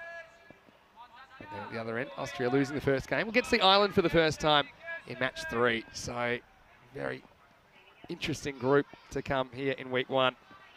Start of a new over. Looks like a slow ball first up. And Sachin Sengupta, he's a guy that did bowl really well, I think, for the Czech Republic last year in this tournament. It's hard to get away. Starts with a variation there. Completely bamboozles Imran. Yeah, that's a very clever, slower delivery. Well hidden, well disguised. And he comes again. Goes after this. And will it carry? Well, he says no. That's similar to one earlier on. Different part of the field, though. The field to make good ground. Pretty honest as well to say it didn't carry. But tell you what, that was a brilliant effort out there, wasn't it? Because I didn't think he was going to even get close to that. I think that's Palmer out there. He does really well. But I'm liking the sportsmanship straight away. Straight away indicates saying, no, this doesn't. And, well, he's in the action once more. This is a really good example, as we see Palmer called in action again. A really good example of this field and how easy it is to field compared to some of the grounds we see around Europe where that could just bounce over his head at any moment. He's got the confidence to get down there and make that top, even though it was absolutely belted. You're absolutely right, Vinny. This morning when I walked across out into the middle, warned that after this. Goes after this. Palmer is going to have to watch this one go over his head. Maximo! And this is what Imran likes to do when he gets into his work. And after a quiet start, Portugal starting to get away. Yeah, this is what he's known for. Hasn't quite had it his own way. And remember, he's another batter. It could have gone first ball. It was that very difficult chance that was put down by Devinder Singh, who injured himself in the process. But now he's in his groove. Slow ball this time. The thing with bowlers, I mean, especially ones that have played a bit of this format, they know, okay, I'm going to get banged, it's going to happen. Now, I remember Shane Warne said that when he started playing T20 cricket. One thing's for sure, everyone is going to get whacked around. But it's how you deal with that and not letting your pride get in the way. And you see Sengupta's come back pretty well, and all things considered, he's 11 off 11 balls. It's been pretty good. Goes straight this time, and Conrad, he gets this one pretty good as well. Maximo! Well, on debut, but looking very comfortable at the international level. That's the end of the third over as well. 35 for 1 in the power play. Yeah, it's a lovely shot, isn't it? Just marvellous timing. It's similar to the one before. Boom! Shaka! Yeah, absolutely loving it. And, well, his partner out there, Imran, saying, yeah, good shot, buddy. Good shot, Skip. So it's a nice start. 35 on the board. Remember, it was only two for 1 at the end of the first. So that acceleration has come, well, it was badly needed. It's come into shape of some really nice shots. But, both these batters now looking well. Imran on 14 off 8 deliveries, and Conrad Greenshields 19 off 7. Yeah, one thing I was talking about when I walked across this outfield, I said to myself, it was like walking on a carpet. It's unbelievable. Spin into action. Yeah, it's a touch on this, I think. Yeah, could be. Yeah, he's gone, and Naveed Ahmed is the man that breaks through straight away. Change of pace and change of luck, really, for Czech Republic, who are just getting a bit of trouble there, but Imran just feels for this one. Got to say, it's a good catch by Devendra Singh behind the stumps. I mean, he's been in the action as well, but because of the deflection, that's why it doesn't go kind of cleanly into his gloves. It deflects up, he takes it at the second attempt, and that's a key wicket now. Imran's gone for 14. So both Imrans have now left the building. It is 35 for 2. Good time to get a wicket, isn't it? But yeah, this is a good catch. He does well, doesn't he? Gets maybe a bit of luck with the ball popping back up in the air off the body, but I mean, he was there. He didn't shy away from it. Takes the catch, and he knows he's got his man. And the umpire doesn't waste too much time giving the batter Imran his marching orders. So second wicket falls here. 35 now for 2. That's something I actually used to practice if I was doing wicket keeping coaching with a group. Is I actually would actually make them. I'd throw the ball into their body from a short range, or just give them no time, and just to then kind of keep your wits about you and catch it on the second go. You throw the ball at their body. Yeah, softly. Is that the Vinny Sandhu softly? Coaching Just to go from about as far away as we are right now, which is less than a metre, but just to try and react. And keep you cool in that situation. Devendra Singh does well there. And Naveed, he's another guy. He's had a lot of success at the domestic level. Plays his cricket for Brno, who we'll see at the ECL next year, by the way. New batter has come out there. It's Rana Sawa, and he's another guy that loves to smash it. So Portugal tracking pretty well despite the 2 wickets, run rate wise. I mean, I have the feeling last year we saw 115 was the average score per 10 overs. And I think it holds up here. But what I do like about these two teams, there's a lot of anticipation that goes into a tournament like this. You're feeling them all, you're feeling the energy, is what I'm saying. Anyway, Conrad's going to go after again, and he will. Maximo! That Kookaburra's really flying through the sky, and 6 more to Portugal. Well, he's hitting the ball so well at the moment. He's just muscling everyone over that boundary. And remember early on in his innings, he went for one shot where he just played it in such a hurry. Totally missed it by a long way. He seems to have all of a sudden just said to himself, I've got to wait. It's like he's saying count 1, 2 and then hit, and then it's working for him. That's clever bowling. This one actually goes away from the bat. Looks like an off spinner. It doesn't really ever spin. Yeah, the thing with Conrad here, he got away with one, didn't he, as well, that I don't think he timed that well, that went over mid-off. Ended up just going for 6, but I think if there was an outfielder there, he might have been caught. Since then, he's been hitting him sweetly. Gets another one that he respects. So he's being pretty selective, but he can afford to do that. I mean, he's 25 off 10, so he's not going slowly. But Portugal trying to get a score on the board. You see in the background, got some of the players signing autographs, which I think is really nice with the kids, part of the cricket school project. Little deflection, smart batting this time. He uses the pace. He doesn't try and fight it. He says, okay, you put it out there. I'm just going to nurdle you behind point, and that's exactly what he does. End of the over. Greenshields moves to 29, 4 overs down. It is 46 for 2. Good batting. Yeah, intelligent shot. That was exquisite, really. It's not all about power and blasting the ball. It's about timing and placement as well. That was top draw, 4 runs. Once again, you see that one trickle across the line. Very, very good morning to you, or good afternoon, good evening, wherever you're watching from around the world. Well, I'm saying good morning because normally this time, second game, it is morning. But actually, we're already kind of past lunchtime in this Dream 11 European Cricket Championships. Opening day, really exciting. Look, as someone that's been involved in European cricket for quite a while, of course, you lived in Spain for 22 years. I mean, this must mean a lot to you to see this and growing all the time as well. Massive. You know, the other thing that I like about it, and it goes back to some of the travels that we've had around Europe and the European Cricket Series. A lot of players that we saw playing club cricket, domestic level, they've made their way through to the national team. Yeah. And that's all about this European cricket coming together, seeing players playing on the big screen, acknowledging their talents, and then seeing coaches picking them up and taking them all the way through to this level. That's really amazing. That's a really good point you make. And the fact that so much domestic club cricket now on ECN is being shown, you're seeing who's performing under pressure. Yeah. I think that's something that's really hard to gauge normally. This is pushed.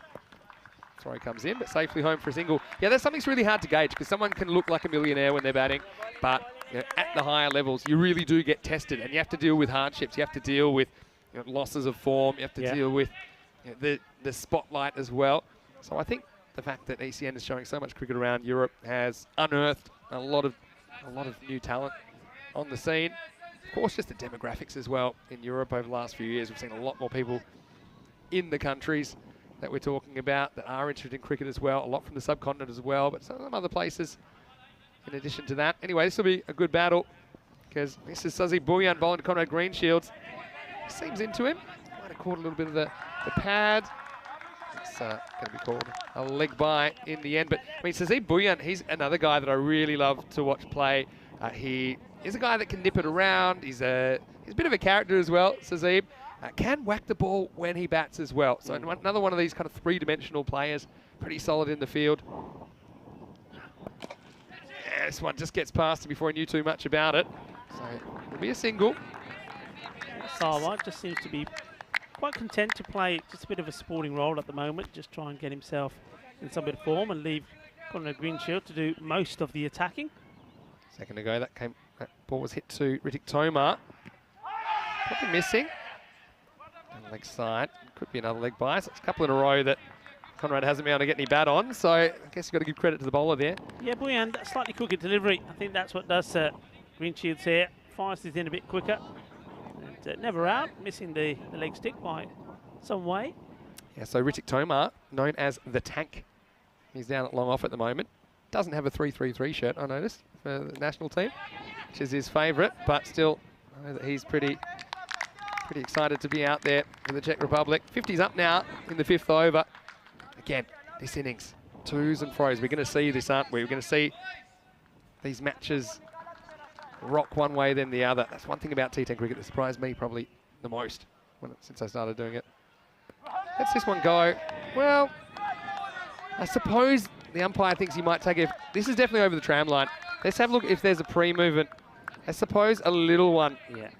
Don't know though. Thoughts? I think the initial movement was down the wicket, not outside the off stump. And I think that movement came after the ball had been released. So, yeah, I think, It's the bowler's got away with that. They will move the line if the batter moves, so maybe fair enough. 51 for 2 after 5 overs.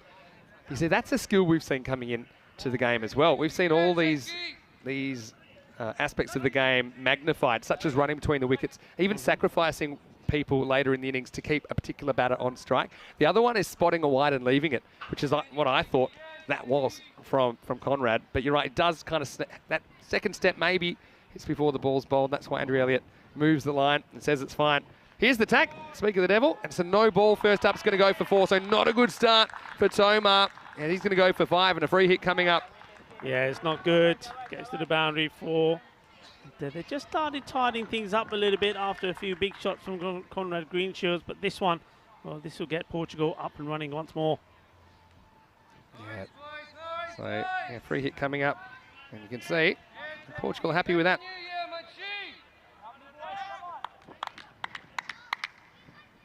So, strap yourself in. It's free hit time. Short, crunch, 6. Maximal. And that one might have gone into the player tents. And they're more than happy to receive it, Portugal, who catch a break. 11 come off the first ball of the over. Well, it was a half tracker, wasn't it? It was there to be hit. And he said, thank you very much. Take that. Bang. That's gone a long way. It, struck that well. Notice right now in the chat that they're doing a lurker call out, which now the chat's calling the lurker call out. So if you are watching, jump into the viewer chat and say hello to us. Let us know where you're watching from. Of course, our YouTube channel now has over 300,000 subscribers. Turn around the corner. This will just be a single this time. But yeah, Tomar, it's got a lot of damage to repair, doesn't it? Yeah, both these batters, just looking at Sarwar and Greenshields the over before, tend to be walking into the ball. So I'm just wondering whether the bowlers here need to just get the length a bit fuller. Seem to maybe just bowling a tad shorter than where they want to be. Get the Yorker length deliveries in. Hits this one through the line, but there's a man out there. It'll just be a single. It's Navid Ahmed doing the fielding that time. That's yeah, that free hit. I think it was an attempted slower ball. He just drags down. Phil G saying that's not how to bowl a free hit ball. Hello to CJ Sharp watching from Manchester, who's supporting Portugal, hoping for a big score here. Hello to Meyer as well. Straight back at the bowler, does well to field it. Yeah, good work. Prevent any run. Yeah, but I also want to say hello to Mike Buckland and Ian Johns out there, to Rohit Singh Rathore, who is watching from India. Osama Mahmood watching from Switzerland. Well, hopefully we'll see you soon, Osama. And yeah, we're really touched by all the support we've had from all around the world. Hello to Terry, of course, as well, who's watching from the Czech Republic. Well, this is in the air, and it's hanging. There's no outfielder, though, so should be fine. Can you stop it? And that's a really good piece of fielding. And then the fence stops him. Well, hopefully he's all right there. Who was that? That looked like Sengupta, who went all the way back. And this is the play. You just got to swipe at it, because once it gets past you, you normally can't catch up with it. Very good fielding. Yeah, this is very good reactions. I mean, he only gets the one chance, and it's here. And he gets it, and then he hits the old boundary fence there pretty hard. I think he's took a bit of a knock there, the first few initial steps. Taking the wind out of him a little bit. I think he's just kind of got what we used to call a corky in Australia, which is just a bruised thigh. I think just the way he hit the fence. He knew it was coming. Yeah. So he was able to brace for impact. If it was one of them, you go into it, you go over it. He didn't fancy going over it, didn't fancy doing the hurdles. So he takes that one on the shin. Sengupta, though, he's bowled his 2 overs, so I'd just have him off now. I mean, you don't need him to bowl again. He won't be batting above 7, I wouldn't imagine. So, to me, you've got Smit Patel as the 12th man, and he's actually a really good fielder as well. So I wouldn't hesitate to take him off here. I know that Satya wouldn't want to go off. Yeah, but we got to see Magic Spray Mary. Oh, well, here's Magic Spray Mary. We got to see. Well, Magic Spray Mary, I think, has her own camera now. Normally she comes on, and here's a true story about Magic Spray Mary, who you're seeing do her best work there, even though we're not going to show you her face. It's a bit like a dentist. You can't show her face on television. But Magic Spray Mary is now involved in cricket. There she is. She's involved in cricket here on the Costa del Sol. She plays here at Carlton. Plays for the ladies at Carlton, so which is fantastic. She came in as a medic and loved cricket so much that she wanted to start playing. Isn't that awesome? I think that's great. I mean, cricket in Cardamom is just booming. Not just the men's game, but juniors as well. And now We've got the women's cricket as well. It's fantastic. Yeah, That's just the growth of cricket in Europe. The Spanish national team there, Yep. enjoying a spot of lunch. We'll see them later in the day against Portugal. So I'm sure that that's around their lunch. They're watching this game pretty closely. A lot of people looking forward to watching Dylan Stein bat as well. He's leading the Czech Republic in this tournament. Goes after this. It was pretty wide, hanging in the air. Should be out, and it is. Nicely caught by Kranthi Venkateswamy down at third man. And so the break maybe just impacts the concentration of Sawa, but I've got to say it was pretty well bowled. It was quite wide, but not quite a wide. And more towards the bottom of the bat than anything. Flew down to Venkateswamy, takes a pretty good catch. And it's the third wicket down. Portugal now 66 for 3. Yeah, doesn't get this out the middle of the bat. Hits low down. You heard the sound from it straight away. And a comfortable catch taken. No mistakes. And just like that, get another breakthrough. A little bit disappointed, Sawa there. But, well, it gives an opportunity for the next batter to come out. This looks like it's Francis Stoneman. Yeah, Faf they call him. And yeah, another good young player. He's been making a lot of runs domestically. I think he's stopping for a quick prayer, but it better be a quick one because he's got 90 seconds to get out there. So I probably wouldn't be doing the whole Lord's Prayer. I'd probably just stick to a couple of lines and an amen, and let's get out there.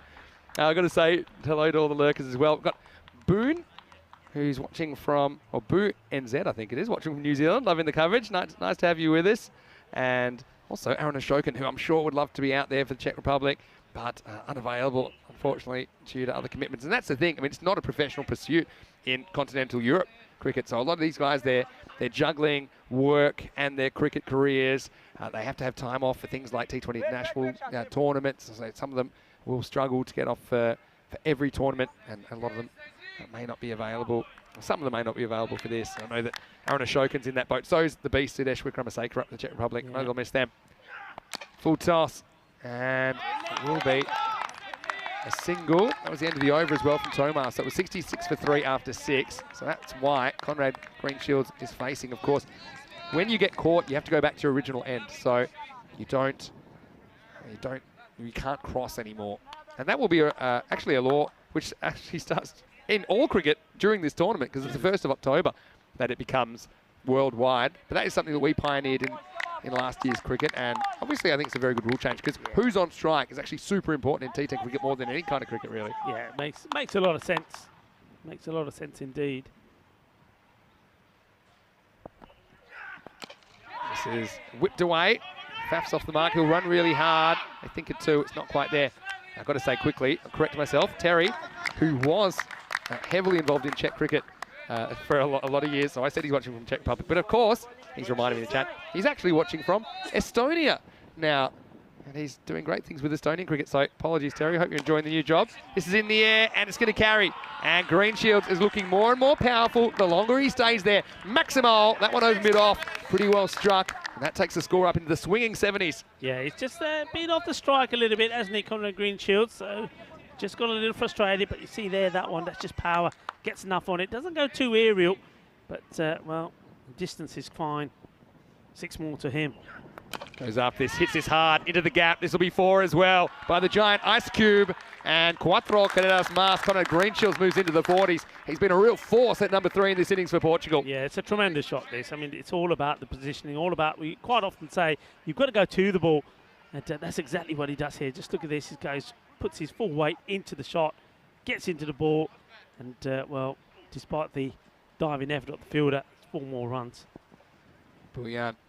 Come back ball, and now he's going to be gone. And this is one he just doesn't get out of the middle. He just tries to hit through the line. Doesn't really try to keep it down. Well, luck's of fortune for Czech Republic, who was starting to get blown away off the bat of Greenshields. But it's Bouillant that has the last laugh. It's his first wicket in this ECC, 78 for 4. Yeah, and I think he may have just kept this one back slightly, and that's what caused the error there from Conrad Greenshields. The catch safely taken, so they get another wicket. That's an important wicket. That could have a big impact on this match and this innings, because while Conrad Greenshields was out there, I mean, he looked like he's going to get a good big score. Dylan Stern, the captain, this man taking the catch. Yeah, and he's got a very good pair of hands. He's an excellent fielder, Dylan Stein.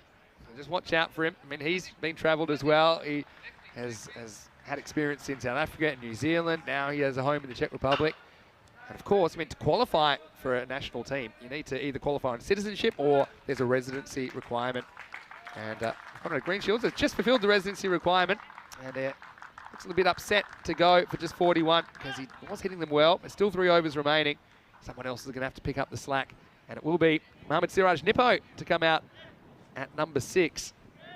He will be facing first up. Left-hander, also a very good left-arm spinner. We'll see him in the second half of this game. And he's had a lot of experience on ECN as well, hasn't he? But look, credit to Bouyan, because he does get Greenshields to play that one false shot, and the chance was gobbled up by staying at cover. Yeah, he didn't deter from what he was trying to do, and that's what I liked about Bouyan's bowling. He always sensed that he was going to get that opportunity, and he did get it. So this is Bouyan, as you see there on the screen, picks up the wicket of Conrad Greenshields, 41-19, highest score so far in this championship, 41 individual score, that is. He goes for it. Going to be hurrying. Well, they're asking a question here. The umpire on field has given it the shake of the head, saying no. Just wondering if the keeper has full control of the ball here. I think it's no on a couple of counts here, because I think he's in anyway. And the other thing is, I don't think Devender gets this very cleanly at all. Might have a look at it on the replay. First one maybe won't be able to see too much about the ball, but we'll see that he's home. So whatever happens next, maybe the ball hits the stumps, but maybe I think the ball's going to hit the stumps, and then Devender has hit the stumps out of the way. So I don't think the ball actually ever touches the stump. Yeah, I think Devender's hands were quicker than the ball there for a moment. Well, that's the end of the 7th over here, and it's 79 for 4 after 7. Now, we do have these 5 weeks in Cartama, which is just outside Malaga in Spain, and it's actually going to be 7 days a week. We'll also have cricket on Saturdays and Sundays. That will be probably mostly telecast on Fancode in India and our YouTube channel, ECN European Cricket Network. So there is cricket 7 days a week, Monday to Friday. We have the ECC, which is international cricket. We'll have domestic cricket on Saturday and Sunday. So it's going to be a big adventure, 160 matches in total. ECN will broadcast from Cartama. But then the Fancode European Cricket Series, still some life in that series. 8 weeks left in the season. It will commence, or recommence, I should say, on the 17th of October in Croatia.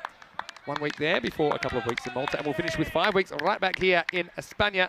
We'll be in Barcelona. So here we go. Final fling. 3 overs to go. Naveed Ahmed's going to come back, and this one will just be a one-hopper out to cover, 1 run. So yeah, the real question here will be, can they get this final push without Greenshields, who fell at a time where you felt he was going to swing them to something well over 100, probably over 110. But now, it's 2 fresh batters at the crease. Getting the field changed around here. Quick hello to Sebastian Bratt, who will be leading the Netherlands next week, I believe. Netherlands 11. Hello, Seb. Hope you're well. Really looking forward to seeing you. Goes after this. That made a good sound, and that is gone. Maximo!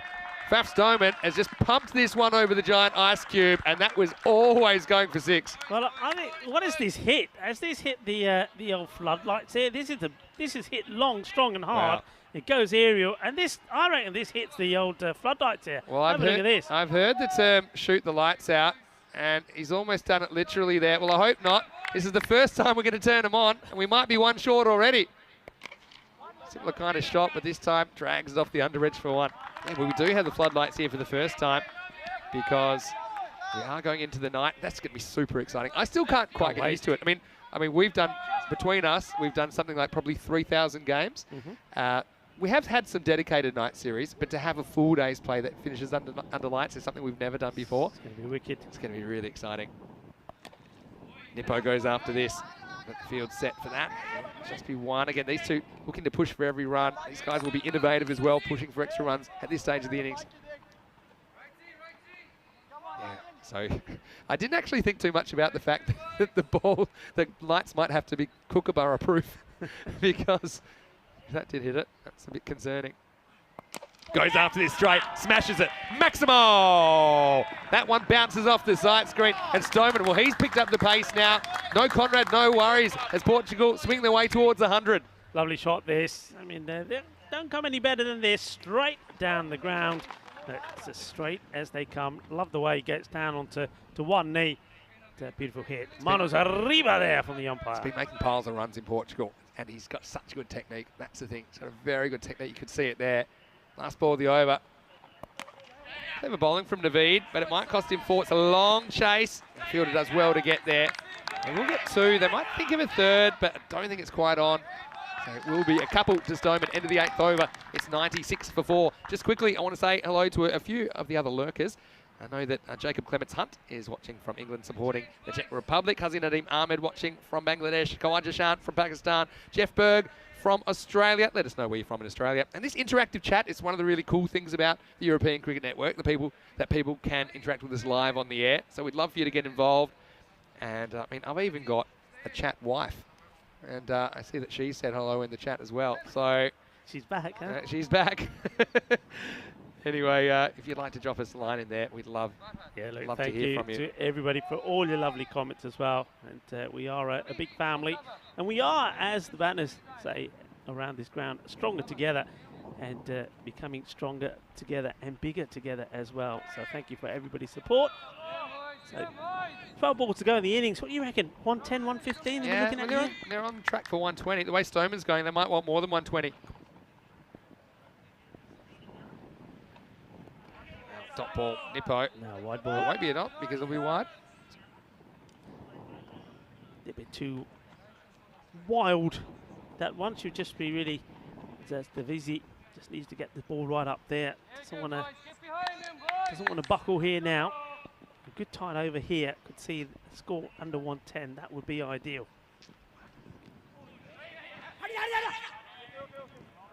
I also noticed in the chat that Kaku Kumar is in there from HCL Software. Of course, they're powering this Crickathon, which is based about, if you like the idea of being a sports scientist or even armchair sports scientist, go to crickathon.com.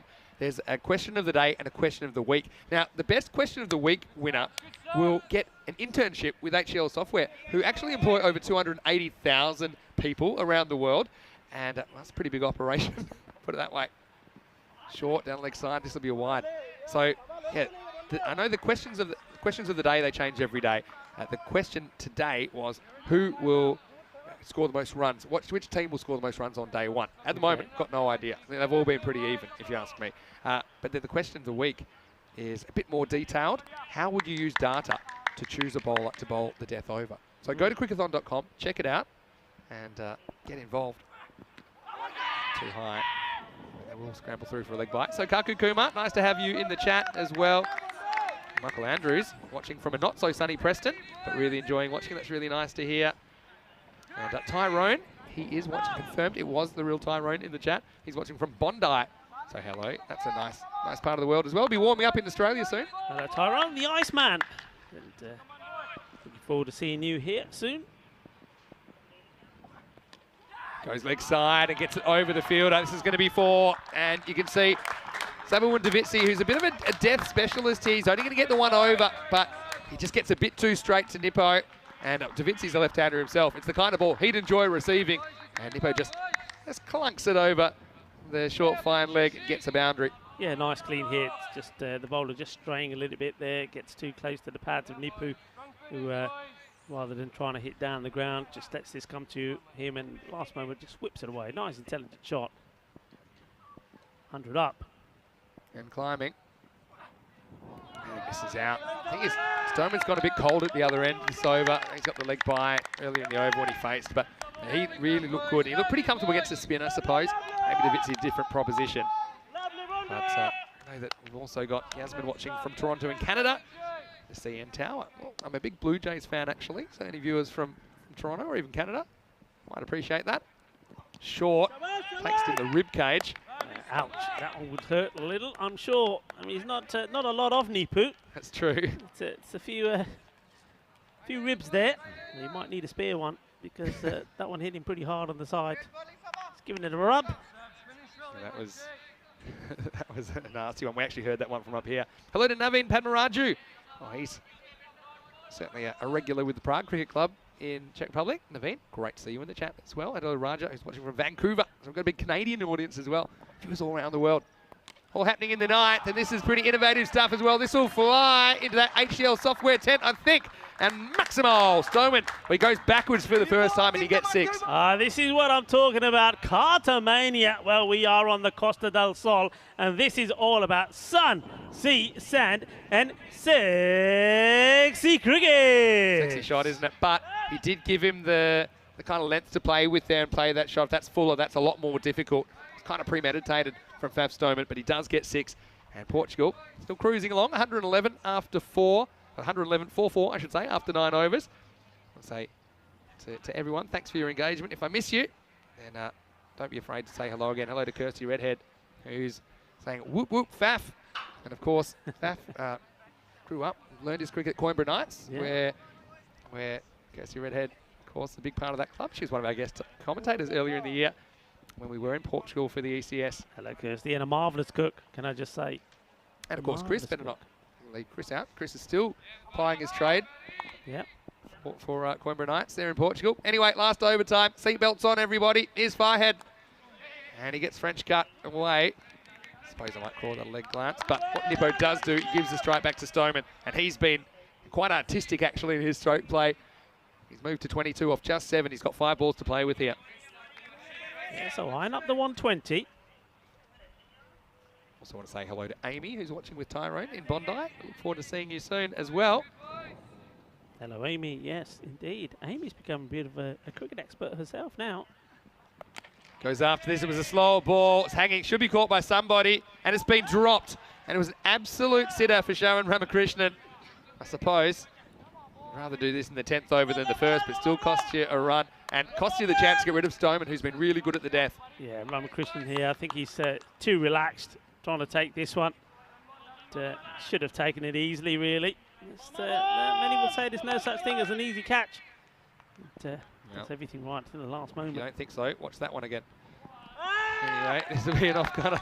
I suppose no catches are easy when you've got millions of people watching all around the world, but still, like I say, not too long to go, so probably won't affect the bottom line too much unless Stoneman goes on and pumps another 6, which could happen.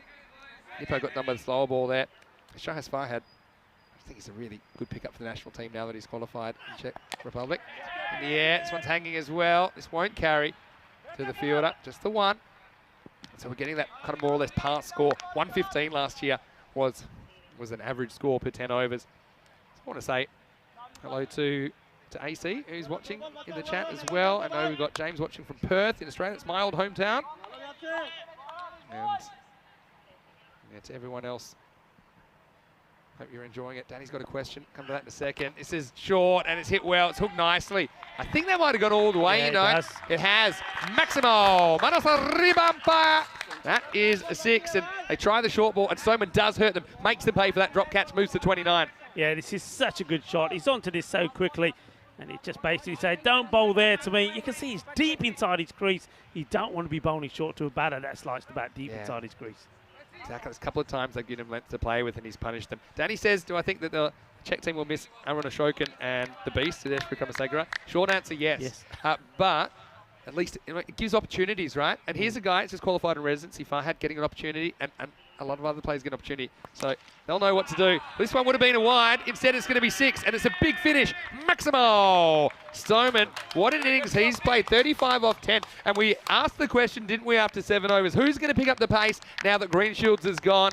And it's Francois Stoneman, who bangs 35 off 10. And Portugal, they get to an above par total in the end, 126 for 4. And let's see how the Czech batting respond. Of course, no Ashokan, no Vikramasegara for them. And they have their hands full with his target of 127. Yeah, we always say you're going to chase a wide ball and make sure you send it to the boundary. And that's exactly what Francis Stoneman does there. What an innings that has been from him. It's been outstanding, really. 35 with just 10 deliveries. And he was well supported there by Mohamed Siraj Nipu as well, who just played a good supporting role and just kept giving him the strike as much as possible. So we've seen a good score. That's a very competitive score. You mentioned 115 was about the average score last time. Well, 126 is going to take some getting. Well, he had issues trying to catch the first one, did sing, but he made no issues taking the second. Needed a bit of attention, but it was a bit of a roller coaster sort of innings to start off with, particularly the first 5 overs. Conrad Greenshields was doing all the damage at one end. He got a bit of support early on for Imran, but really once he went, the question was who was going to keep things going. Well, this was a good catch once again from Singh behind the stumps. Got a little bit lucky with his body with the ball popping up in the air, but he made sure he clung onto it when it mattered to get the wicket off Imran. So then it was all a little bit about Conrad Greenshields. Every time he hit the ball, He seemed to be sailing over the boundary fence for 6 runs, but that was a huge shot there as well from Sawa. But there was a catch nicely taken. Sawa had to go. That was after a little bit of a break. But Green Shields, he played some lovely shots as well. But then he was the fall. Good catch taken there by Stern. And then after that, somebody had to keep the innings going. Somebody had to make sure not only they got the 100 on the board, but they went bigger than that. And that was down to Francis Stoneman. What a very, very good innings it was from him. There was a little bit of that, as you saw, from the umpire there, Sulman Saheed, putting his hands up in the air. There was a lot of put your hands up in the air, and this one went a long way up in the air. Well, that was a little bit of sun, sea, sand, and sexy cricket, as we saw the big 6. And that was, well, not so sexy as a catch was put down, which gave the opportunity for Stoneman to come back on strike to face those last 2 deliveries, which were pumped all the way over the boundary for 2 big 6s. So a big finish from Portugal, 126 they posted on the board. This is match 2 of the Dream 11 European Cricket Championship between Portugal and the Czech Republic. Portugal having a bat, and well, thanks to 2 good contributions from Conrad Greenshields, the captain, 41 of 19, and then that 35 not out of just 10 balls from Francis Stoneman. They've got a good score on the board, and well, they'll be hoping that they can follow that up with some nice tidy bowling. Speaking of bowling, well, this was the bowling from the Czech Republic. I think it was pretty tidy there from Sengupta. He probably was the pick of the bowlers. I was quite pleased to see the spinner of Naveed Ahmed bowling well. Just took 1 for 28. Maybe he was just a tad unlucky there as well, but they just a little bit short at times for me with their length, which the Portugal batters, particularly Conrad Greenshields and Francis Stoneman, were able to capitalise on. 126 on the board, so 127 required for victory for the Czech Republic. They've certainly got the firepower to do it, but well, this is the big stage, this is the big one, this is when it matters, and runs on the board mean that the pressure is always on the team that's going out to do the chasing. Join me, Rico Fuller, Mr. Maximo, as we return for the conclusion of match 2. 127 required for the Czech Republic if they're to win their first match.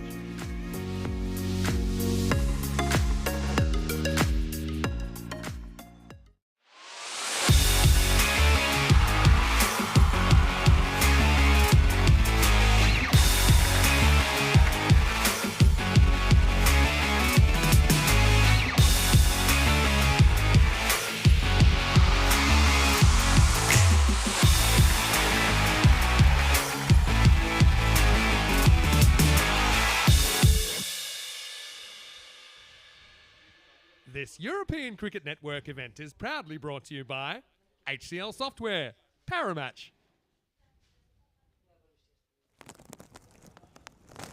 Hello viewers, well, we'll have to take you away from the sunshine of the Cardamom Oval back there in 2022 to the rain and the wind here currently at this Centurion Cricket Ground here in Portugal. This is the European Cricket Series in Portugal. I'm Rico, full of the European Cricket Network, and unfortunately I haven't got too much good news to bring you. That last match was also abandoned. The match, well, no ball bowled between Team Tigers Portugal taking on Punjab CC of Umdora, so both teams will pick up 2 points apiece, and that means that only one more match scheduled to be played here today, and that's the Lisbon Capitals. It would have been their 3rd match, taking on Team Tigers of Portugal, also playing their 3rd, and that is scheduled to take place in an hour's time from now. But as you can see, the rain is still falling, and what I can tell you, because we did briefly remove those covers when we thought we were going to get perhaps a 3 over a side match for match number 14, but I can tell you there's still plenty of water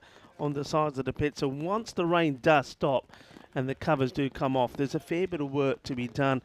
The umpires led by Tyrone Peters have been absolutely tremendous, and all the ECN crew here as well. A big shout out to them.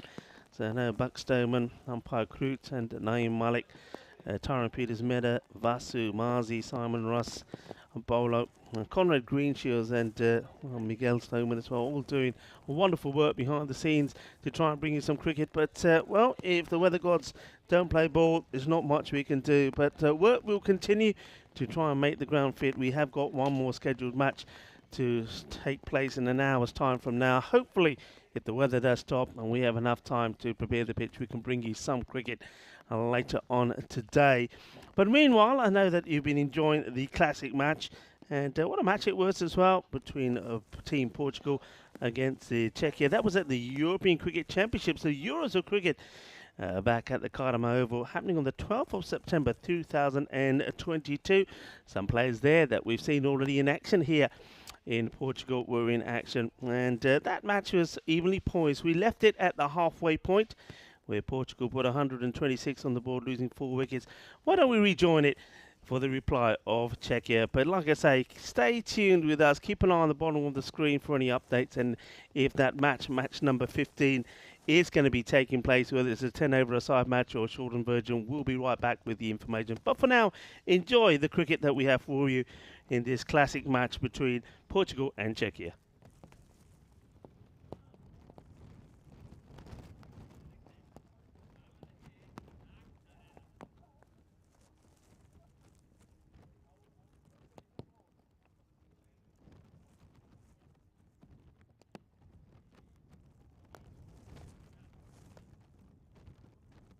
European Cricket Championship, it's the start of the Euros of cricket here in Spain. 5 weeks of cricket coming your way.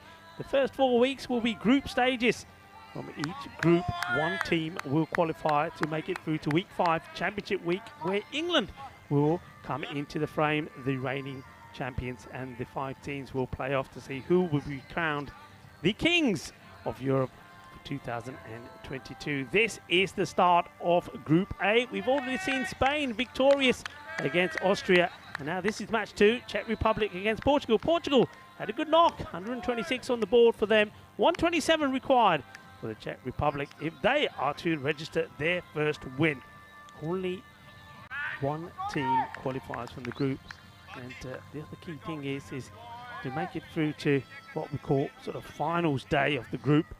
You've got to finish in the top 4, so team finishing 5th in the group will be eliminated as well. So everything to play for in these early matches. Portugal, you would think, have the upper hand in this. The Vizzy just placed this one straight down from Conrad Greenshields. Well, he did a good job with the bat, did Greenshields, 41 of 19.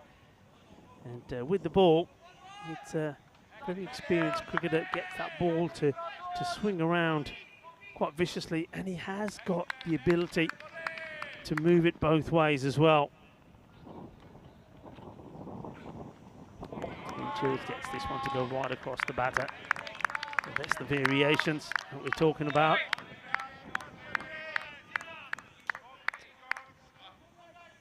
Big plus. Having Conrad Greenshields now eligible to play for the Portugal national team. He's played a lot of cricket in Portugal and now meets the criteria. And what a debut he's made. Short in the air, and this will go all the way. Balle, balle, balle. Ginna sona. Shaka lagya. Well, this was a bit of a challenge, wasn't it? Greenshields says, okay, I'm going to bang it in short. Let's see what you got. Well, that's what I got, he says. I got 6. Big shot. And doesn't shy away from the challenge. So, the Vizzy giving Greenshields something to think about. Well, Greenshields goes short again, and the Vizzy, he rocks back and he pulls this all the way over to the boundary again. Boom! Shaka lagya, manos arriba, Vidro, porque eso es 6 carreras más, así me gusta. Boom, boom, boom, boom, shaka lagya. Well, he's up for it, and just like that, after a good start, Greenshields is surrounded by a couple of players saying, hey buddy, come on, you know what you're good at, pitch it up, get that swing into place, stop banging it in short. Oh, this is not good. It's a great bit of work from the keeper to stop that. And Path Junjat sliding, making a stop, otherwise that could have been a fifer. Losing his shape slightly, maybe a little rattled here, Greenshields. After those 2 big 6s. The VZ just asking Conrad to wait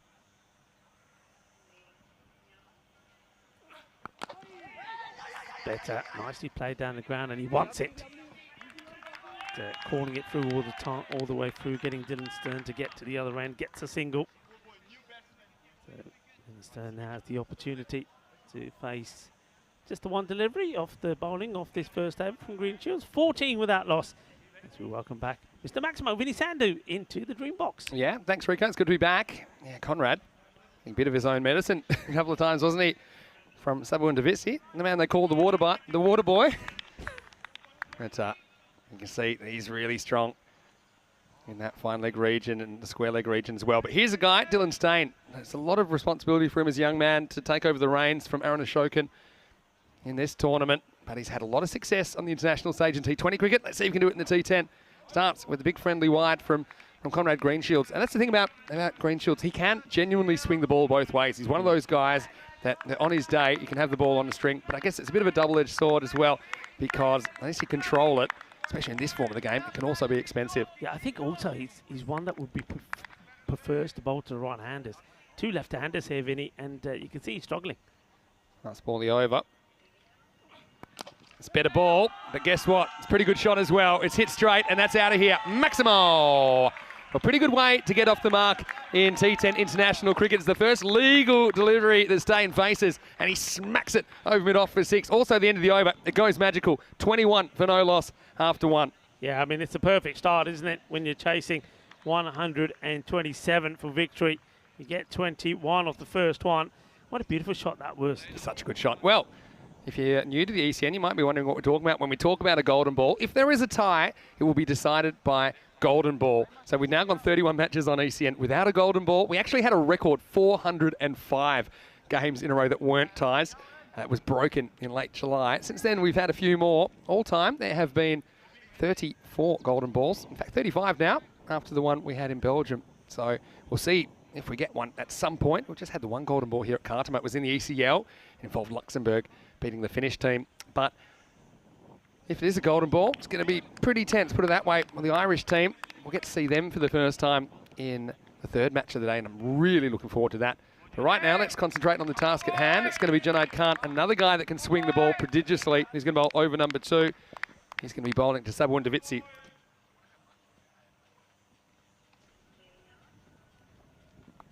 Edged and fine and well stopped. Well, he doesn't use the hand method here, to be honest. That's Mohammad Fakrul Hussain. But he's got the body behind it, and that shows the commitment. He saves the boundary there. Yeah, there's no excuses though, Vinny, is there not to be diving and sliding around on this outfield. I mean, like I said before, it's like a carpet. And, well, that's a good indication there what you've got to do. You've got to throw yourself at these. You've got to get something behind it. Good stop.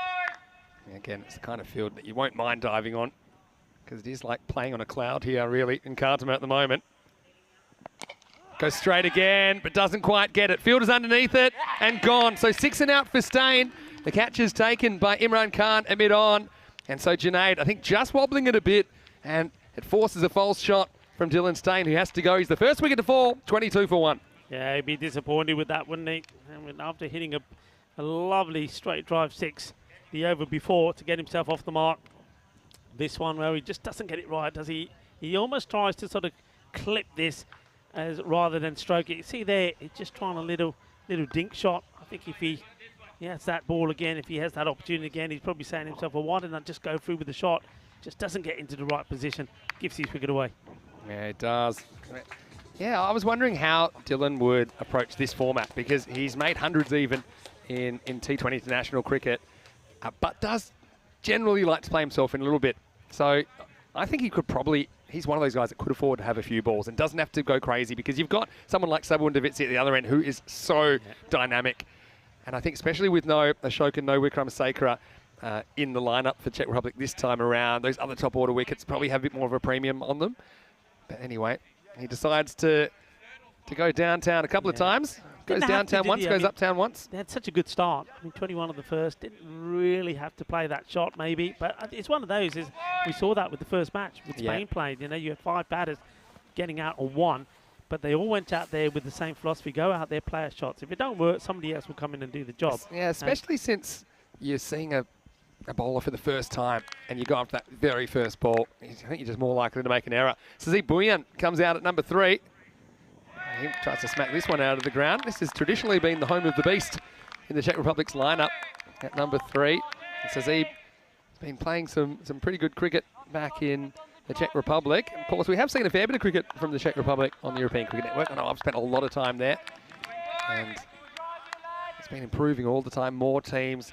I think that it's just been growing in quality over the last couple of years. A lot of new registrations as well.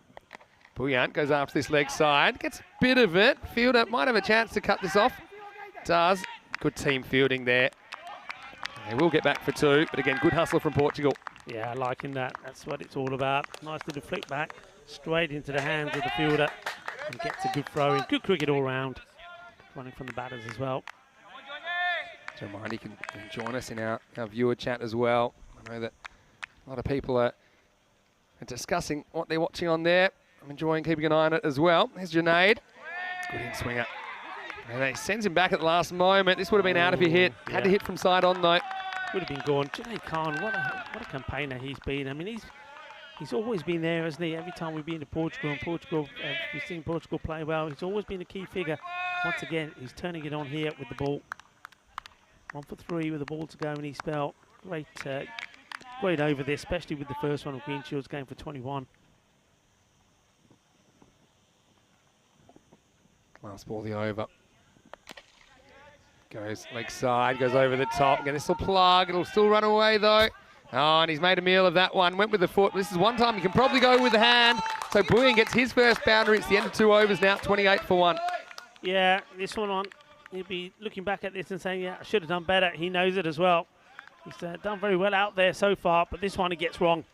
I mean, just at this point, look, he tries to get a foot onto it, but I think he knows himself, really, that he should have been diving at that and flicking it back with his hand and then tidying the job up afterwards. So a little bit of a let off there. 28 for 1 at the end of 2. So Junaid Khan, he'll be disappointed that he's allowed that last ball going to the boundary, but I think that's more down to an error from the fielder than he's bowling.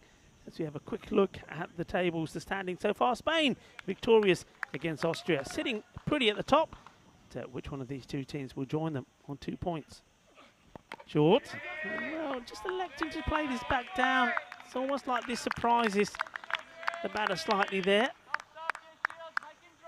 Divisi just playing this one back down from Green Shields. Green Shields preferring to bowl himself out. I mean, after getting 21 off the first, he's not shied away from the battle against the VZ, but probably doesn't want to be banging it in short to him. He's hit pretty well. This man out there does really well. Yeah, it's an interesting decision from the captain to bowl himself out here, isn't it? I mean, he's probably thinking he's a swing bowler. He wants to bowl when the ball's at its newest. It kind of backfired in the first over. But, I mean, that, again, shows he's not making decisions just solely based on the small sample size of the first over. A couple got away. He obviously feels that he can get the better of Davizzi perhaps in this over and remove him. I'm interested to see how he'll bowl against a right-hander. Yeah. The first ball he's bowling to a right-hander. Yeah, that's a good point you make. We saw the lefties kind of take a bit of a toll on him in the first over. Anyway, an outswinger, Bouillant, wild swing. Doesn't make any contact. Yeah, this is where I think he's more at home to the right-hander. Gets that one. You see, that was the one that he was bowling a fair number of times to the left hand, being pinned or being called wide. Right-hander, it's a different ball game. I know that in Perth, when he was playing there, Conrad played for Melville Storm, which is a club which has been home to cricket like Dimitri Mascarenas and Adam Voges as well from Australia. Full toss. Oh, they go on the hit, and if that was picked up cleanly, it would have been a real chance to run out, but Rao Imran fumbled it at the critical moment. So Bouillant getting a bit lucky. But the other thing is he hasn't really clicked yet, Sazib. And just keep an eye on that run rate required. I mean, they basically need 13 and over from the get-go. They want to be 39 or so after the third over. They look to be a few behind at the moment.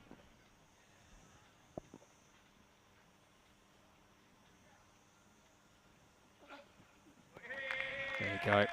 Hey, Conrad. Really, I think he wants Sabah. That's what he wants here.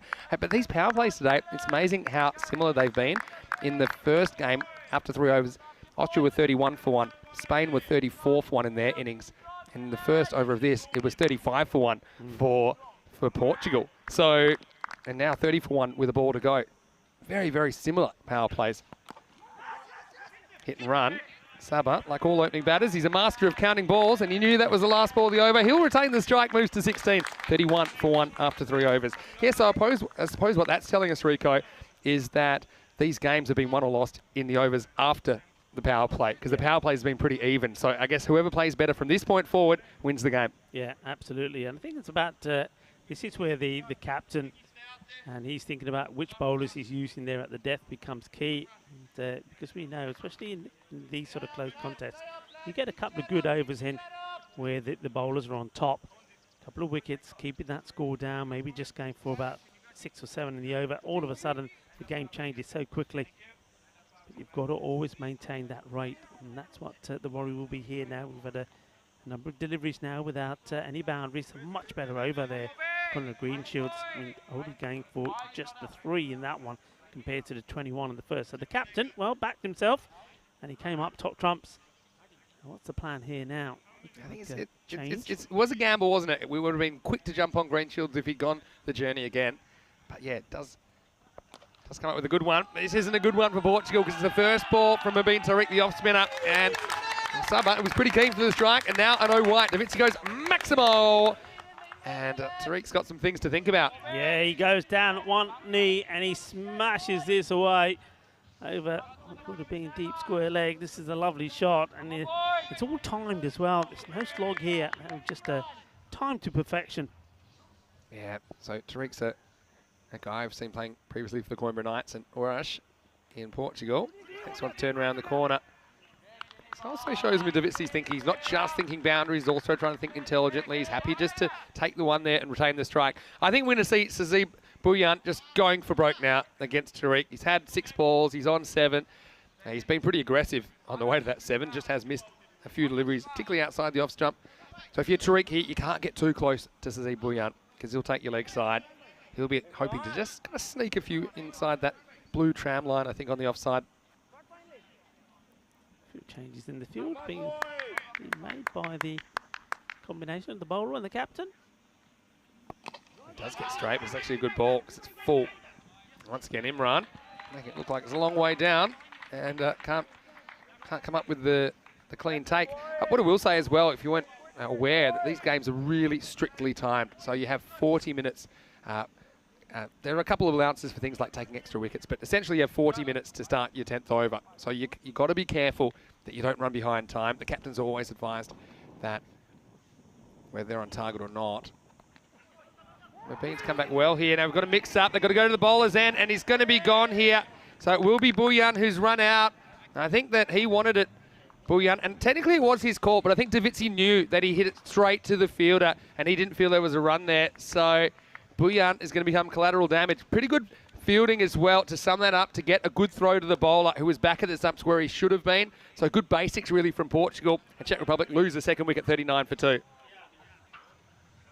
Yeah, that was good awareness. I mean, the fielder, as soon as he feels it, he looks up, he assesses the situation quickly and gets a good clean throw back in. Look at that, straight away, right over the stumps, and there was no way back there. But I think Davizzi's quite right.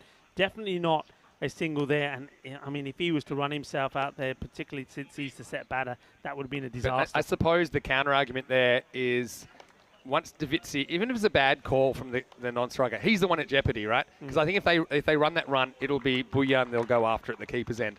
So it's a funny one. I think ultimately the run just wasn't there. Here's Venkataswamy, the new batter, and he's a guy who's seen playing for the Prague Spartans in the Czech Republic. He's a very good player when he gets going as well, but it'll be at non-striker's end to start his innings. Venkataswamy, it's a new batter, comes out to support Davizzi. Punches this one back to the bowler. Let's have a look round. At this field, 2 men on the leg side, 2 men straight. It's been hit pretty well, and it will go all the way. Well, watch out, there's a cook about. Well, there's Fletch. Well, Paul Fletch, he's always in the action.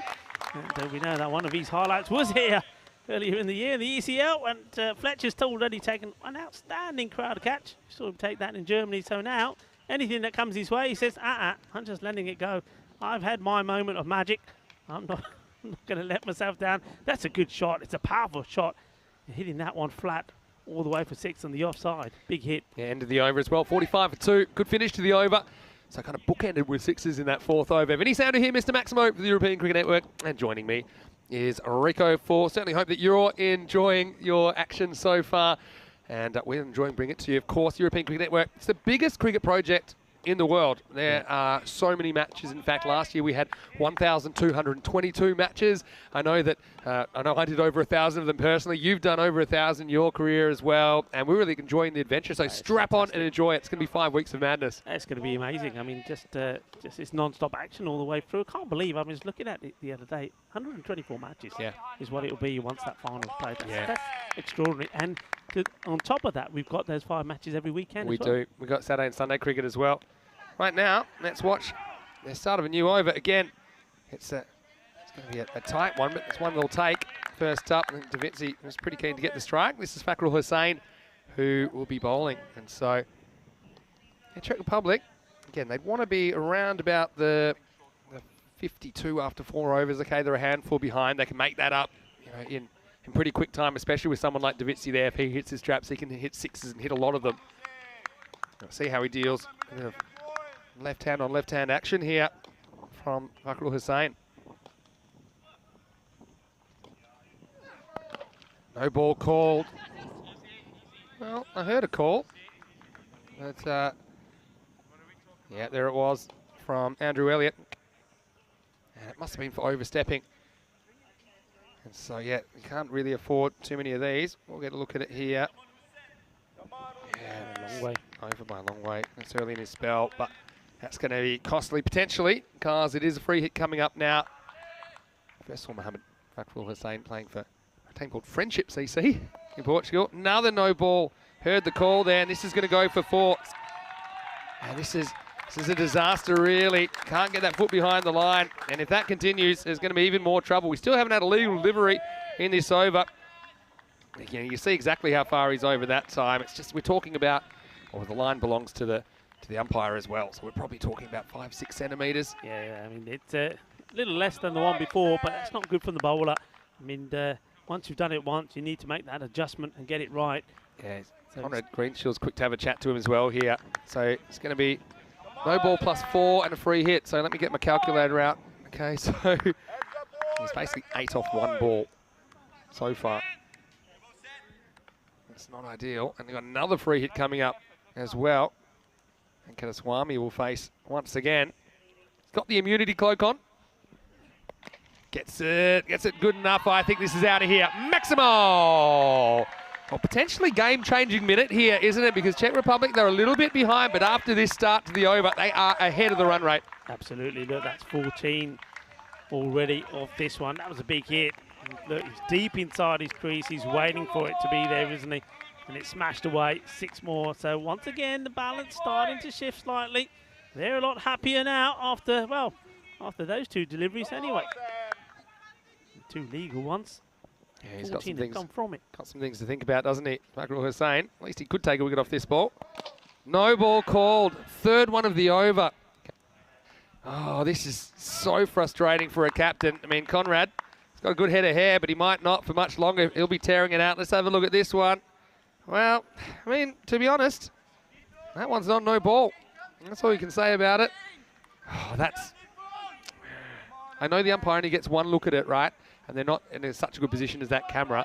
Yeah, I mean, as an umpire, I know you've done a lot of umpiring, Rico. I'd want to be absolutely sure that it's a no ball before I call it. The only thing, I mean, 2 ways. Look, I mean, yeah, when we see that, I mean, that's of course the umpire don't get the opportunity to see that. Yeah. When you see that, you think, okay, that's a tough call.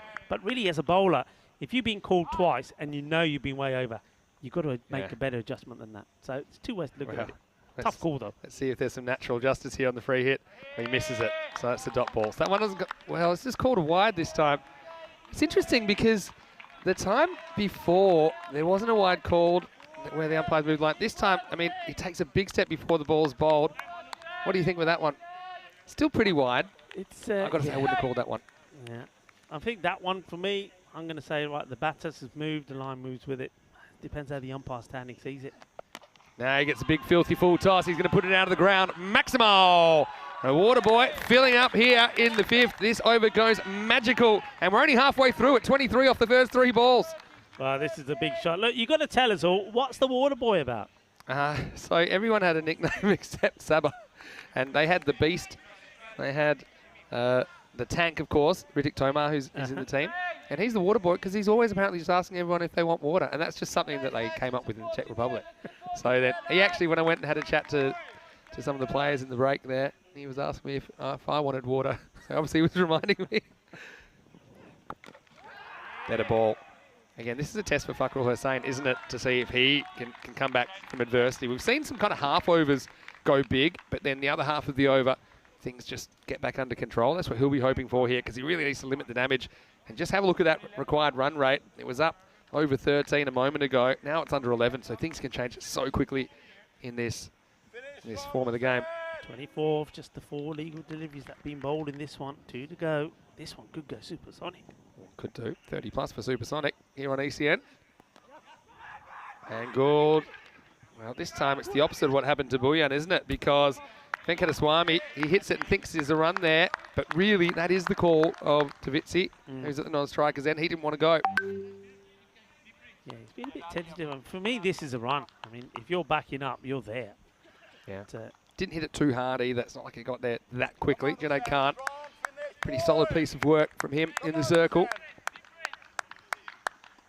So it becomes a huge ball now. Just pulled things back here in the last couple of deliveries, but can Hussain get out of the furnace here? Well, maybe, maybe not. This is clunked away to the leg side. It is fielded there by Stoneman, who is a pretty good fielder. Not so good at staying on his feet, but he manages eventually, and it's the end of the 5th over. So in the end, it goes for 25. From where he was, though, it actually could have been a lot worse. Fakrul Hussain, 5 overs down, 70 for 2. Yeah, but what you have to think about is, you've had 46 runs scored of 2 overs. Yeah, game changing. When you think the first over went for 21 from Greenshields, that one's just gone for 25. The other thing is, Buyan got run out for 8. Might have been a blessing in disguise. Just didn't seem to have it. And he's such a dynamic player on his day. But that's kind of what we saw with the Spain innings earlier today. You know, I think that you've got to accept that some of the batters out there, they're not going to all come and have the best game of their lives in the top 6 or 7. Yeah. So if it's not yours, sometimes it's better if you get out the way, and there might be a match winner down the order, like we saw from Daniel Dole-Kayet for Spain in match 1. You talk about match winners. This man coming on the bowl now, we've seen him being a match winner many a times. Nipu. Leans on the first one. In Nippo, we've seen a lot of him, haven't we? He was Golden Ball hero, one of our first back in 2020. Yeah. And he's a guy I always love to watch. He's kind of a wiry kind of a left arm spinner, almost I won't say slingy, but yeah, it does get high, gets a lot of bounce as well. He'll change his pace as well. Doesn't get a lot of turn. Generally, will just slide on. Most of the time, though, left-handed batters do like facing these left-arm spinners. You see Nippo, that was a slightly quick one, but you couldn't really tell the way he released it. Just hurried on. It kind of surprised a bit, so he has to pat it back. Yeah. Good start from Suraj Nipu. Game right in the balance at the moment. Oh, this one almost bowls him, sneaks it under the bat. Again, Nippo, that's a couple in a row. He's just been on Davitsi before he's realised it. Just have a look at how late the bat comes down here. He thinks, what he's thinking, he wants one that he can get under and drag to the leg side, but just doesn't allow it. Like this, he tries, and he doesn't get too much of it at all. 2 fielders are guarding that boundary. Stoneman, who hits the stumps here. Not alert. I mean, that's a direct hit from the deep, but the ball goes into territory where there's no fielders, and if the batters were alert to this, that's the second one they've I mean, you both had to be aware, I suppose. You see the keeper. Normally, as a keeper, you try and protect the stumps, but the throw was too good. Lucky the batter was paying attention there and kept his bat firmly on the ground. Didn't look to take another one. Mohamed Siraj Nippo. Just waiting here, maybe to get the stumps fixed up. Get those stumps adjusted. Nice to see the teams in the background there warming up for the next match. Well, I can't wait for the next match. Ireland 11. They're going to be bowling first. Austria winning the toss and batting in that one. You'll see the teams in a minute, but that should be, for me, the most fascinating contest of the day on paper. His hands here. Well, could be trouble, and he's gone here. They'll probably have a look at this. In fact, well, No decision's been made just yet, but I got a feeling he's going to be out. Just eyeballing it. I think the bat may have been in the air here for me, Vinny. I mean, yeah. I'd be very surprised if he's made this hit. But again, the running's not been good. He has hit the cording. Once again, it's the VC who's involved. He's not interested, is he? Yeah, we'll see it here. On camera 7, we'll see this one first. And yeah, I mean, I can even tell there he's gone. And this will confirm it. Yeah, just short. So smart work, and probably not so smart work from the Czech Republic. They haven't really been on the same page. He loses his bat. Probably almost gets a mouthful of grass for his trouble as well there. I like this. It doesn't quite work this way. He decides, well, I'm not going to make it in. I'll just put the extension cue on the bat and see if it makes it. But he still was a bit late. He sort of shoves the bat sliding along. Have a look at this. He sends back here. Look, he's way short. Watch the bat here. Let's see. Here we go. Here goes the bat. I suppose the field's in much better condition than we saw it earlier in the year for the ECL. But this has also been an issue for batters trying to slide their bat on the surrounds of the pitch where the bat will plug. We haven't seen a bat plug victim yet, but I don't think I'd count that one because he was always short there. And it's unfortunate for Kranthi that he has to go that way, but he will for 14. Ends that partnership now. It's 72 for 3. A lot of people mentioning that Mohammad Siraj Nipper has a Bangladeshi background. He does. Played with Shakib Al Hassan in BKSP. I think also a bit of a Nepal connection with Siraj as well. Lovely guy as well off the field. Of course, we know a lot of these players very well from our tours around Europe in the domestic European Cricket Series. Here's the tank. Riddick Tomar gets wide first up. They'll run on it as well. So Riddick Tomar is called the tank. I don't know where that originated, but normally in domestic cricket he does have the tank on his shirt, and normally wears number 333. It's a bit of a Chris Gale reference to, not always, but quite a lot of the time. But he does love to whack the ball. Also a pretty handy bowler. I don't think we saw him in the first innings today. Davitsi, no, he's the key in this chase, isn't he? He's still there. He's on 38. He's got one ball to face from Nippo. And he just flicks this away, and this could go for 4 at will. That was just pure timing, wasn't it, from Sabu and Davitsi? And it will take us to the end of the 6th over. Czech Republic, 78 for 3. Yeah, it's not a good finish to the over from Nipu. He bowled really well right until the last couple of deliveries. He just strays on the leg side. Doesn't do too much damage when he does it to Tomar, but to Davisi, who's seen the ball so well, if you bowl a bad ball to him, he's going to put it away, and he does. He executes that beautifully. 4 more runs. Just keeps them just above where they need to be. Yeah, it's a fascinating game, this one. They're pretty much at 13 and over right now. That's what they need to be, essentially. It started at 12.7. So again, that's how I'd be doing this as a batting team. 13 and over from here, just to stay on track. So you want to be 91. You've got to set yourself little targets within the bigger target just to keep yourself on track. But we're going to get to see the tank here. Riddick Tomar facing up for the first time. Tries to moose one down the ground, but just gets a 1. That's okay. Let's see Sabu Davitsi coming on strike now. He'll resume his battle with the spinners. This time it's going to be Mubin Tariq who he's facing.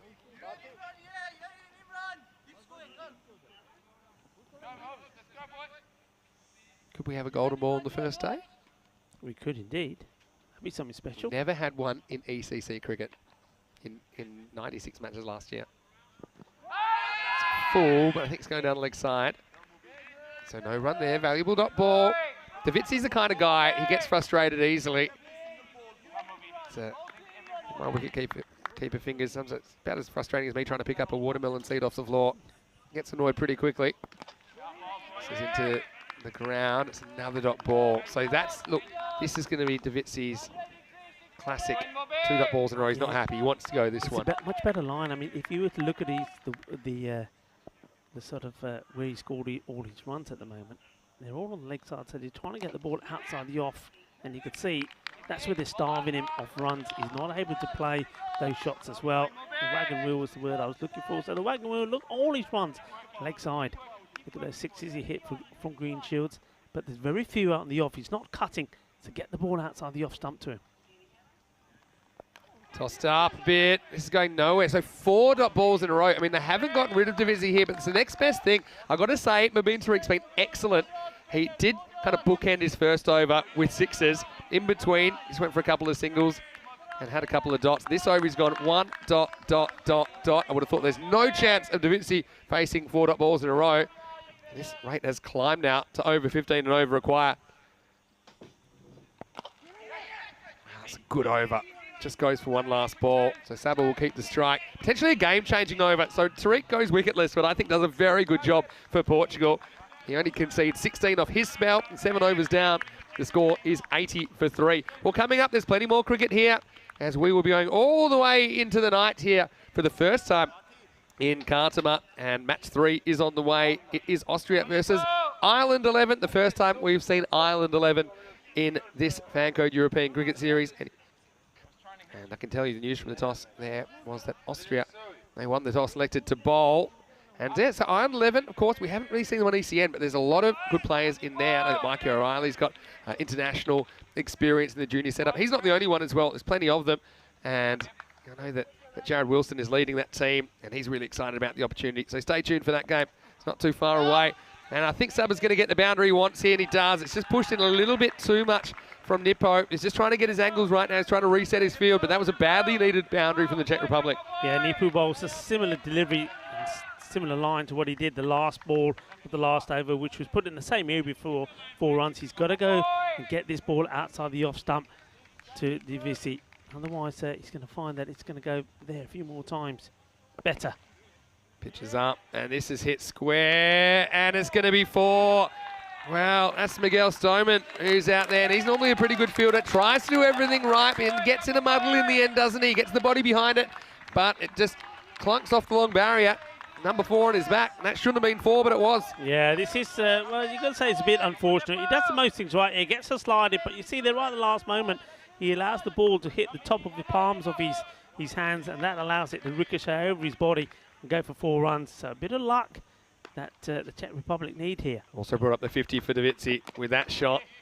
An innings that came off 29 balls and is still going. Well, Conrad doesn't know where this one is. They're going to go for it. Bit of a dodgy 2. And, well, it might be 6 now because that's going to go, well, it won't go all the way, actually. They'll get a 3rd run, and that's all they'll get. Well, this had everything.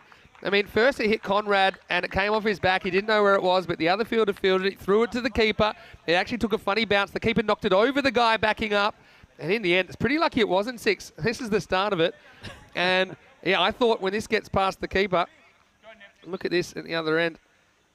It ended up, luckily, the keeper took enough off it that didn't go to the boundary. That could have been a disaster. But in the end, Conrad saves 1 run because it would have been 4. Instead, it's a 3. Changes the strike, though. So it's Tomar who gets a little edge, and this will run away pretty quickly as well. The chase is on, but the ball wins it, as we see so often here at Khartoum. And, well, fielded by Andres, our cameraman in the background. And he loves his cricket as well. So Tomar gets a break, and he wouldn't have been on strike if they hadn't got that overthrow. But he gets another 4 handy runs, and Czech Republic just hanging in there. Just, yeah, I mean, after a couple of tied overs, well, I was almost giving the camera a kiss there. After a couple of tied overs, this one has worked out in their favour so far. Well, this is going to be swung away on the leg side. It's hanging high in the air. It should be caught, and it is. And that was well taken down there, and that's Faf Stoneman that takes the catch. Well, Nippo, he had the look in his eye of, what do I have to do to get a wicket here? He had a lot of bad luck in this over and kind of in this spell. But that was a miss hit, wasn't it, from Tomar, who gets the boundary, but he gets out next ball. Nicely held out there in the deep.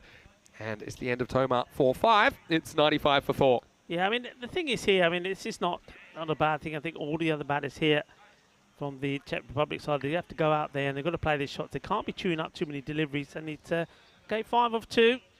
So he'll go back. Another batter will come in. But the key man out there is, of course, the man that's gone past his half-century. So Sababun Davisi.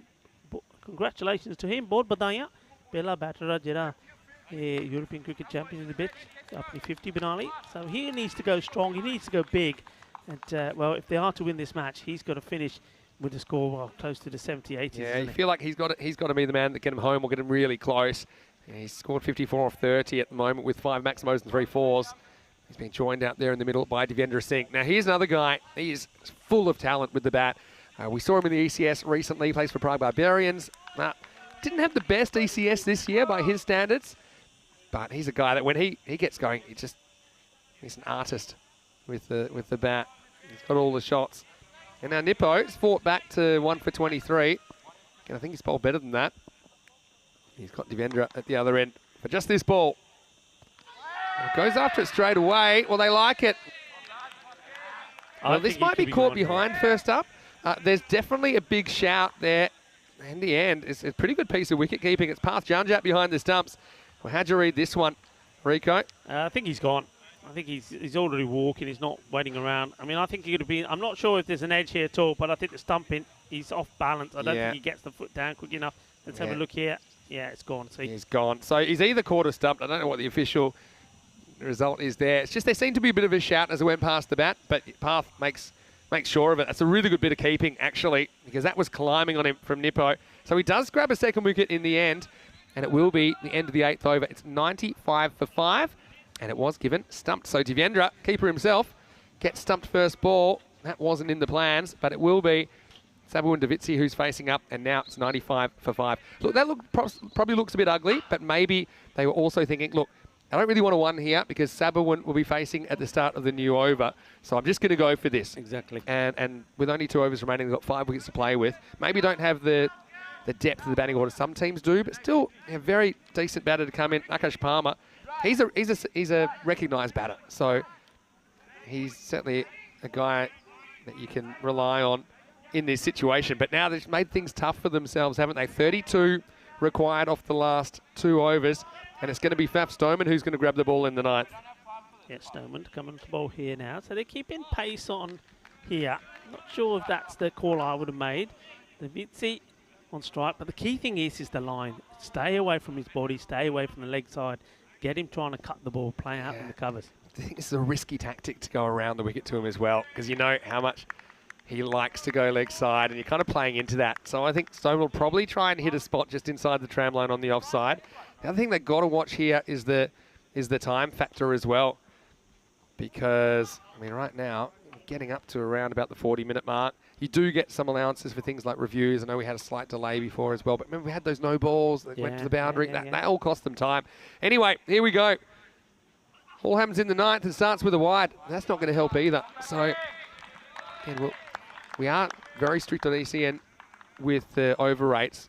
And it's a bit more strict than you'll see in most cricket. But the part of the reason is we just can't afford to fall behind time with so many matches in the day. We've got 5 matches a day here. Because there will be a 5-run penalty if they don't start the 10th in time. This won't help either. So it's going to be another wide. And, you know, a 5-run penalty at this stage could be huge. They will get an extra minute because they have taken a 5th wicket. So every wicket after 4, you get an extra 1-minute allowance. But you can see the way that Faf's running back to his mark. Yeah. I think he has to hustle here. Yeah. Oh dear, this has come out wrong as well. This ball seems to be coming, it's almost like it's slipping out of his hand. Yeah, he's doubled down on the tactic though, hasn't he, of going wide, but he's just got it wrong. Just look at the hand here where the ball comes out. It just doesn't seem to be coming out right at all. So 3 wides to start off with. This is not good. Goes straight up, worked away, needs to be stopped and is. Hussain keeps it to 1. Yeah, that's a result. Keep it to 1. Basically means that Palmer, the new batter, will be on strike here. Daviti will be desperate to try and get back to the other end. Stoneman quickly getting his field to move. That's the other thing that's happened. You see, all the time that Daviti's been out there, they've had to keep moving the field every time there's a single. And that also eats into your time. It also plays in the bowler's mind. So now, Stoneman has to get this ball right to the right-hander. Palmer yet to face a legal delivery. And get a 1 here. Again, he's a talented batter. I'd like to watch him apply his trade. Plays for Prague Cricket Club in the Czech Republic. Bit of a boil over actually in their domestic final there.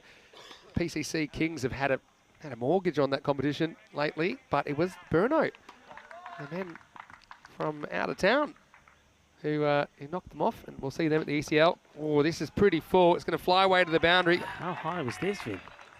And wow, it's highish, isn't it, as well? Have a look on the replay. It was definitely probably would have been a wide. I would like to see the height on it. It goes for 4. I think the batter's probably a bit disappointed it's not been called, actually. You can see the frustration on his face. I mean, it all happens very quickly, but, well, I'm going to say, oh, yeah. Yeah, that's high. I think that's too high. If it's waist or height, higher, it should be called. And now he's going to be out. So what would have been a free hit? Well, there's no decision as yet. But maybe it wasn't off the bat after all. I've got to say, it looked incriminating. Batter straight away. That's a lot of batters do, I suppose. Is indicating straight away. No, I didn't touch anything on this. It certainly looked like it caught something on the way. A pad, was that? It must have been pad. Pad. I was totally done by this angle. Yeah. It looks like it comes straight off the bat, but yeah, maybe off the pad, so that's fine. Now, well, we're going to have a run out here for sure. And you can see it's another victim. And Davitzi's racking them up, not just the runs, but the the partners at the moment, as he's going to lose Palmer for one. And things just getting away from Czech Republic here. Again, that non-call of the no ball, which it would have been an extra delivery because that's what they're running out of at the moment, the Czech Republic. See, Palmer just thinks it's a hit, but Davitzi's down, and he just doesn't think he's going to get there. So he instructs Palmer to do a U-turn, and Stoneman, this long over, does bring a wicket in the end. So, yeah, the score now 104 for 6. Important wicket that as well, because it just means that it will help them maybe on the time element of things, because that certainly is still going to be a concern here. But yeah, that's 3 run-outs. I was talking about when you get a wicket off a free hit or a wicket off a no ball, that's the big fine. I mean, somebody else who's paying some fines here is Davitzi. That's 3 men he's run out, you know. Yeah, I know that. Anyway, it doesn't matter if he wins the game for them. Oh, this one is an interesting one. It's definitely wide enough. It's a no ball. It's called because it's off the pitch. But if it bounces after the stumps, then it should be just a wide. But this isn't helping them over rate either. So no ball. See, this is definitely wide. But where does it bounce? Does it bounce after the line of the stumps? Yeah, I think it should have been just a wide. So it makes it it's a tough call. I mean, that's the square. The umpire's got to help you out there. So it'll be a free hit. Saba's just going to get 1. So I'm going to keep my eyes on the umpire here. He'll want to. He's running to the safe end. He'll want to. But I don't think that's smart because it's the end of the over. So I think you'd want to have. Well, there's a no ball called now. Called here. So this is another no ball. So it looks like we're going to get another free hit here. This over, well, I don't know how many balls are being bowled in this over, but this over is going to hurt them with time. Hasn't hurt them so much the runs that's come on of it, but the time element could be critical here. Oh, wow. Yeah, I'll have my eyes on the umpire because if there are time penalties, they'll be administered at the start of the 10th over. So a free hit to finish this over. It's had about everything. And so this will be the actual last ball of the over. And this time, Saba does get the single. So maybe he heard the call on that previous one. That's why he was keen to push for 2, because I knew he wanted to face. It's the end of the 9th over. The score is 109 for 6. So at the moment, they need 18 off this over. I just got a feeling, though, that we could have some trouble. The umpires have had a chat. Now let's see what's coming here, because that 18 could soon change. Yeah. Let's have a look. Let's see here. This is Suleiman Saeed. He's the one that'll tell us. And there we go. Look. There we go. He's going to get 5 runs. They're going to get 5 runs here, Czech Republic. And see, when he's tapping his chest, that means it's 5 runs to the batting team. And that's for the time. I predicted it, and that's a game changer, really. So 18 off 6 becomes 13 off 6. You kind of saw it coming, though, didn't you? Yeah. You got Sharan Ramakrishnan at the other end now with Davitzi, and he's a specialist batter, Sharan. He's made some really good contributions, even in ECC cricket, up the order. So here we go. It's going to be Junaid Khan to bowl the last over. 13 to win for the Czech Republic, and it starts with a dot. And Davitzi's had it all through there. Well, a bit like the quarterback at the box social. He's gone through a few partners, but he's still there in the last dance, and let's see if he can get them across the line. Yeah, this is such an experienced campaigner. Junaid Khan bowled so well. Got to say they're well over as well. I mean, they're 6 minutes over. And so, I mean, yeah, they would have got a minute for that wicket. That's why I said it was such an important wicket. That's true. That helped them, I think. You've got to be strict on it, and they are, and they track everything. This one goes straight through his leg, so 2 dot balls. Now, when I think about a bye, I don't think it was an actual genuine run-out attempt from the keeper. Just throwing the ball back to the bowler. I think the ball's dead there. But, yeah, I mean, all these things we're talking about, they're taking into account. So, the first time penalty. Davitzi on strike 2. Sharan, who's a new batter, just having a quick word to him. I don't know whether it was don't run me out, but he's probably saying, I got bat in my hand as well. Do you think? I mean, he's 2 blows away from tying this game. Well bowled though, and it's cut off. So they make sure it's just one. They may think it's two here, a creative two, to try and get Davitsi back on strike, but they don't. So Ramakrishnan, the left-hander, will basically get a chance to win the game for the Czech Republic. And the way that Davitsi's gone off the ball, I don't think it's necessarily a bad thing to get the new guy out there. You can see that Junaid Khan, just an accidental collision there as he was trying to get in the line of the ball. Got to go to the boundary, isn't it? Not easy, though. You're coming out there facing your first ball in the tournament. It's a pressure situation. 12 runs off 3 required. They basically need 2 boundaries in the next 3 balls. Can't do it. And now they're going to run, and it's going to be clever by Davitsi. In fact, wow, this is interesting. It's another run out. I think he drops the ball into the stumps here. He drops it, fumbles it onto his knee, onto the stumps. It's the 4th run out that we've had here. Davitsi being involved in all of them. That's got to be a record, really. Well, that's a record. This one I can understand because it's actually a creative, well, it's a deliberate sacrifice, really, of one batter. But you see how the batter there waits, Ramakrishnan, and that ball, yeah, the ball ends up knocking into the stumps. It knocks the opposite bail off, so there's no problem there. So now we've got 2 balls left. And what a last over this is from Junaid. I mean, he likes to bowl top and tails. He bowled the second over. He only conceded 7 then. And I've got to say that even for everything we've seen, if he can hold out Czech Republic here, I mean, Junaid's almost my player of the match. I think he's bowled that well under pressure. He's been sensational. Unselfish from Ramakrishnan, who sacrifices himself to get Davitsi back on strike. Well, if there's one guy in the Czech Republic team that needs to hit 2 sixes to win the game, it'd be Saba, and that's what he has to do. He gets this one. It's going, and it is. I think it's saved. He saved this. Well, this is potentially a match-saving save. They're going to get 2. They need to have a look at this. Let's see where his feet are here. I mean, if he saved it, this is an amazing stop. That's calling a green shield. This is all about, well, that's what captains do, and that's saving the match. This is cricket on steroids, really. Now, where does he take off from here? We may never see. Oh, he's fine there. He takes off inside, and yeah, he's done incredibly well. Amazing. All right. Sorry, Junaid. I've just given away your player of the match. That is amazing. Well, there you go.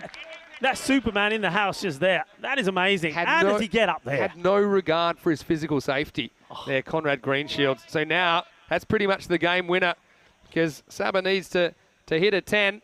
And even he won't be able to do that. He'll hit a 6, but it's going to be game over. That one flies away. Maximo to finish, but the win goes to Portugal.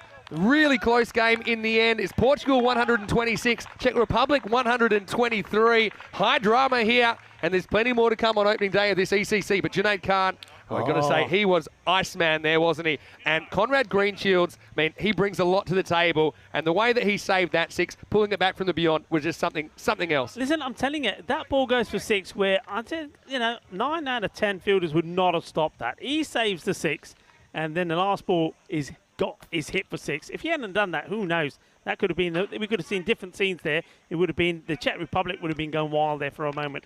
But what a great game of cricket. It just went, it was a bit like a yo-yo, wasn't it? From one side to another. You didn't know which way it was going to finish. A couple of expensive overs in there from Portugal, which kept the Czech Republic in it. Greenshield's first one game for 21. And then we saw an expensive over from Hussain that went for 25. So Czech Republic were always in it there, but in the end, it comes back to those little things, dot balls. And when you think of those dot balls that were played out, especially even the beginner of that last over. The 4 in a row for me is the one that did it. Yeah. When Tariq dotted up Davitsi in, what over was it? Probably the 8th over. It was the 7th over, in fact, where there were only 2 singles in that over. So they were all important. Look, Portugal, in the end, it wasn't a perfect game from either team, no doubt. You wouldn't expect it at this stage, but we knew it was going to be close. And the water boy, well, he was out there making waves early on. But Saba, it'd be really a bit of a long innings from him. And it had twists and turns, didn't it, early on? You see Dylan Stain, he started with a 6, but he was a 6-and-out victim as he went the very next ball that he faced, well caught by Imran Khan. And Booyah never really got going. We saw Portugal make a meal of things a couple of times. We saw a bit of panic from both teams. I think that's just good television. But we saw plenty of run-outs as well. Davitsi went through a few partners and ultimately got them so close, but not close enough to get their first points in this ECC. Yeah, I mean, he's going to be feeling that, isn't he? I mean, he's batted so well, 71 of 42, so the highest individual score of this championship by far already. But to score that and do that, back all the way through the inning and fall, well, 4 runs, well, just short, 3 runs short of winning the match for your team. It's going to hurt you a little bit, and you can see that he was totally frustrated, a bit exhausted there as well towards the end when he goes down. They had a few moments. I mean, this was one, wasn't it? Went for 4, and then you had Francis Stoneman who came on to bowl, and he was just bowling too many extras, the wides, the no balls as well. Yeah. So they were happier times for Faf. Happier times before one of the world's longest overs. I got to say, one keeper stumps another. It's always pretty satisfying. Devendra Singh went first ball. This is towards the end, and yeah, we just saw more miscommunication there. That was Palmer that had to go. 5 penalty runs was crucial, and it meant that they needed 13 instead of 18 off the last over. This is kind of a tactical run out to get Sabah back on strike. If anyone in the Czech Republic team had hit 2 sixes to win, he'd be the guy you'd choose. This one would have been 6, but it was pulled back from across the border. Conrad Greenshield, one of the plays of the day here on opening day. Oh yeah, easy. That was class, top class. And then you go and see, in the end, he does hit the 6. But, well, because of that stop, the ball before by Conrad Greenshield, it was not enough. What a massive play that was. And, here we are at the Carnival Oval. There you see it there. It's a wonderful location. Come on down if you're in the area. Come on down and join us in the fan zone. And, this is what we've got coming up next. Certainly looking forward to this. Austria, they've had played one game already, which ended up in defeat. But now they take on Ireland. Let's see what Ireland bring to the occasion. Certainly looking forward to this. Well, I can't wait to see the Irish. And the Irish are a little bit of, they've gone to the finest finishing schools, but they're going to be in a street brawl here against Austria. And I can't wait to see that one. It's coming up in just a few minutes' time. So Davitsi anchors the innings with 71 of 42. Didn't have a lot of help, but really a lot of that was his own fault because 4 run-outs in that innings. The next best was Venkataswamy, who stuck around with him for a while. 14 he contributed. With the bowling, I mean, it's a pretty good team effort. Fakrul Hussein's over just went completely off the rails, but even that, he pulled back after I think 23 came off the first half of it. Only 2 came off the second half. Nippo with a couple of wickets, bowled better than his figures suggest. Tariq was good. I think Conrad, again, fought back after a tough first over. And the other thing for me is the way that Junaid Khan closed out the game. He was ice cool, even though 5 penalty runs. I mean, all the players, they know this. They played a lot of ECS cricket. These guys out there, they knew that they'd gone overtime and they had to do it the hard way, but they did. They win by 3 runs. Just checking the next game. I'm not sure if we'll start right on time. In fact, looks like we will have a 10-minute delay. There you go, just come in because we ran a little bit late in that game. So we'll be back in around about 10 minutes with the start of match 3. Ireland will be in the field first. It is Austria winning the toss and batting. We'll see you very shortly. More cricket on the way. ECC opening day. Vinny Sandhu here, Mr. Maximo with Rico Full. Back soon with more Dream 11 European Cricket Championship.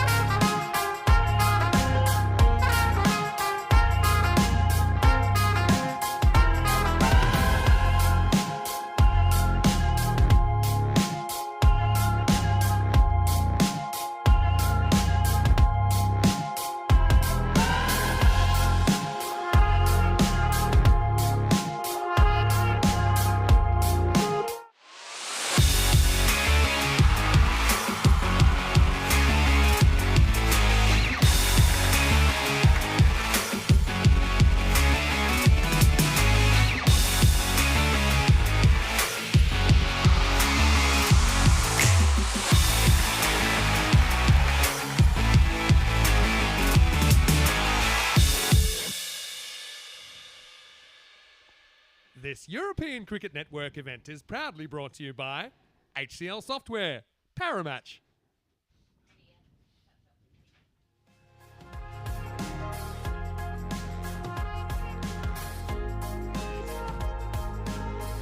Hello cricket lovers, and welcome back to the Centurion Cricket Ground. And it's been a frustrating day here in Portugal. We'd love to have some of the weather that you were seeing there at the Carnival Oval back in 2022. Good win that for Team Portugal against Czechia. But here the weather has not been kind. We've had 2 rain interrupted days matches that we were able to complete, but the last 3 have all had to be abandoned. Match number 13 got started, but we couldn't complete the second innings. And then the matches between Team Tigers Portugal and Punjab CC of Amadora, and the last one there, match 15, Lisbon Capitals taking on Punjab CC Amadora, had to be abandoned because severe rain. I mean, we've had a lot of rain, a lot of storms, and some of the storms have been quite amazing. Not have we just seen people blown away, stumps blown away, all sorts blown away. That means that the tables look a little bit like this. So with those no results, the team's going up and down all over the place at the moment. Team Targets Portugal probably would have done, feel that they have done well out of today. They had some tough matches coming their way. They managed to pick up 2 points from some of those. Punjab, CC Amador, they all feel that maybe they've lost out a few points, but I think at the end, it's all teams will be happy that they've at least got something from the matches here today, as the weather has been very unkind. The gamblers will see them in action tomorrow. Gorkha had the opportunity maybe to go to the top of the standings, but they're going to have to settle for second spot. I mean, this is what we had to contend with today. You know, massive shout out to everybody. Now, just have a look at this. I mean, the wind came from nowhere. That is the camera that has taken off. So, as I wasn't kidding when I told you that not just people, not just the covers, not just the stunts, but also the cameras were flying all over the place. So, this is what we've got coming up tomorrow. It tells you some of the matches, but I have to say that the forecast is once again against us. So, we'll do what we can. Cobra Knights are going to be in action against Lisbon Superchance. Team Targets Portugal will be taking on Gorkha as well tomorrow. And of course, there's going to be a couple of double headers in there. And then we've got the Cobra Knights versus Gorkha 11. So 5 matches scheduled. But like I say, if the weather's anything like today, it's really be a tough ask. But well done to everybody at the ground today. It's been an amazing effort from all of the umpires, led brilliantly by Tyrone Peters. It's a difficult one for the umpires. Obviously, have to make sure that the conditions are safe for the players. Players want to play, but of course, if the rain doesn't stop, you can't play. We did well really to get the 2 matches that we did get in today, when Gorkha won by 6 wickets over Lisbon Capitals in once again a 6-over match because of the weather. And then Punjab, CC Amador got a win with 10 balls to go against Team Targets Portugal. That also was reduced because of the weather. And then 3 that we've had abandoned. So well done to everybody here at the ground. Meta, Basu, Mars, Russ, and the likes of Paolo been absolutely brilliant with the other helpers as well. Conrad Greenshells, Miguel Stoneman, and the umpires have been amazing. Buck Stoneman, Kruk Patel, Naeem, all doing a fantastic job to make sure that things can happen and that we have got some cricket in today. Big shout out also to the girls that have worked tirelessly behind the scenes, keeping everybody warm and fed. So well done there to Maria and to Zoe and Lorenzo behind the bar as well. Been a fantastic team effort from everyone, but unfortunately it wasn't meant to be because of the weather at the end. The big shout out, of course, to our production crew, and that is Spring Media, and they've had to, you've seen already there, had to deal with all the elements as well. So top job from them, both the Martins and to Martha Maria as well. And also, thank you for your patience wherever you've been tuning in from around the world. We know that we are blessed to have the best viewers in the world. I know it's been a frustrating one for you, frustrating for us as well. Maybe the weather gods will be kinder to us tomorrow. So on that note, it's time to say goodbye. Be good, be kind, be safe, be happy. Shukriya and hasta mañana, mi familia. Adios.